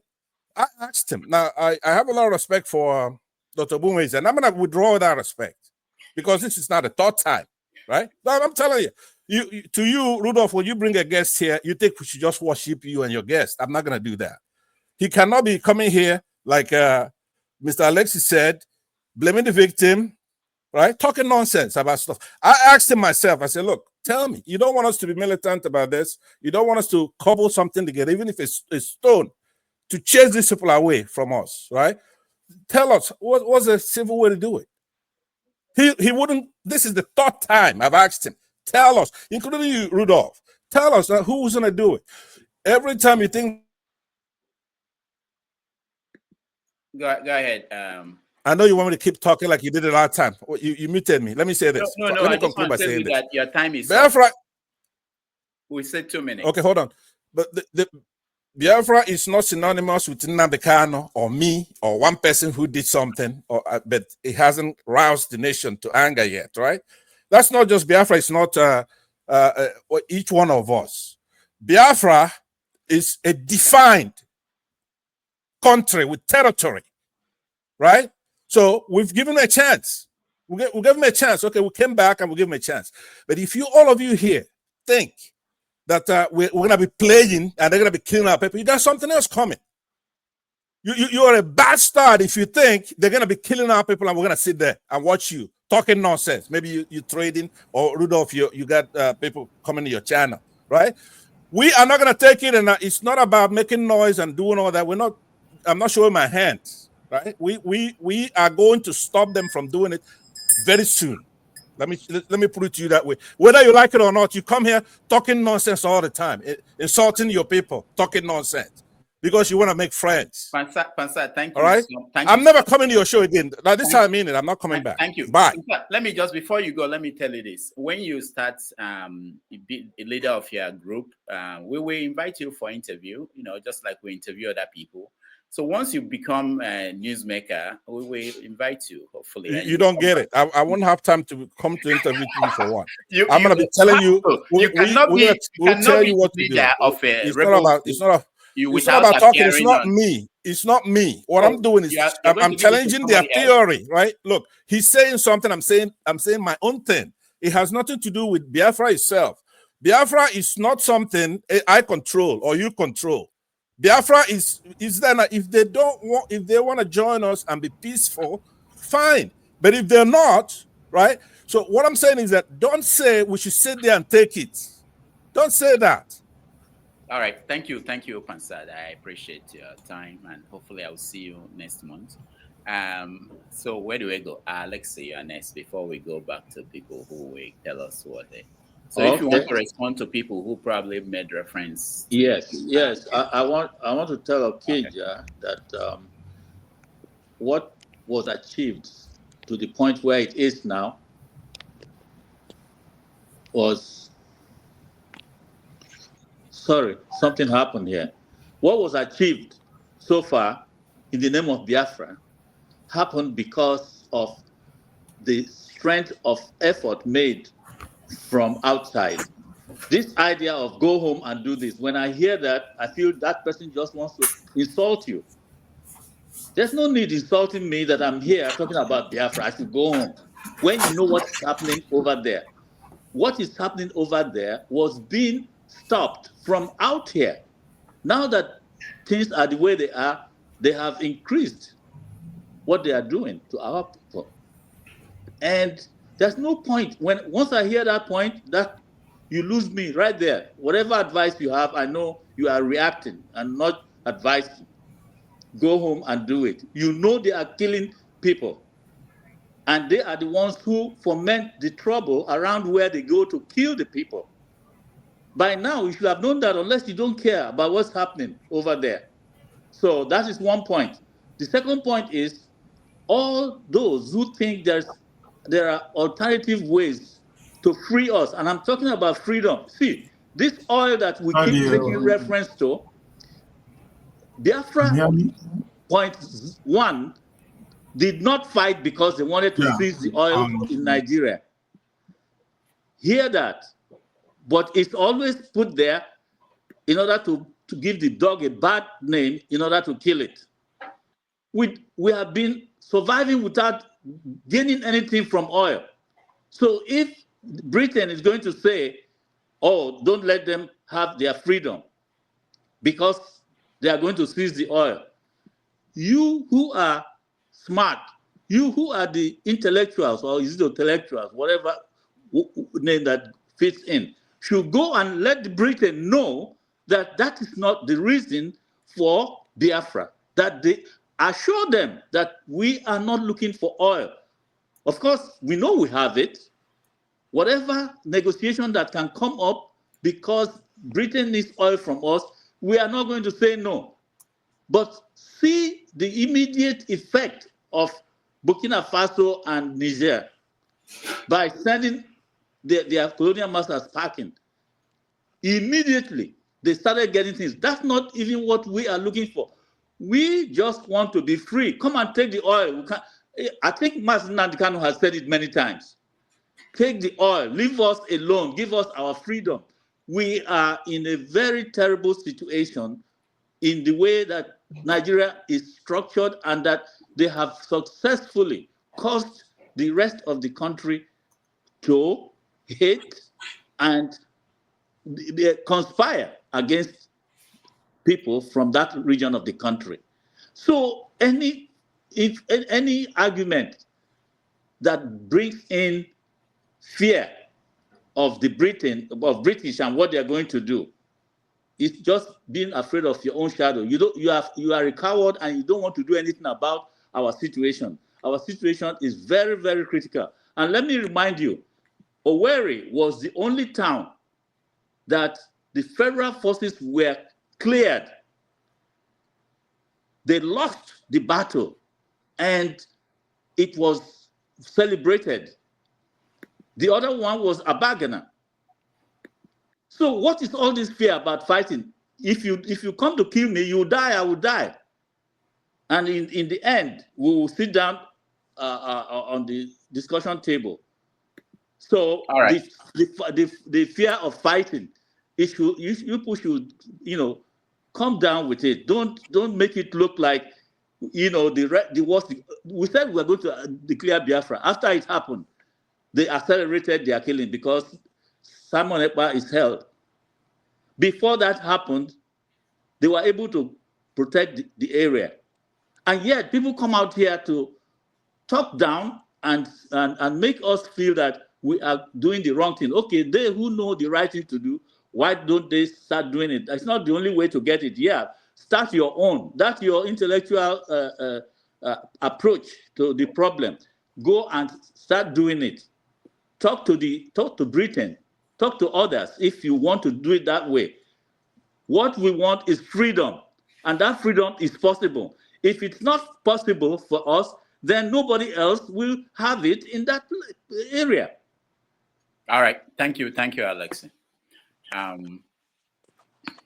Let's hear from KJ and Chim, and then go down. I just want to. Okay, now go ahead, KJ. All right. Thank you so much, Dr. Damages. the guest today has always been someone I enjoy listening to. It makes a lot of sense, and it takes us, just like I said, down the memory lane. No, those days, those of us who went to really proper school, your teachers are so grounded that they teach you almost everything under the sun.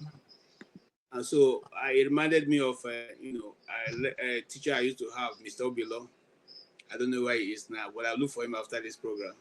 He was able to teach us a lot of things outside of the secondary school curriculum, which he touched on so much. And of course, my own personal research and all that. The issue of celebrating the villains amongst us, people like IBB, Murtala Mohammed, and the many more of them who have titles in Nigeria, is something that we need to re-examine again. And I say re-examine again because these are the people who promote as our heroes past. I read the book the other day, the writer was saying, Nigeria don't have any heroes past. The heroes are not remembered. It's the villains that are remembered and given titles. We should go again and look at our heroes past and see which are the heroes, the true heroes, whether they are still being celebrated in the Nigerian context. Now, if you look at the stealing that has been going on in Nigeria, you'll find out that it didn't start today. And those people who stole are the ones making the laws. So if the people making the laws are the ones who are still there and they're still making this law and they're still stealing, how then do we think we can ever be able to do away with corruption? It's totally going to be something that's almost impossible to deal with. And so he's bringing us into the view, the best view of the world politics, gives us an understanding where if we really need to make that inroad, where we need to start from, especially as a nation. But you see, we can't even discuss as a nation right now because the nation is not even in one, looking at one target.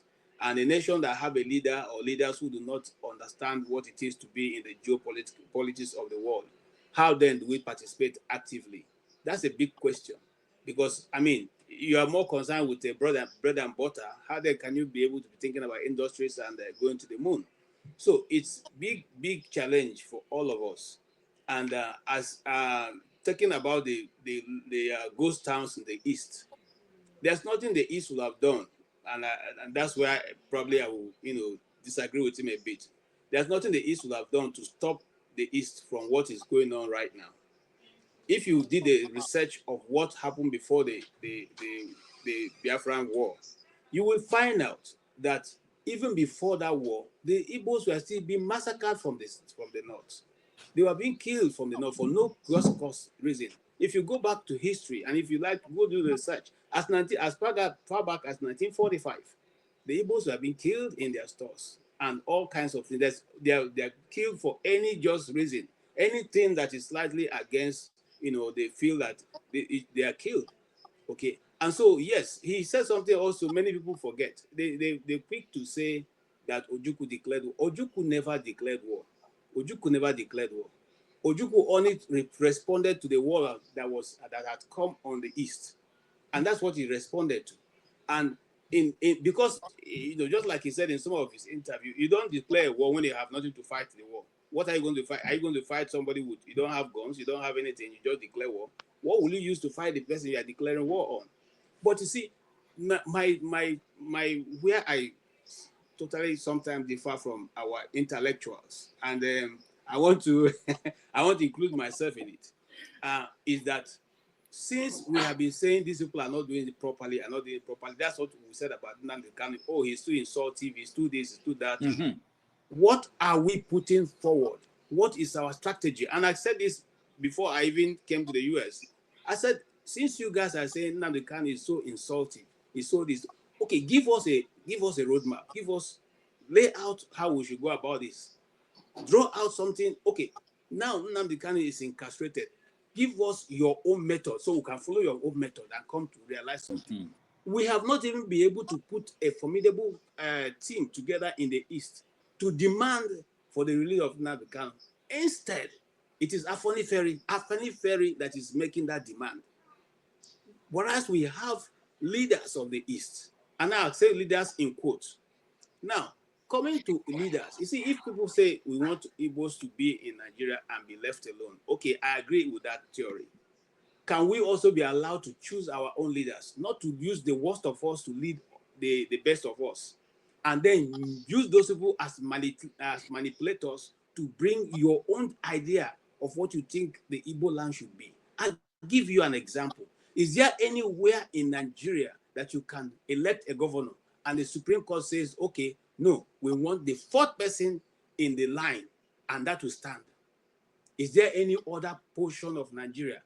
And you back that up by moving the military into the streets so that nobody can do anything. They tried it in Kano when they were trying to remove the present governor.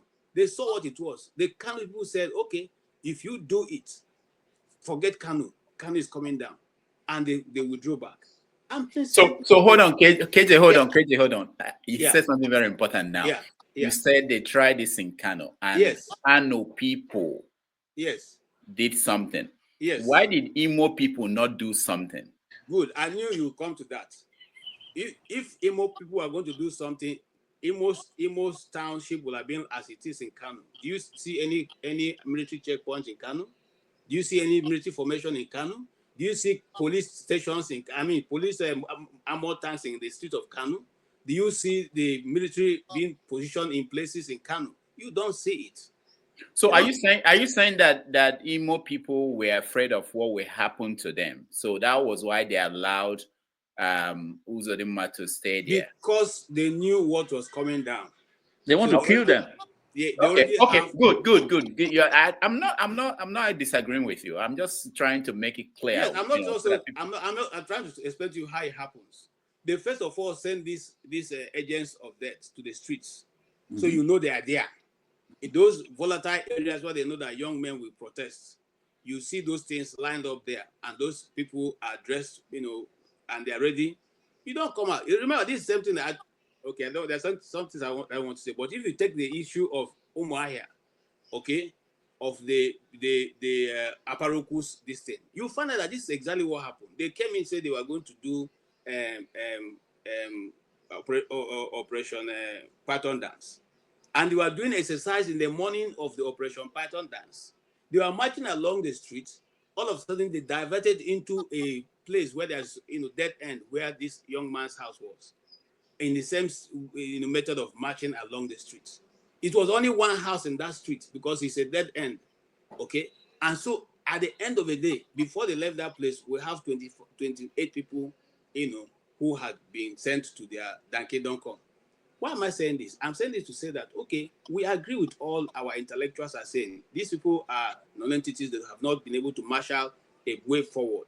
Can you guys give us a way forward to bring about leadership in the East? So that the young men who are misdirected and misguided can now be able to follow your roadmap and bring about the ability of the Igbo man to be able to use his hand and use his brain to make good his life. That's all we're asking for. Thank you so much. All right, thank you. Let me also suggest, because this is not how you say, let me just suggest that KJ and Alexi and Righteous Man can form the band of intellectuals that will give us the alternative to what the other people are doing that they are not doing. I don't have it. I'm already following this one that they presented. I don't have. Oh, you don't have a new idea? No, I don't. Okay. Yes. Okay. Maybe it's difficult. Let's go to Chim. Chim may be able to give us a good answer to this quagmire. All right. Thank you for patronizing me, Rudolph. So I guess our topic today was supposed to be Congo issues, Trump's policies, the ghost town in the southeast, and IBB's autobiography. But somehow Dr. Mo chipped in Biafra and Ojukwu, and then everything has gone haywire, even though he made a wonderful speech. But I'll resist all of those temptations. It's difficult not to appreciate Dr. Ogbunwezeh. My views about life and intellectualism is not that I have to disagree with you for the sake of disagreeing. Anybody who is into that kind of a lifestyle, good luck to you. It's also not my style. I was coming for this program, but I forgot that I already had something else I had scheduled. So in my trying to do the so-called doing two things at the same time, I realized it was not possible because I was missing bits and pieces of what he was saying. So I am not one who must necessarily speak, and I'm not here to please anybody. So my being honest is not to make anybody like me. So for those who don't know details of what's going on behind, we still like you, Chim. I'm not interested in that. Don't like me. So don't like me. So, but the point is, I think, with what I listened, the bits of things he said, like I said, it's difficult not to appreciate. He's an intellectual. He brings a lot of things you might not know, and I'm very willing to listen to him. But the one area I tended to disagree with him, but I couldn't do that because I didn't have deep insight into previous things he had said. So I wouldn't necessarily disagree with him for the sake of it, is, when every society stays to preserve themselves, no, there is no society. And many of us who are Nigerians, I repeat, are very hypocritical because I see people who come from the Southwest and saying that they will not let any Fulani man come and subsume them. And then on the one end, they come to other places and they say somebody is trying to brown whatever it is. And not that I am supporting it, there's a deliberate policy of browning and saying it is right. But the point remains, every group of people want to preserve themselves. It is a legitimate aspiration. It is only wrong when you do that and you are trying to literally squeeze other people out in terms of take their life to exist. But if you're doing it to preserve yourself and you're doing live and let live, I will preserve myself, you go preserve yourself. I don't think there's anything wrong in it. I'm one of those who constantly tell people who want to hear, let's all go home and go and fix our Nigeria.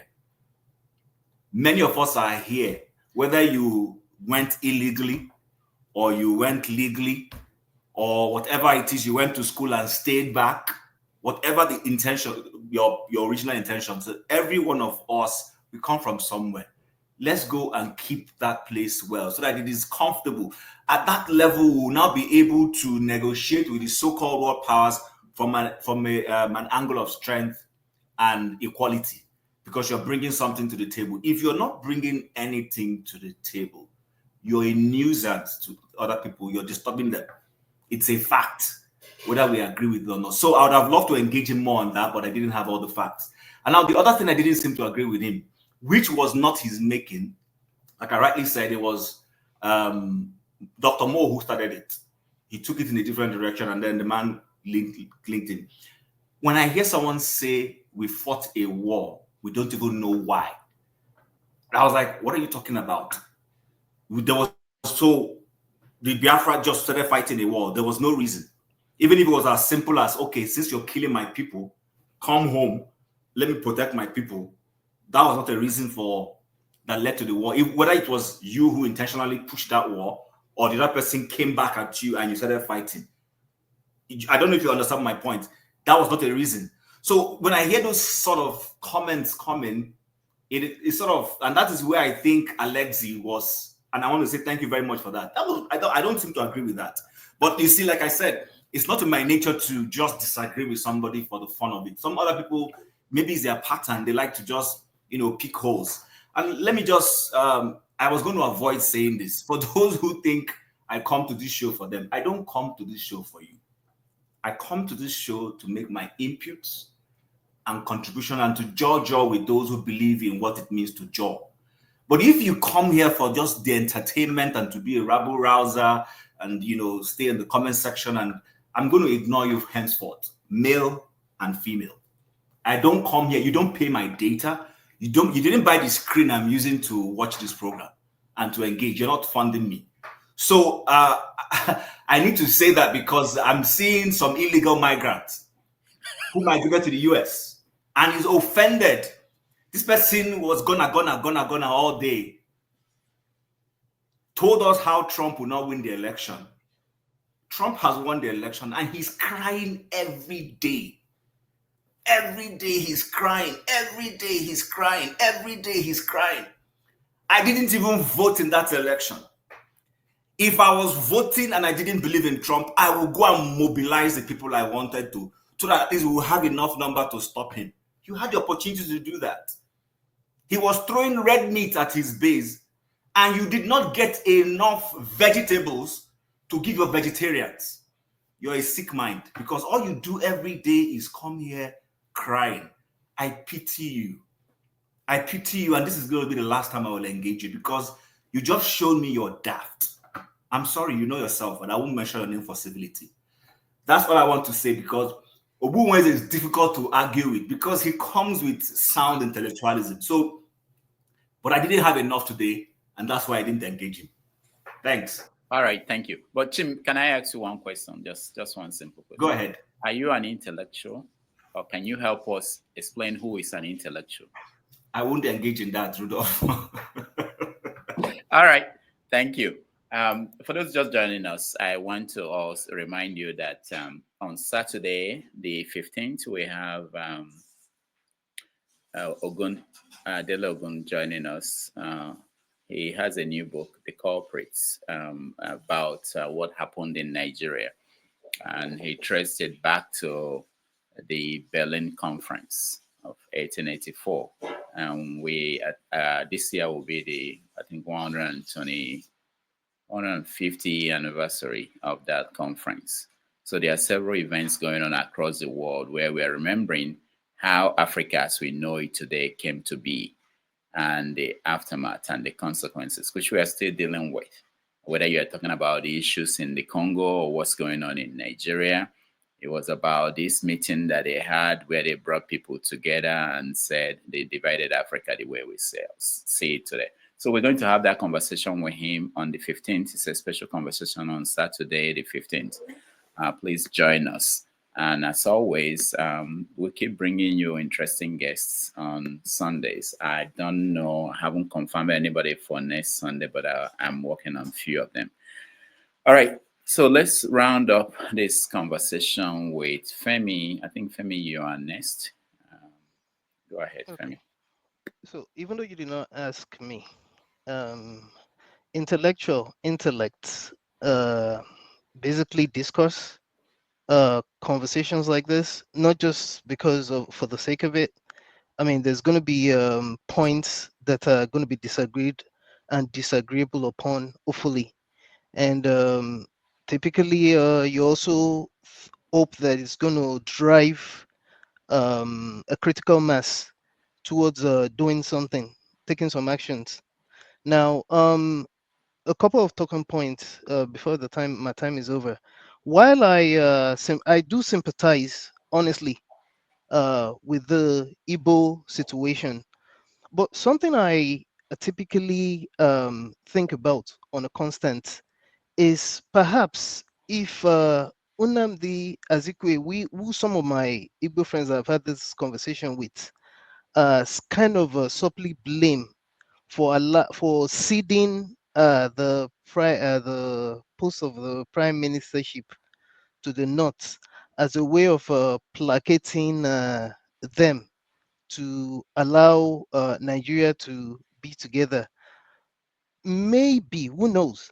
Who knows if we might not find ourselves in this situation, because apparently during the 1953 constitutional conference leading to when Nigeria got her independence, there's always been that ongoing ethnic divide, especially amongst the three major nationalities in the aftermath of the what's it called, the amalgamation of northern and southern protectorates. And so, just like the doctor, our very amiable doctor, sounded out, the issue with Nigeria obviously did not start today, and it's a very tough one, because that same situation that's been ongoing prior to our so-called independence, it's a continuing one, and it only reflects what is happening across the entire continent,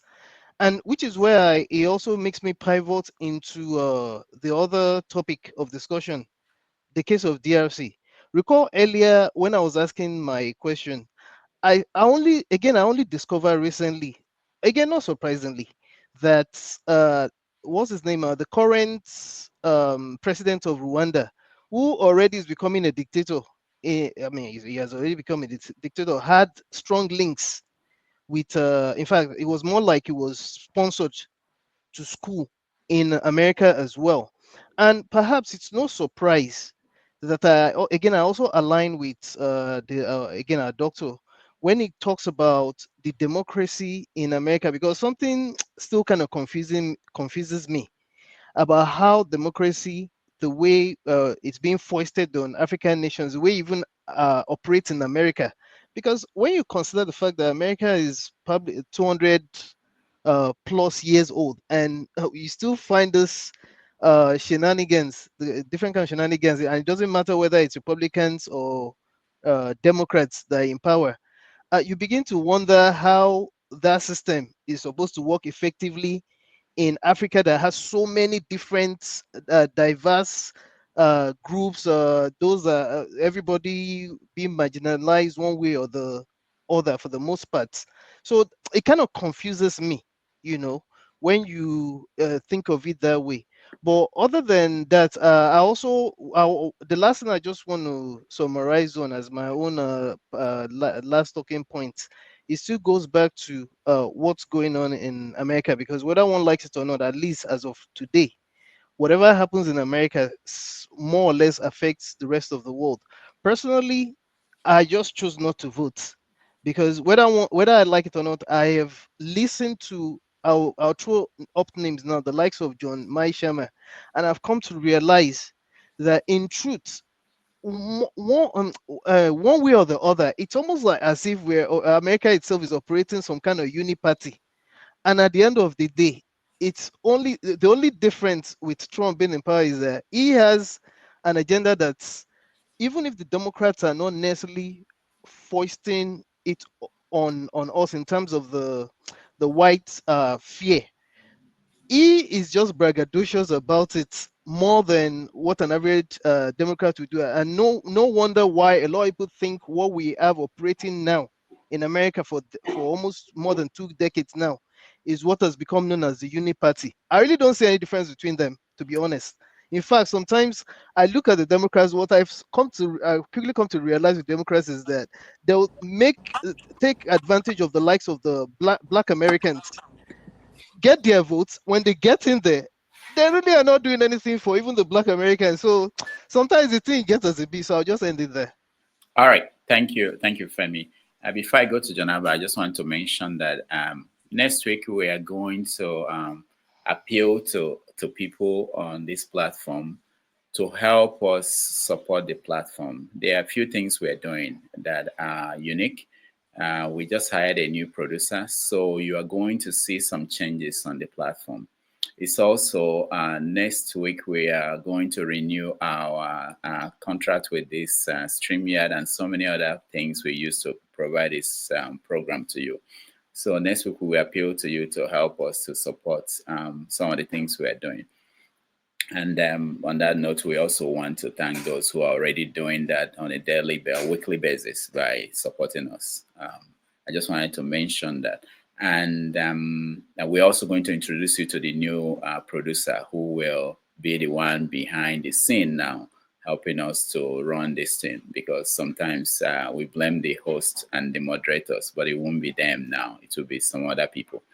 All right. I forgot who is next. I think you refuse to include our salary with the panelists.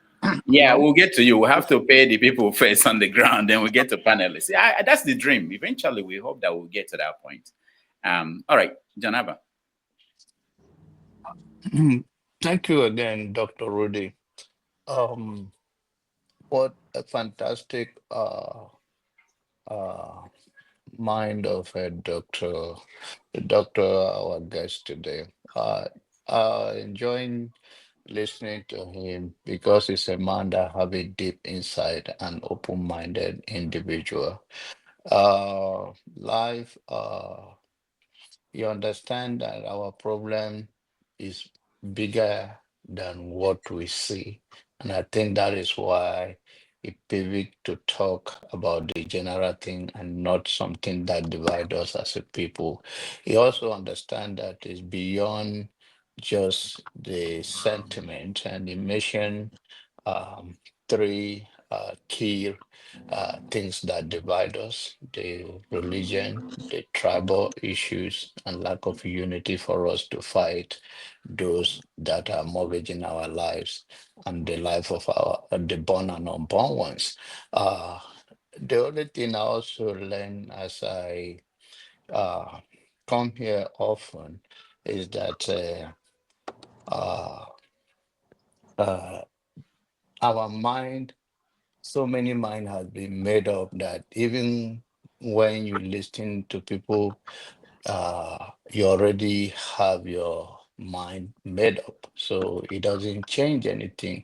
And I don't think as a group we will grow like that. You can disagree with people and still agree with them on the other way.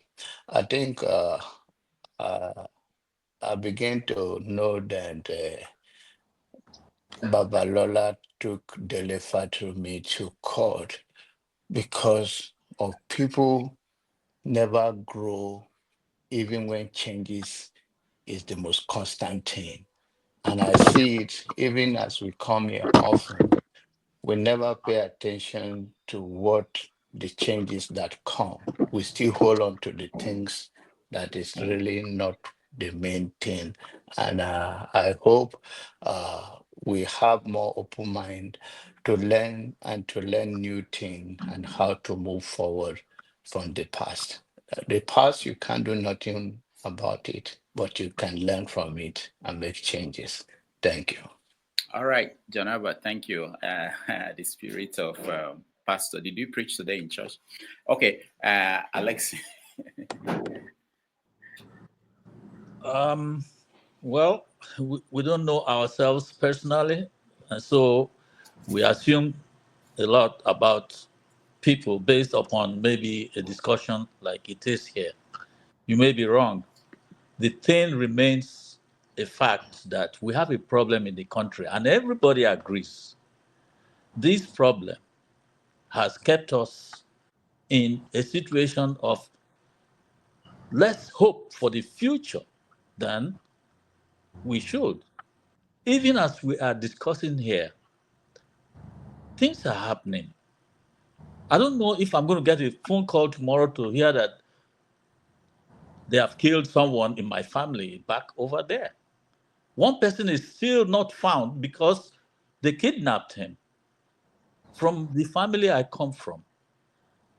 And these things have continued. So if somebody wants me to relax and feel that there's a better tomorrow with things happening the way they are happening, maybe it's because that person does not come from where I come from. Maybe because the person does not believe in all that is being said that is happening in Nigeria. Many people have come to a conclusion that having gone as far as we have with all these things happening, that we cannot come together in good faith as one would pray for, and coming together in what way? To remain in the same position that you want to get away from, to remain enslaved when you need freedom. Freedom is not something you can wish away like that. No, especially when you have come to know the difference.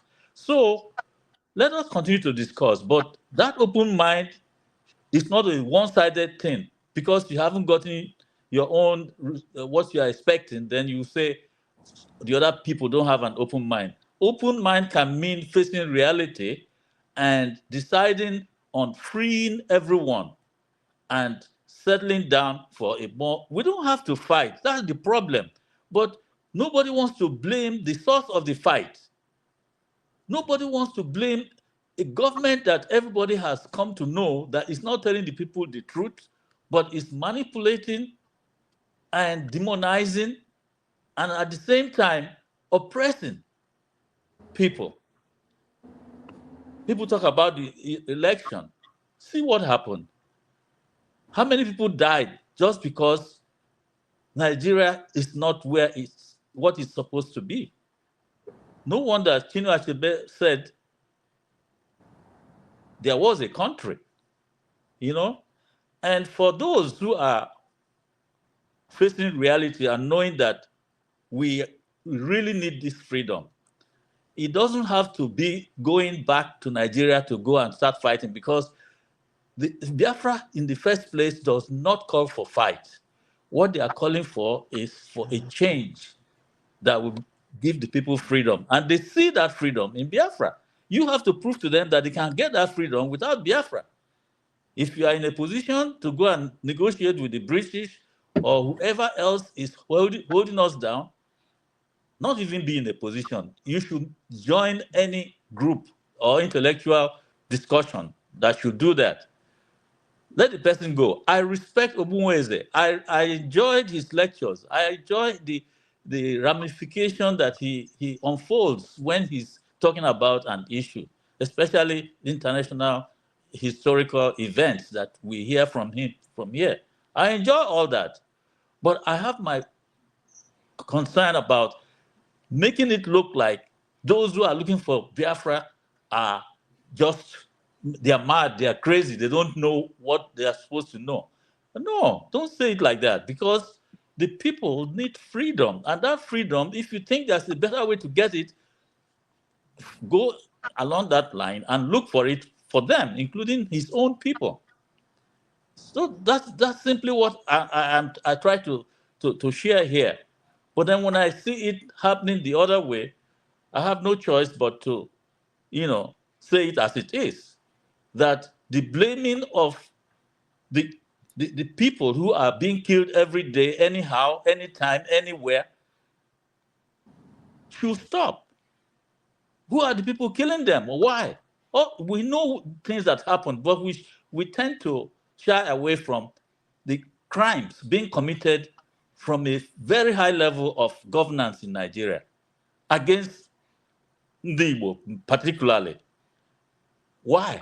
That's why they continue. But we have known enough as a people not to sit back and not push back on what we know, that whether we do it or not, we will still die. They will come and kill. So we might as well die trying to push back. That is the summary of it. Biafra is a goal, and we are close to getting it in the way that we want it. Not that we haven't gotten it, because it was declared. But you may say, oh no, it's a waste of time.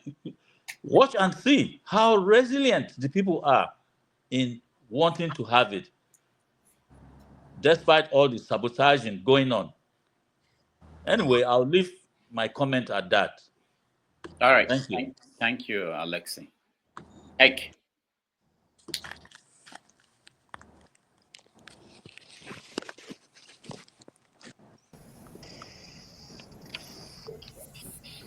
Wow, we have had so much today and had enough today. I've listened from so many angles, so many perspectives.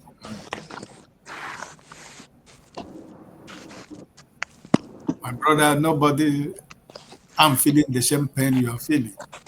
Everybody's feeling the pain, When I talk about senatorial zone, more especially where I come from, what is going on, I know in the whole of Imo State, a lot of things is going on. Everything that happens in Imo State is always to say it is the people of IPOB or they say ESL. But I know actually it's not true. The gang of Gopu Zodima and his killers in Imo State are the people that are terrorizing the people in Imo State. If you're a young man in Olu senatorial zone and you dress well, you become a target. If they find out that you are not with the government, or you don't support the government, you are not a member of APC in Imo State, you're in trouble, because Hope Uzodinma has gone to the level of all the whole town union. He has infiltrated all the whole town union in Imo State. He's using the town unions now in Imo State to pick out people who are against his government. And my brother, it doesn't taste nice in the mouth. It doesn't taste good in the mouth. So When I say that young men in my senatorial zone is running away from Imo State, I'm not just making it up, because I'm from there. I have family over there, right? And I know how many of my members of my family who have left Imo State entirely. Because if you're a young man, you dress well in Olu, more especially in our Olu zone. So it's a problem. It's a problem. So I do not want people to continue to die unnecessarily, because my family is involved also. Nobody's safe in my family. My family, my sister, they have left Olu completely. They are now in Warri. They're not relocated to Delta State. So it's not a joke. It's real. So my brother, everybody feel what you feel, but what we're saying is that if we put our heads together, we can find a common way to solve the problem and to get around it. Nobody's against Biafra. I'm a Biafra man. It runs in my blood. But what we're talking about is trying to find a way that we can do it, that we can be able to get our freedom. That's only my point. Thank you, Dr. Damage. All right, thank you. Maybe what I should have done is there was something I wanted to talk about, but I think I should talk about it now, just for a few minutes before I come to you. Stay humble.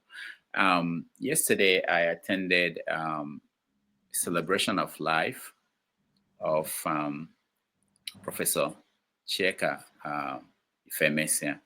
I wrote a tribute to him when he died. And at the event last night, he was an advisor to Juku during the war, and he died at 99. For those who read my profile of him, when I first came to New York, I used to go to his house, and he was telling me stories about what happened. He went to UI, went to the UK, then came here to teach. He taught at UI, taught at UNN, and he told me what happened during the war from his own perspective. And my takeaway from everything I saw last night, among the things that happened last night at the celebration of his life, the wife of Chinua Achebe was there. And she came to people were surprised at what she presented during that event. She said that 5 years ago, that was when the man was 94. 5 years ago, when the man was 94, they started translating Things Fall Apart into Igbo. Achebe's wife lives in Rhode Island, and the man is in Long Island here.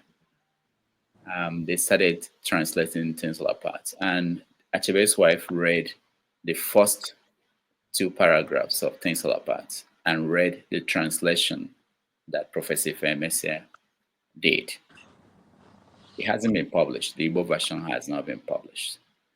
I said this to talk about when we castigate intellectuals. One is that we remove ourselves. We're not part of it. We blame them. And the work they do, the ones they've done, the places that they contribute, we don't know. We don't even read. Most of the people who are talking about intellectuals, there's nothing about Nigeria that has not been published in books, solutions. They are in books, they are in articles. But it's easy to say that they are not contributing. This man was 95, translating Things Fall Apart, published in 1948, I believe. Any of us here who are Igbo people can translate it. You can make it your job, your life's work to do.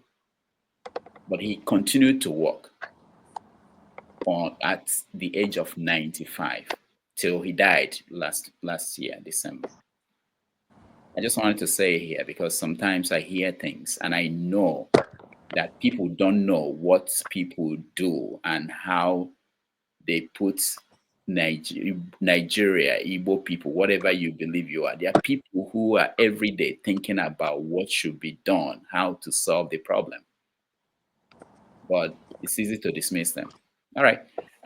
Rudolph, one yeah. of his quote is in line with it goes like this. Let me paraphrase that. People always say what they did to us or what they are doing to us, but we never ask what we did to them and more.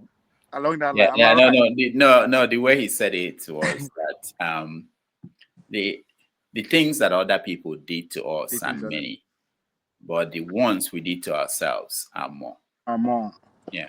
Which takes me to No. I didn't call you to speak, Ovie. Hold on. I want help you define intellectual now. Since it's not the struggle, I want help you define intellectual. Anyway, I'll wait for my turn. All right. Okay. Yeah. Thank you for waiting. Wanted to use it.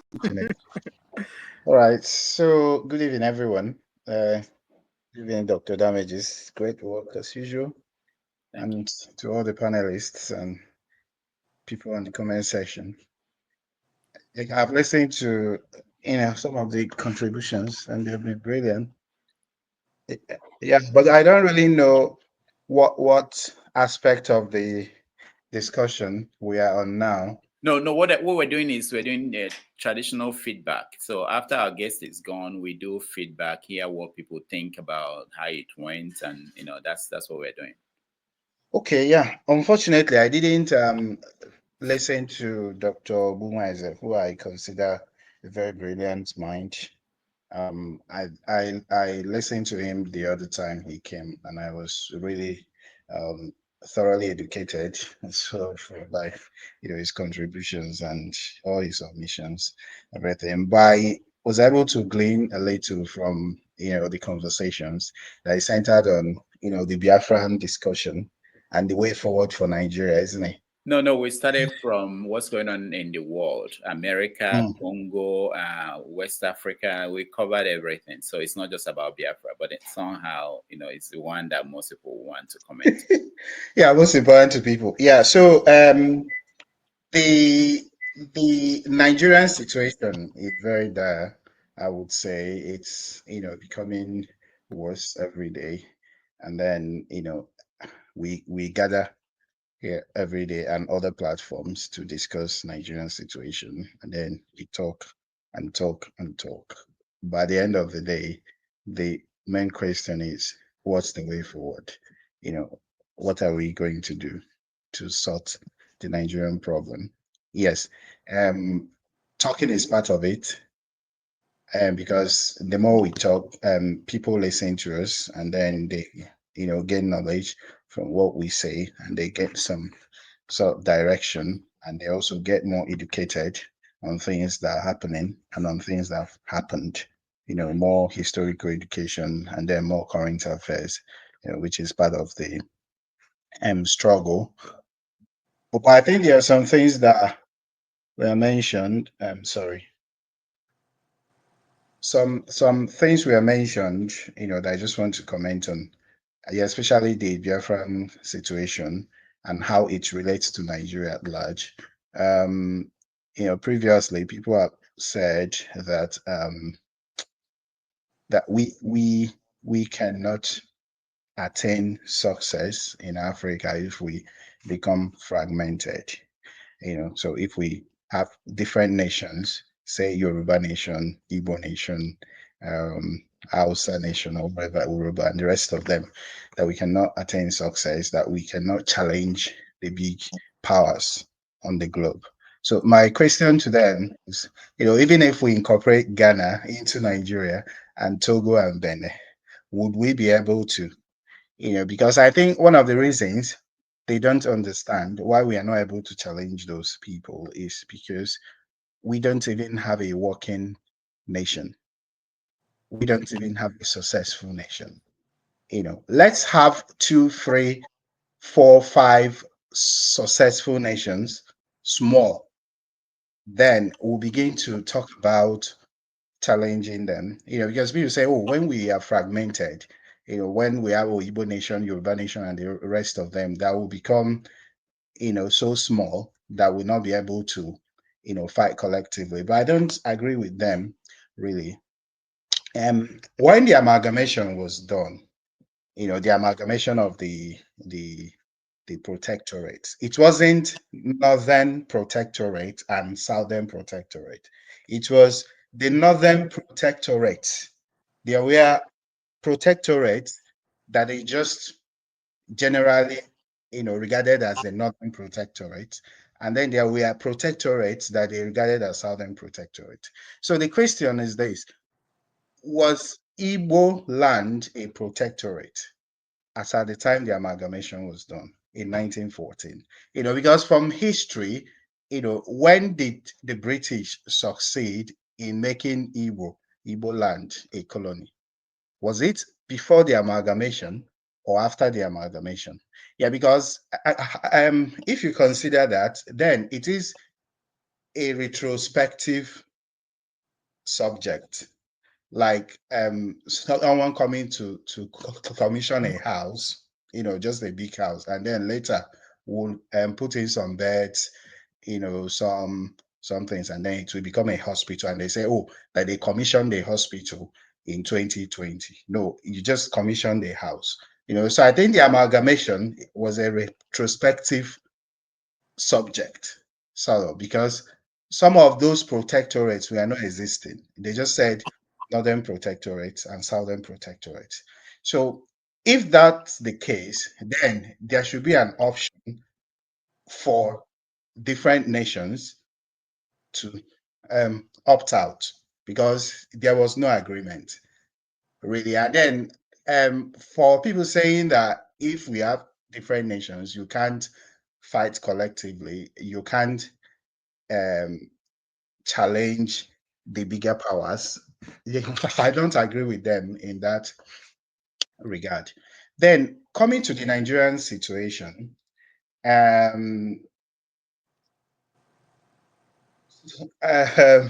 sometimes I hear people, saying that if you want to defeat the ruling class, that the opposition should come together. Who are the opposition? Should come together. So bring this person, bring the other person, and then they just come together. No, we must build a good political culture first. People must participate, like minds must come together to start building a vibrant political culture, a good political culture, not opposition coming together. It happened in Gambia in 2015. The major opposition parties came together to challenge Yahya Jammeh, who was president for more than 20 years. They succeeded. Yeah, so they chose Adama Barrow. Then he now came to power and became another Yahya Jammeh. Yeah, so if we want to solve the Nigerian situation, the Nigerian problem, we don't need to say that the opposition should come together, because they don't have the same goals. They don't share the same visions. We must start building a political culture, good, vibrant political culture, and then start nurturing those things, those values that we believe will be beneficial to the Nigerian state. All right, so stay humble. So sorry, I have to cut you short. We have a limit of 5 hours. It's actually from next week we can do more than 3 hours. So everything, all our conversations will be able to get it done within 3 hours. But I appreciate you, and hopefully you'll join us another time for where we give you more time to air your view. Thank you. Ovie, 2 minutes, and then Michael, we end it. Yeah, thank you. Yeah, talking about intellectuals, I think the simple definition of intellectuals is somebody who uses his intelligence, critical thinking to analyze or challenge a constitutional power or general norms or a dominant ideology. I think to me that's what intellectual is all about. And I think our problem is that because we are so used to arguing, seeing things from black and white, good or bad, all the time. That's why all we could take from what Doctor, this class today was Biafra. And the argue about Biafra is still the same thing as it was yesterday and forever, which the doctor also talked about, that we don't read. Nothing that is happening now that is not written. It's like now actors. If you look at our leaders now, scripts that they play out, and if you read, you actually understand what is going on. He said it. The Biafran fight, you are not fighting Nigerian government, and we all agree saying Nigeria is a colony. He said it himself. The CIA, America, their CIA, has taken over the mantle of colonizing Nigeria from the British in the 60s. He did all this, and you don't need to disagree or agree with him. There are a lot of books that actually let everything out. So the fact that we think our struggle is beyond is that these people that we are seeing is just half of it. So there's more to it. So when the man comes to analyze what is actually happening, and all we could take about is that narrow view of everything is actually sad, because the world is changing. The world has changed. It talks about AI. It hasn't even go deep into that. In the next 4, 5, 10 years, we did say we are enslaved now. It's coming. You will be so educated, intelligent, no job, nothing for you to do because there's an AI or robot that is better than you. So the world that we live in today has gone beyond a Fulani man. But no, the power that be are not interested in you or how you feel. Now the resources. You should be lucky that you are seeing you visit and get some share from the resources that you think you own. I say you think you own because if you cannot protect what you have, you don't own it. So we should be lucky that we see they get small from those that control the resources now, the power that be. You see, because if you got to a point, if they don't want to see your face for that place, they see us and us, they go wipe you out. It's not something. So, and that's why I was trying to actually make Dr. see things from the realist point of view. America no care about democracy. All you need to understand, go back to the argument when they were setting up their constitution.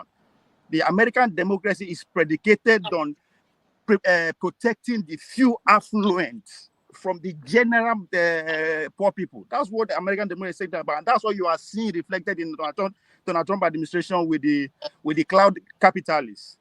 Again, go read Techno-Feudalism by Yanis Varoufakis. You understand that seeing the Elon Musk and the rest, they are not just there for anything. They are further ahead in terms of the new human being. Maybe 20 years from now, the argument will not be my son has to go to this school to be smart. No, you have to be say, okay, what kind of chips am I going to chip my kids to start a competition? That's where we are. We just everywhere where they fight now, we fight they go all the terrorism. Now resources that they drill. Just go there, go see the international companies that are working, even so that the fights they go on. So it's beyond. So it's just sad that after everything when the man talk, we just focus on just some narrow argument that all of us don't. We think the people that carry us people are still alive, and you think you know the truth. You will not know the truth. They are still in power. Those who fight civil war are in power. How dare you know the truth? You can't. Nobody's going to tell you. So, Moku, they see things from a broader view. It's 2025. It's no longer 1995. All right. Thank you, Ovie. Thank you so much. Final words from Michael.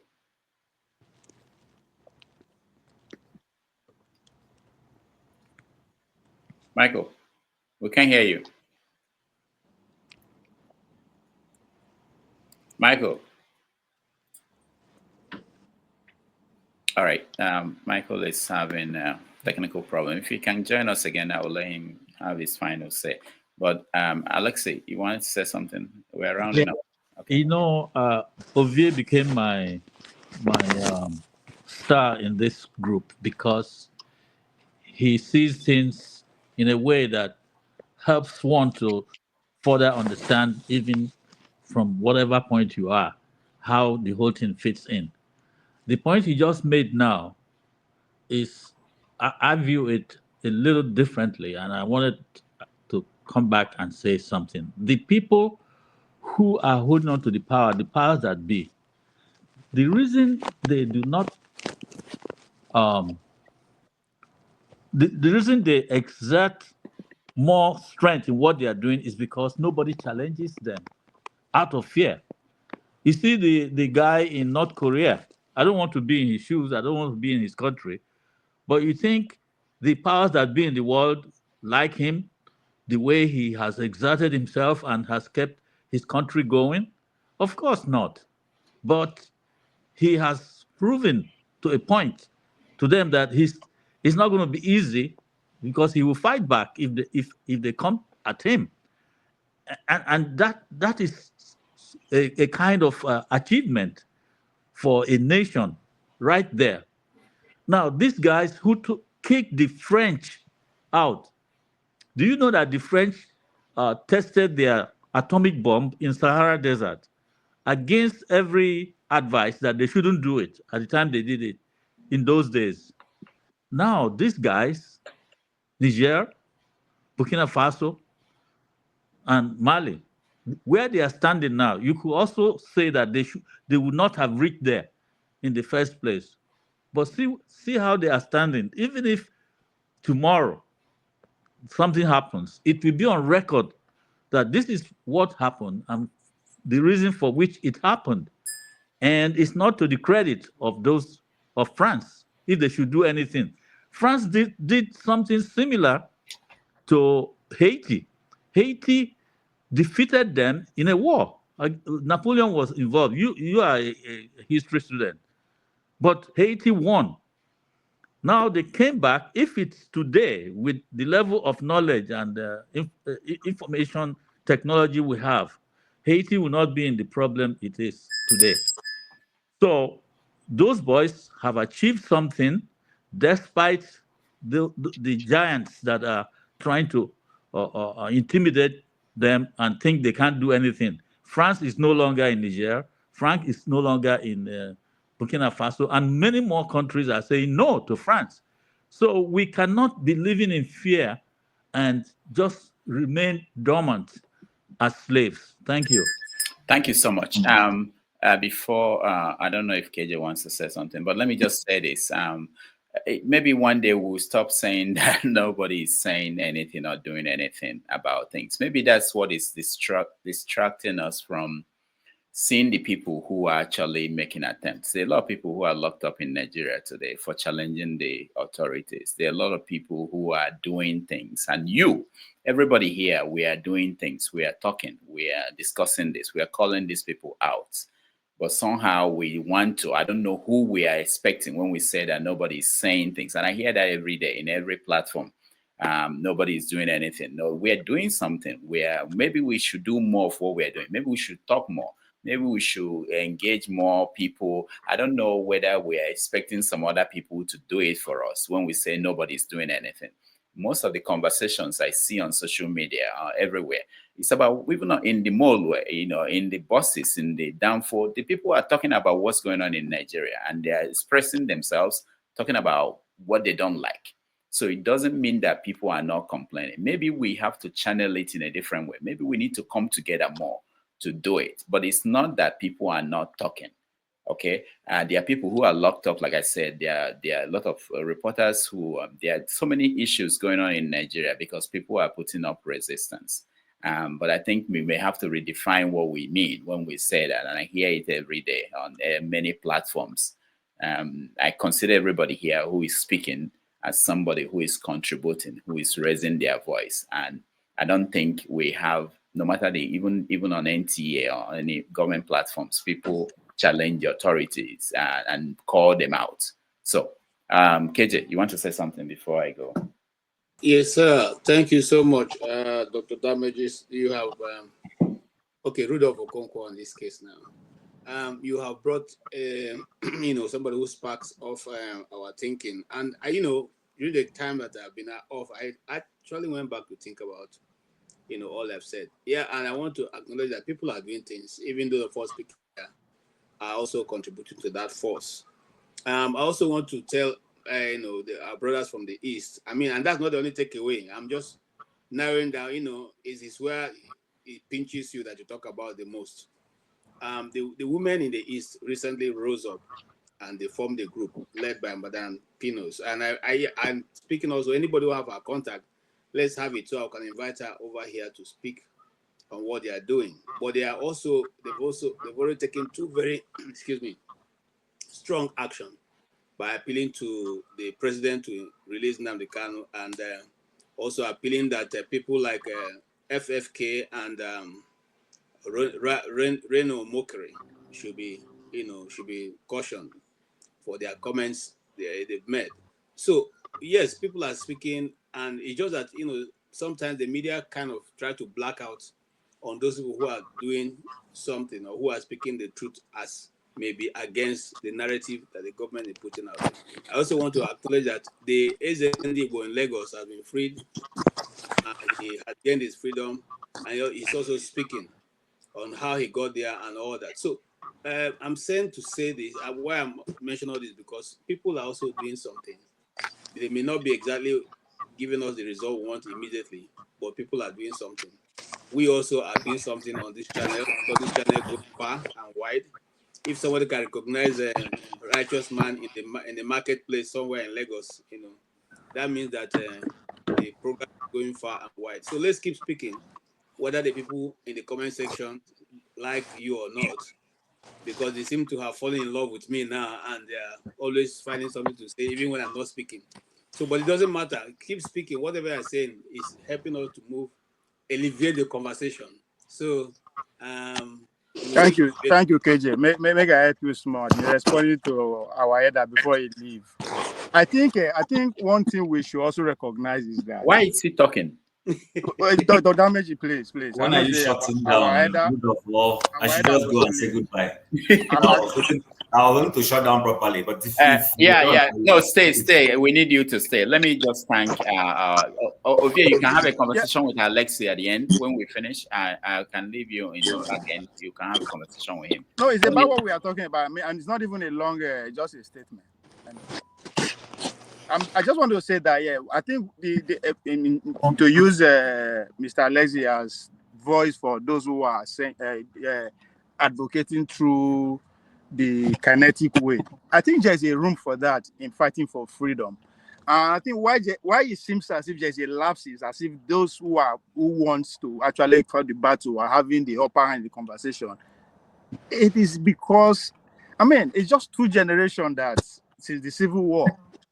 It will take time for the voice of the intellectual as we put them together, what we wanted to articulate. It will take them for that to dominate the conversation. It's just 50 years, much. How it take a lot of more accumulation of wealth, more building people on intellectually on that, for actually that their own voice to be heard. Because at the end of the day, just like what the professor said, after the fight, we will sit down for boardroom, iron it out. So the two, both the theoretical way and the kinetical way, have a place in fighting for freedom.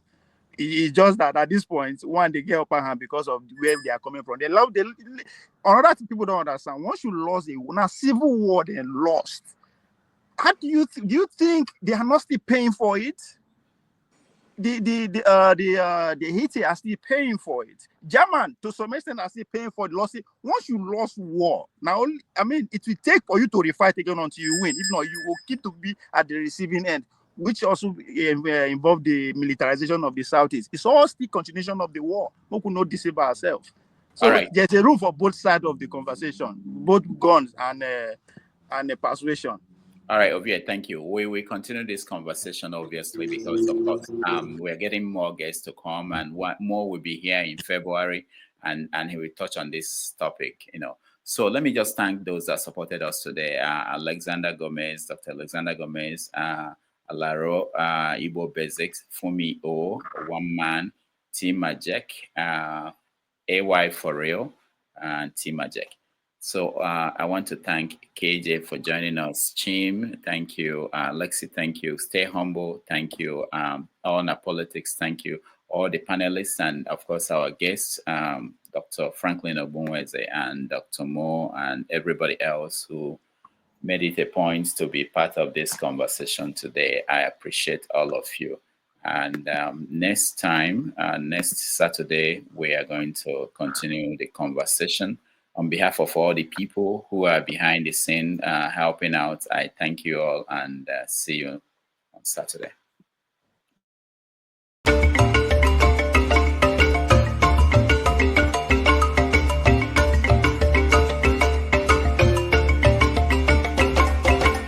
Ladies and gentlemen,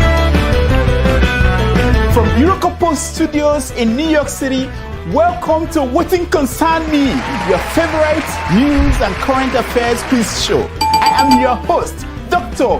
Jakiri Damages.